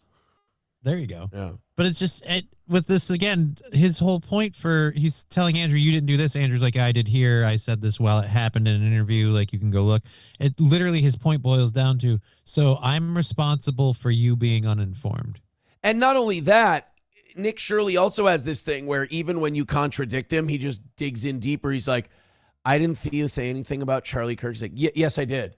Oh, well, I didn't see you put anything on Instagram. And Andrew had the right take. He's like, what do you want me to do? Like, yeah, it was fucked up. Watch the interview because I didn't want to watch that. We got to go back because I interrupted and I'm sorry. His rationale is, well, I didn't watch that interview. Well, then that's on you, retard. Like I said, his whole thing is coming at him with, you didn't say anything about this. No, I totally did. Here's where I did. Yeah, but you did. But I didn't look at that, so that's your fault. Like, no, it isn't.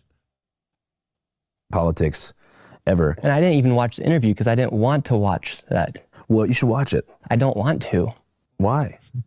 It's historically relevant. It is historically relevant. I did lose respect for you when it felt like you went silent. Well, you should watch the video because I say some stuff in it. Okay, cool. Do you ever see a world in which... What a douche. Like, what a dickbag. I didn't watch it because I didn't want to. You should watch it. No, I don't want to. Well, you should watch it. It's historically relevant. It is historically relevant. I agree with you, but what circular logic of retardation where he's like, I didn't see you say anything. Well, I said it in this video. Well, I didn't want to watch that because I was disappointed that you didn't say anything. Yeah, but this is the thing where I say something, but I didn't watch it. If you hadn't stumbled onto a Somali daycare that was spelled wrong, you'd just be some loser dipshit on the internet. Oh, fuck. Man. So then, wise guy Nick Shirley, remember, Somalis have a 65 IQ. They're all stupid pirates, everything else. Andrew Callaghan asks him a question about benevolent billionaires. Now, usually when we say someone's a benevolent benefactor of someone's channel or whatever, we're being sarcastic. We're saying clearly they want something. You know, they're not actually being this benevolent, generous, all-giving, whatever. We're saying it as like, oh, yeah, benevolent billionaire that's running your channel. But he asked Nick Shirley about his top 3 benevolent billionaires. And let's see what Big Brain Shirley comes up with as an answer. Who do you think are the 3 most benevolent billionaires? What do you mean by the word benevolent?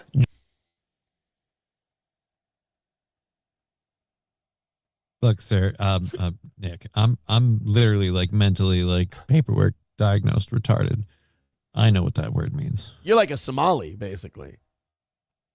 Yeah. Wait, Johnny, hold on. There's an alarm. I got to go shut off my alarm. Apparently, there's a period of 15 minutes is up. Oh, no. Apparently. Oh, poor Nick Shirley. I'm sorry, but that 15 minutes, I just saw the clock right over there. It just struck midnight. Time to go back to a pumpkin, fuck faith. All right, let's listen to that part again. He can't even say the word. Who do you think are the 3 most benevolent billionaires? What do you mean by the word benevolent? He doesn't mean anything by the word benevolent because benevolent isn't a word. Isn't not a word. Yeah. What do you mean by the word benevolent? They don't mean anything. I didn't say benevolent. What do you mean by the word benevolent? Just well-intentioned, positive billionaires who you think are creating, net positive societal progress. Trump? Our president? This guy, come on. Tell me you're bought and paid for without telling me you're bought and paid for. Jesus Christ, lick balls a little harder, kid. A benevolent billionaire, and he spits out. I mean, at least pretend you're not a sold-out right-winger and give a lazy answer like Elon, which is still a shitty answer. But right. I think Trump is doing really awesome things for us. Oh, what a fucking dingleberry that kid is. You can hate or support him, but if you have any misconceptions about the idea that it's documented, it's proven, like Donald Trump's always literally done what's best for Don first. Like the benevolent doesn't even come into play. But I'm just really happy that he's a benevolent billionaire. Oh God, kid, you're in over your head. I hope you got paid well. That's all. $2 from somebody says Aaron has been caught. And it's somebody made a thing, Aaron chowing down French fries. Oh, and $5 from Freak says Aaron's new jingle. Oh shit. He's been getting crazy with those. He's had some bangers on mine. Who, People Freak? like what he does. Yeah. Freak's got a suit. All right, we got a couple of clips. Although we got to now watch that I'll here. be the kiss of death. Now that I endorsed it, it'll suck. You think this is going to be shit? We also have some breaking news for you guys. Apparently, the steel toe strikes again. I'm getting reports, and this could be people fucking with me, that Scott Adams has died. Yeah, I got a report of that. Okay. Also, Scott Adams has passed away. He was heading into hospice today or yesterday. So long, Gilbert. I don't even know if he made it to hospice, but Scott Adams passed, being announced on live stream a few moments ago. So this happened about 20 minutes ago. This is the announcement on his channel. Unfortunately, this isn't good news. Of course, he waited till just before the show started, but he's not with us right anymore. I'm going to try to get through this. I hope somebody did tell her. I'm assuming that's his wife. Mm-hmm. I hope somebody told her that, like, hey, listen, you really don't have to do this if you don't want to right now. Like, we can wait. Look, if you're not feeling up to it, you probably shouldn't stream. I feel like there's a couple of reasons. Some people maybe have a thinner threshold than others. But loss of your husband, I feel like, is a good one.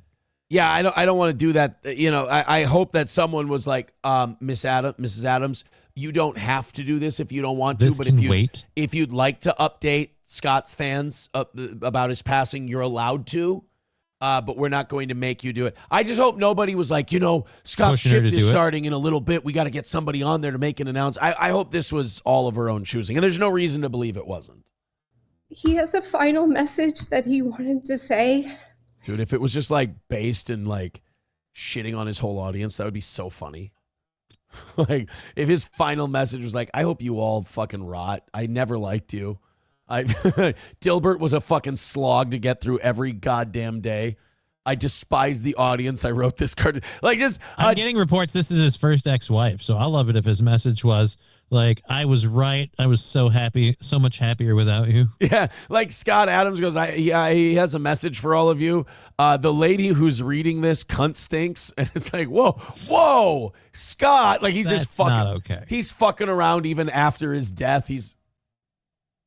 It would be funny. He has a final message. My final message for my audience. Life around the water cooler is weird, isn't it?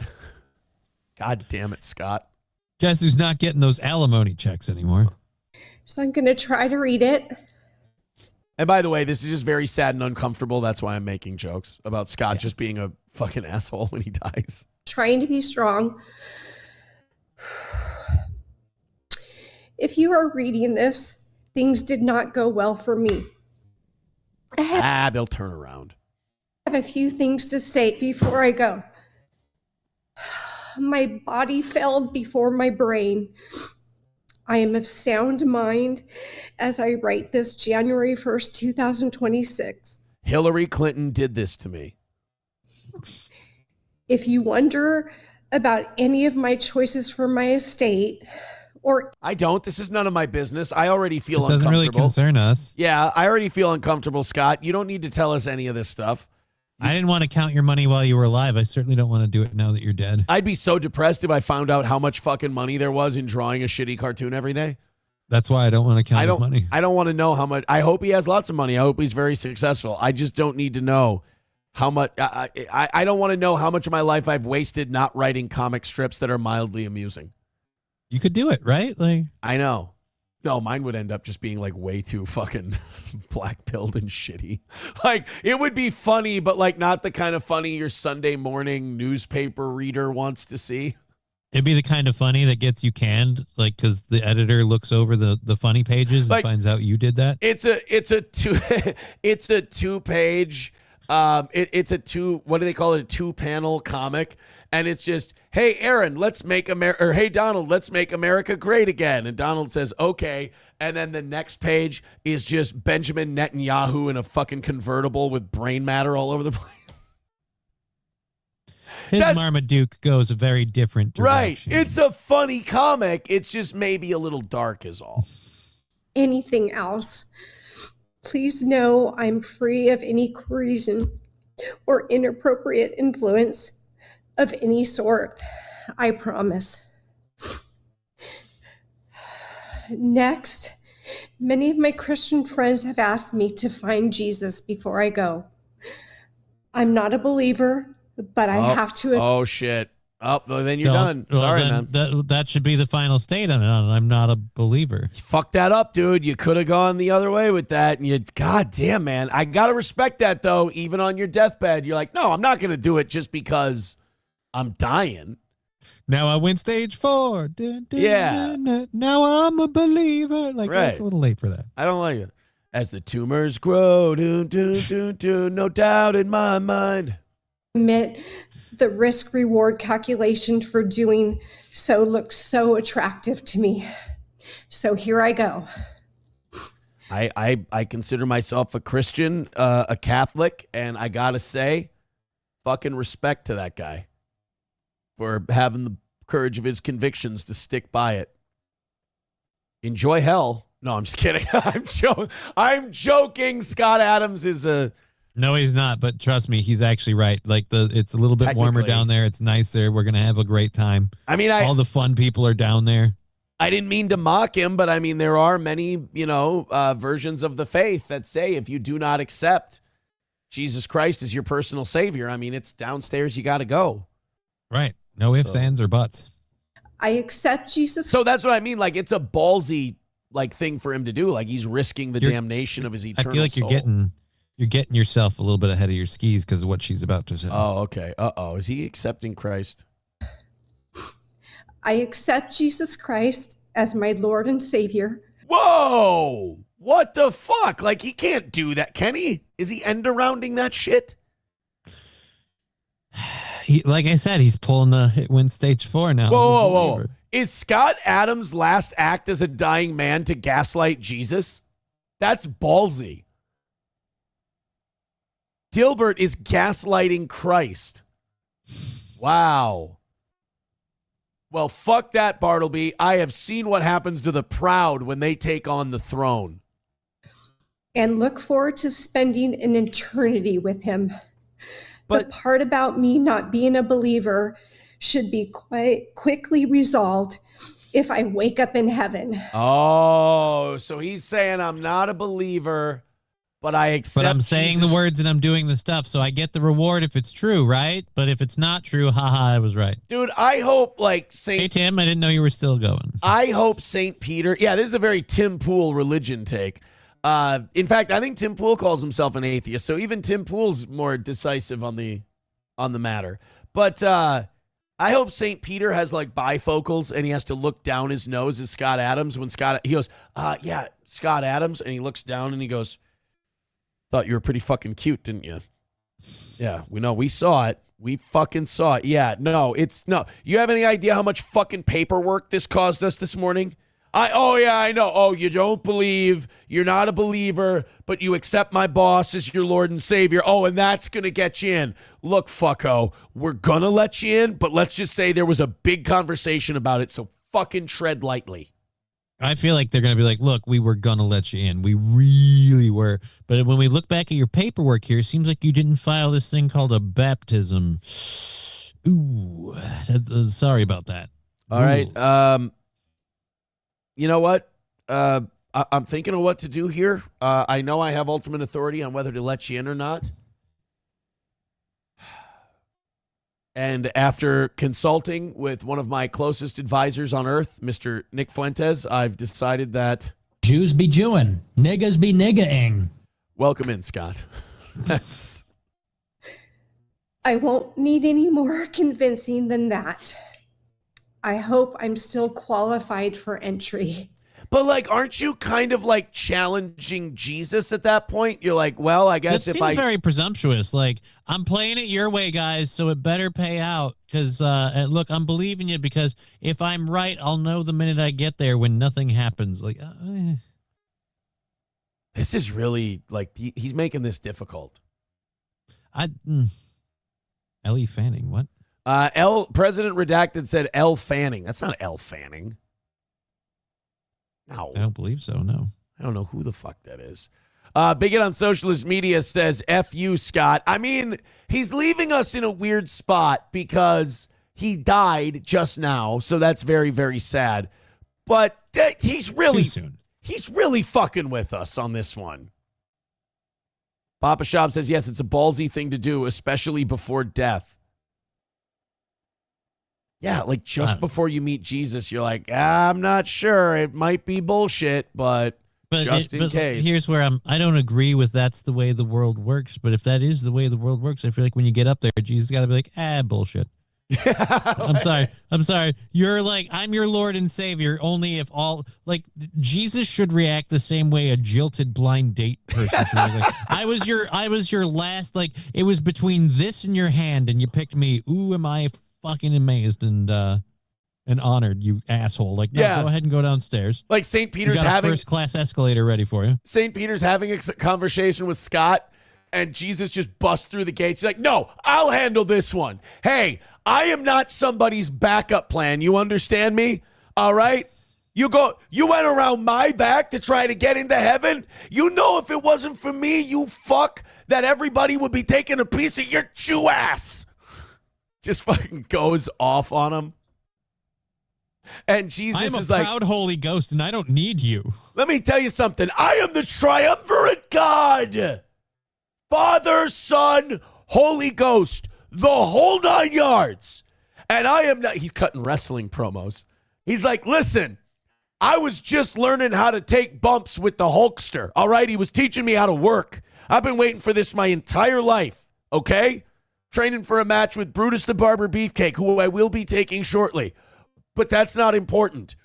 I don't think I'm going to let you in. By the way, come here. Come close. Come closer. Hitler's in here. Get down. I am ineffable. So the last person who is ever going to F me is you, Scott. You want to fuck around? You want to know what I went through for you and all you could give me was hedging your bets? Do you know what crucifixion feels like, you dirty rat fuck? Do you have any idea? It's like, I feel like Jesus is sinning right now. Like, this is not okay what Christ is doing. This is... Spoiler alert, I spoke to your case manager downstairs. Even if you don't know what crucifixion feels like, you're about to. You ever had it done by the asshole? You didn't know this, but the devil and I are on speaking terms after I whooped his ass, all right? We've got a power sharing thing going on. Jesus, it's like, and then St. Peter goes, dude, I got to swear to you, I've never seen him like this before. I don't know what you did. But... And just for your last second bailout, Scott, I got news for you. Not only are we crucifying you, you're getting done upside down. Do you think when Hitler died and he came up to the gates, he was like, oh, I'm in so much trouble. And then Jesus came out and fist bumped him and went, you did your best. That's cool, bro. You got as many of them Respect. as you could. You don't think I wanted to do it? Come on, I got to be honest with you. I mean, I never would. Like, Hitler goes out there. Like, Hitler's like, no, you don't understand. Most of them died from disease. I think we only killed like 350,000. And Jesus goes, get the fuck out of here. Oh, God. All right. No, here's what Jesus is going to do. He's really like good at like figuring shit out. He's good at like playing the middle ground. And he goes, all right, Scott, we're going to let you in. But here's the deal. You've got to read Dilbert comics for all eternity. How do you like that shit? Mad Move beat me to it. He says, I hope heaven for Scott Adams is being stuck in his boring ass comics forever. Oh man. You know what? Dilbert. I'm gonna tell you right now, I like the idea of Jesus confronting Scott Adams on his kind of weaselly way of trying to sneak into heaven. I do like that. All right, guys, we are 92 memberships away from 500. And, well, let's just say you guys are close to doing things that we love you doing. Go ahead and make that last 5 minutes of the show a little bit easier. Please and thank you. Chevy fan says Aaron thinks turn the other cheek is about anal. I thought that one was funny. Thank you, pal. All right, this is not accurate. This is somebody created this. Somebody did this to me. This is not something that happened on today's show. This is not. See, yeah. Look, that's not. The scroll at the bottom isn't moving. Yeah, that is not real. That is AI. I wish that chin was AI. I love that your shoulder is overlapping the image of my green screen, but not my chair. So that is that of me eating a plate of French fries. Is not real. Accurate. I mean, that's probably what it'll look like after the show. But One Head Rex says fresh from the pocket. I don't keep French fries. But they were on a plate in my pocket. I don't. Mad Move says the video made you a bit too skinny though. I don't know what you're talking about. That's nonsense. Flaws of the AI system. Don't worry, these kinks will get worked out. All right, we have who was this? Who's the guy who keeps sending you AI songs? What's it? Freak? Was it Freak 597 or something like that? All right. I believe it's Fallen the Great on Suno. He's got what he thinks should be the new Steel Toe theme song. It looks like it's 41 seconds long. Yeah, I've been letting him know town, that. It's the Chaos King. Chaos King. But the takes all sting. Local mess in a global spin. He's grinning like trouble. Better buckle in. Steel Toe Morning Show. Hey. Where the headlines crash and burn. From City Hall to the end of the world. Just pitch your drink each turn. Steel Toe Morning Show. Mashed Potato King on the mic. If it's weird, if it's wild, if it happened last night, he's serving it loud on your drive. Geopolitics in a paper cup. Dogfight stories keep popping up. Aaron's laughing through every hot seat. Wrong guy to ask for a calm, clean week. No, I feel like I that's should not have the vibe of this show. I felt like I should have been doing like 90s sitcom poses that entire time. Because almost it's not like it's bad. It's just again that's not this. $5 from good old JR says, "Hey man, you got a carbo load for the protests." Thank you. Thank you. I can't tell you how much I appreciate that generosity. People are saying, "Wow, so gay." So you're saying it does fit? Parts of it do. Like he hits notes, but I feel like the genre was kind of a little off. All right. Well, look, nobody's perfect. Everyone's a critic. Look, I'm saying everybody on my channel loves the stuff he's put on my channel. So I'm saying, look, they can't all be hits. You get a miss once in a while. It happens. Well, I tell you what. What? Let's get a few more memberships in there. Let's get a few more things. And we will, at the end of the show today, instead of rattling the can and everything, if we just take care of that now or get close enough, we're going to create the perfect Steel Toe theme song. And you guys, everyone's going to have a hand in making it, from picking the genre, the vibe, the lyrics we want to create, the whole deal.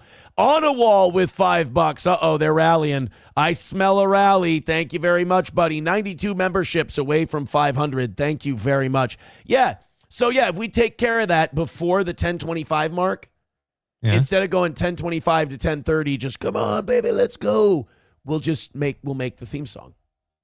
Okay. And it won't be my input. It'll solely be the audience. Like right now, when you throw that's the part that scares me. Yeah, when you throw a few bucks in, I'll start writing down all your guys' ideas. And then we'll see what we're going to do from there.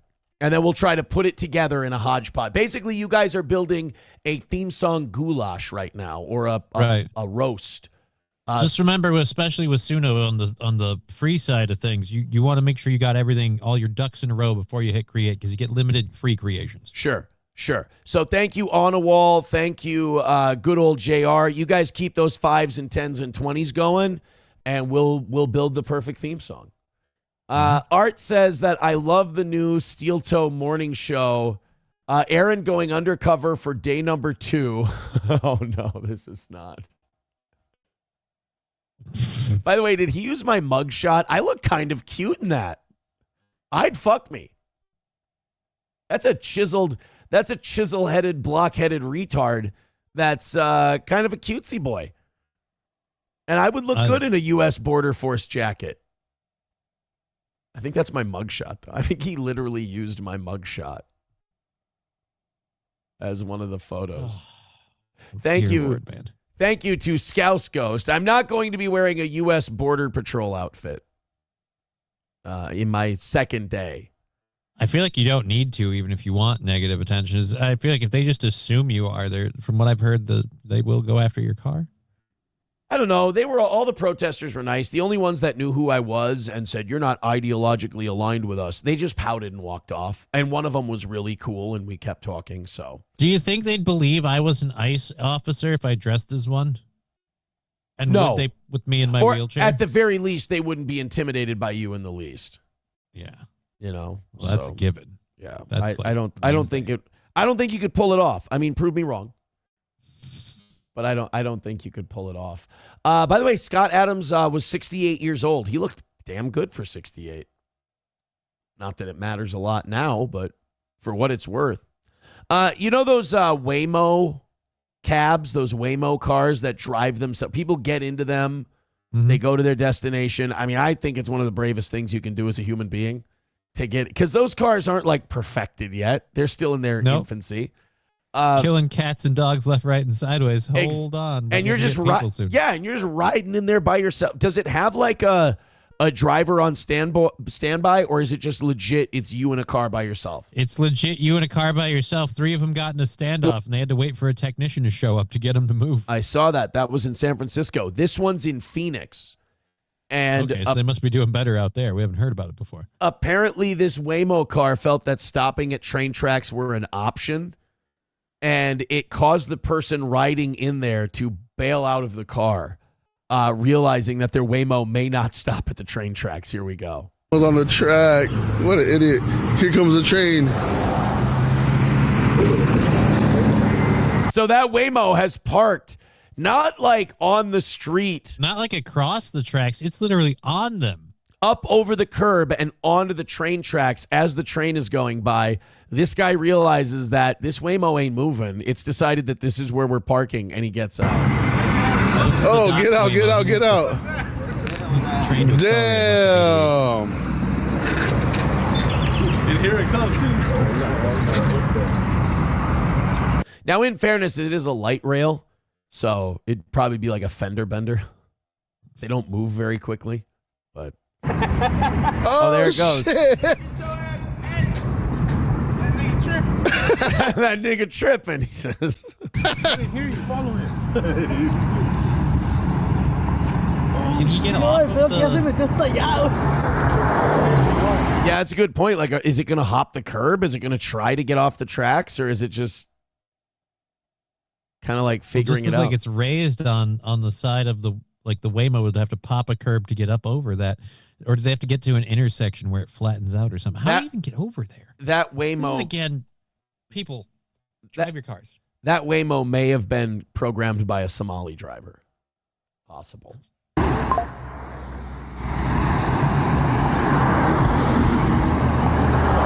Yeah, you're the guy in the light rail engineer thing, and you're just like, what the fuck?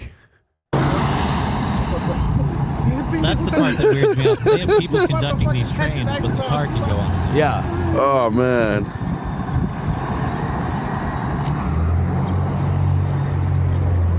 So the light rail is picking people up, but it's got nowhere to go. Oh, no, he's going to reverse. Oh, no. What's the plan, dude?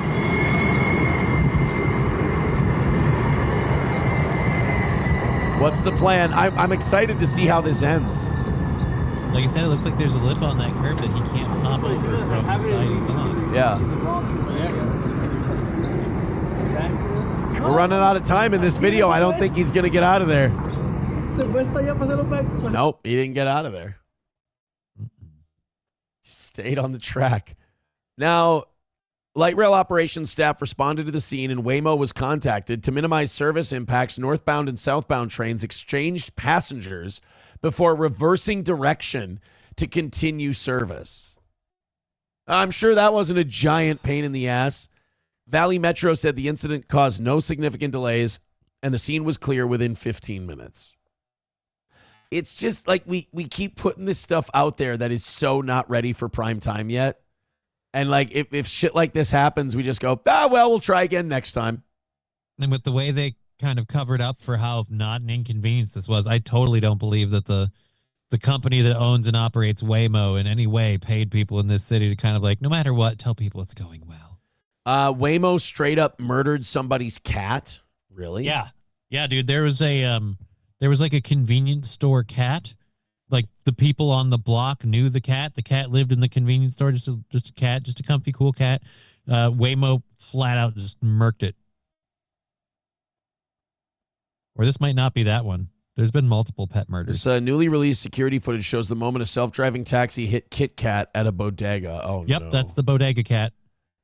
Oh, is this? Did the cat just run into the Waymo? And I kind of squinted up ahead, and I could see that Kit Kat had crouched down in front of that front right tire of the vehicle. Boy. And so I walked quickly over. I bent down. His ears were back. He looked very stressed. And I bent down. I said, Kit Kat, come here, come here. Being so close to the car, I didn't expect it to drive away. But it just started pulling away from me. And that back right tire runs over his back half. It was a matter of seconds. And there was nothing I could do. Also, this Kit Kat, not as innocent as I had heard portrayed before. Kit Kat died, by the way. I thought Kit Kat ran away, so did it just die of its injuries later? Yep. Shit. I'm going to say this, though. They made it sound like the Waymo, like, just ran. If you had a real driver in the car, yeah, you could see the lady and they wouldn't drive. But I hate to defend Waymo on this. The cat ran under the fucking car. Yeah, exactly. And I have a confession to make. I didn't feel. You're just glad the cat's gone. I didn't feel anything. I'm not glad or happy or anything. I just didn't feel a goddamn thing. I'm going to say this. The first report that I got of this story made it sound way more like Waymo was at fault than Kit Kat. And I'm gonna say on this, Kit Kat, much like Renee Good, like I'm not happy at all. What you're saying? Kit Kat fucked around and found out, right? Okay. You don't hop around under a car and resist a human trying to get you out from under it, and you got your ears back and you're hissing. Like, don't get under the thing. You're a bodega cat. Go sit on the cash register shelf. Wow. I didn't expect you to not take the cat side. That's amazing. Dude, cats literally, like, it's a thing about them. Like, cats are FAFO animals. Like, they all, until they find out. Johnny believes the cat deserved to die. Breaking news here on the Steel Toe. All right, before we rattle the cans here in a little bit, and we got a shot, you've probably noticed Rumble is growing fast and it's not slowing down. They're building a real alternative to big tech that puts creators first and actually protects free speech. And now there's Rumble Premium, an easy way to upgrade your experience. With Rumble Premium, you get ad-free viewing across the platform. No pre-rolls, no interruptions, just the content that you came for. Plus, premium members unlock exclusive content like bonus videos, behind-the-scenes drops, and more from your favorite creators. Right now, Rumble is offering $10 off an annual subscription. Just go to rumble.com/premium and use the promo code STUDIO at checkout. That's rumble.com/premium, promo code STUDIO for $10 off. No ads, more freedom, and content you actually care about. That's the deal. Rumble.com/premium, promo code STUDIO. Also, don't let me forget, we have to raid somebody. Who do you know who you're going to raid today? I don't. I have no idea. So we're going to do our rally in a couple of minutes. While we're rallying, if you want to throw in Rumble Rants or PayPals or Streamlabs or Venmos or gifted memberships and you want to recommend a channel, I will definitely listen. $1 from Ana Wall says, okay, my beef is that we'd F up like this. There would be consequences, but AI gets a pass. Next time I F up at work, I'll just say, oh, sorry, I was hallucinating. Give it a shot. I do agree with you that, yeah, the AI should be held accountable. I don't agree with that. But again, in the case of the Kit Kat, like, what kind of ask for it? What can you do, right? What are you going to do about it? All right, guys, let's go ahead. And you want to do Erica today? Okay. Nice and easy. Just do Erica, see if it happens. Yeah. Let's do it. Let's fire it up. We're going to run this bitch twice. And then I got a little bit of content for you after we rattle the cans. We'll see how it goes. And then we're going to raid somebody's channel. We can finally say what the goal is. You guys got it down to, after all this worrying, after all this holy shit, what are we going to do? Mm-hmm. You guys got it down to $70. Finish. Very doable. Finish it off, baby. Let's do this thing. Fire it up. WPH away. Hit my music. Streamlabs, PayPal, Rumble Rants, $70 away from today's goal. Let's go.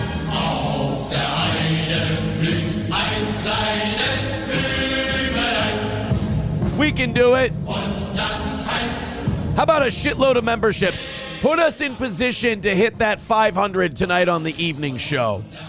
And then, of course, I'm heading out to the protests after this. Are you going out right after this? Or are you going to do that? I don't know where the protests are. I haven't gotten any information from anyone quite yet about where those protests are. I'll start gathering my details. I'll start gathering, as people begin finding out where ICE is and I start getting messages, I'll start heading out there. So far, I haven't heard anything. Okay. But I reached out to a couple people, including that Zach X guy, to see if he knew anything. We will see. We'll head around town, though. But, guys, let's make a little bit of money. Let's make a little bit of money. $70 away from today's goal. Let's knock it out. Everybody, 5s, 10s, 15s, 20s. We can get there with just a handful of you. Please and thank you. Historically White says, are you streaming on Rumble? I'm going to try. And use Rumble Studio for it. Okay. Blueser is really mad at us. He says some loser drops 100 and you're not even close to the goal still. Well, I mean, we're close. We're 70 away. That's pretty close. I don't know why that. We're $100 closer for sure. I gotta, yeah, we're $100 closer. I gotta say this though, Blueser. It is weird that makes you upset. I'll always say this. I'll never get used to the fact that it makes you upset. That will always weird me out. Money if we don't get it? Let's get started here, guys. Let's throw some memberships around. Let's throw some weight around. Let's do it. By the way, Oh no, OGs fell out of ICE detention thanks to Mark Robinson's generosity. All right, we got nothing doing. Let's do it. Streamlabs, PayPal, Venmo, Super Chats, Rumble Rants. I love how you set yourself up not to fail with this. Either we do this or you're right and they tickled your balls right. I know. I said, I'm like, they got my hopes up. This would be 2 days in a row that we've missed in the mornings, by the way, which is a disastrous sign for the show. So help us out. Help us hit that $70. I would appreciate it. All right, there's round one. Round one is over, and we've got nothing. This sucks, man. I don't want to lose 2 days in a row. We did end up getting into the 700s today. I appreciate that. Guys, I'm going to ask you as nicely as I can. Streamlabs, PayPal, Venmo, please and thank you. Hit like, hit subscribe, hit follow. We haven't made a goddamn dime. Unbelievable. We haven't made a dime during all of this. Please and thank you. Throw in a couple. Feel some pity for the toe. $70 away from today. It's not funny. I mean, it's not exactly hilarious. It's kind of pathetic to sit here like this and have zero come in. So a little help would work. I worry that, like, if I beg, I don't feel good. But if I have a good sense of humor about it, you guys don't take it seriously. I'm fucked either way. Throw us some fucking memberships. I thought we were just going to have a little fun here at the end and then knock the thing out. Right now, we're fucking dying on stage. 70 away. Let's knock this out. I should be used to this by now. Streamlabs, PayPal, Venmo, Super Chats, Rumble Rants.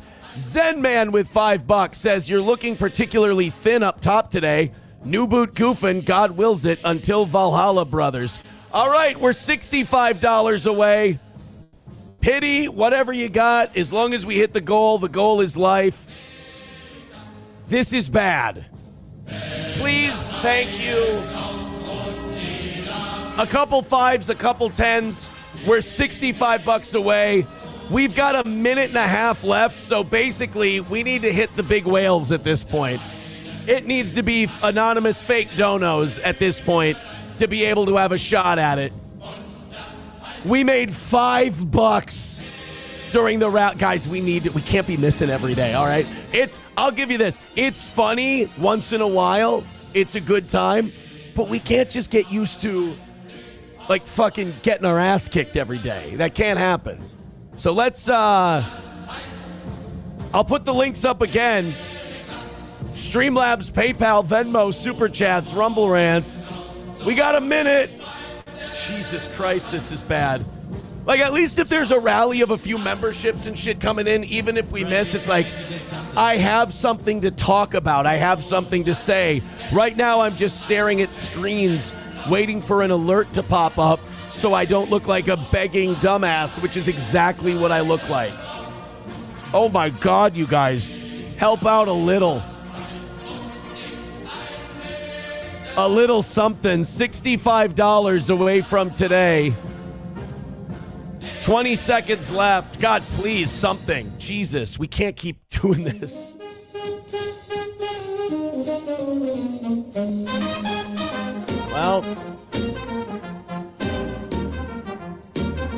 Well, I hope the live streams from the protests make a little bit of money today because $50 loss yesterday, $65 loss today. That was that sucks. All right. We're going to just abandon the idea of a perfect week, I think, for this week. Okay. $5 from MN Gal says for a taco on this Tuesday. Thank you. Thank you. $60 away from today. We have $5 in the lockbox from last night. That's what we're calling it. The audience decided to name it the lockbox. The lockbox. All right. So, I mean, if I threw the lockbox in there, we're at 55. If I throw the ad reads in, we're at 30. So even if I just throw every dime we made in today, it's still a loss. Red Fox Mad with $4.99 says play Real American. All right, Well, thanks for that suggestion. Here, we're $55 away, and I don't want to lose, and hopefully someone's feeling generous. We'll play a MIDI version, a monetization-safe version of Real American for Red Fox Mad, and hopefully maybe it leads to something. Real American. Here, let's see if it leads to something, and then we will pick our stream to raid. I'll give you guys like a minute and a half of this. Miss Tay with $20 says the live streams have been great. I really appreciate that. That makes me feel really good. I'm not kidding. $40 away from today. Can we hit the $40 mark? Looks like we might be able to. Is it possible to get two more 5 gifted membership drops or a $40 drop somewhere and call this a win for the toe? $1.99 from Shit Show says get the butter, $75. Oh no, I'll be long gone before there's ever butter. No, thank you. 40 away. Oh my God. Well, call it. It's over. Real American worked. We're using Real American from now on. Seems to get it done. All right, I think. We've got Zen Man with 5 gifted memberships, which that puts. Wanna fuck? Let's fuck! That's going to put Zen Man. He's going to be right there in ICE detention at $30. All right, Zen Man. Thank you. Zen Man at 30 is in there. Sanford Son gifting 10 Rumble memberships. Well, thank you very much. And that's going to mean that Sanford Son is at 1. Oh, I see what he did. He wanted to get ahead of Mark Robinson. That's what he was doing. Okie doke. So now we've got, thank you guys. Not only did we knock it out, but we went over by 30. So now we have 35 in the lockbox. The lockbox is repopulated. Unbelievable. Thank you, guys. Well, Johnny, it's not always the prettiest road to get there, but we usually get there. And we did today, so thank you for the time. And thank you to Red Fox Mad for suggesting the Real American music. Yeah, he totally hit on that. Thank you. We might go with that from now on. Okay, so where do you want to go to raid? We want to get somebody who's going to like see it and be like, thank you, we appreciate it. So we got Coffee with Mark Z, joined by the crew at Neutronics after the news. They've got 700 people. Restored Republic via a GCR. How about JujuBot? No, that's just playing Fox News. JujuBot? What's JujuBot? Is JujuBot a person or is JujuBot a bot? Let's see what JujuBot is. Yeah, it's just playing Fox News. That's all. What is Coffee with Mark Z? What does he do? Oh, phone, Dr. Fung. I have his phone number. We're friends. I can call him up, ask him any question you want, and then we can either him or I will email you back, or I can forward the questions to Neutronics Labs straight to the owner. What is Neutron? Okay, this one's weird. I don't want to do this one because our audience is going to fuck with those guys. The David Knight Show. He doesn't read his chat. Chad Prather. He's like on multiple different things. Live day trading. You guys want to go to a live day trading channel? You want to watch a guy do some day trade? We'll make you guys some money. Let's do that. Today, we are going to be posting an update video later Let's do that. And then we're going to be streaming again. Here, we're going to raid that guy. Tomorrow morning. So, is he leaving? Make sure you're subscribed. Make sure your notifications are on. We're going to do a market update after the market closes today. And then streaming once again tomorrow morning. PPI, Stay! retail sales, Supreme Court decision. No. There is a lot going on. Stay where you are. Get prepared for that. Obviously, later on today, as I always do on Twitter. All right, guys, I'll talk to you tomorrow. How the account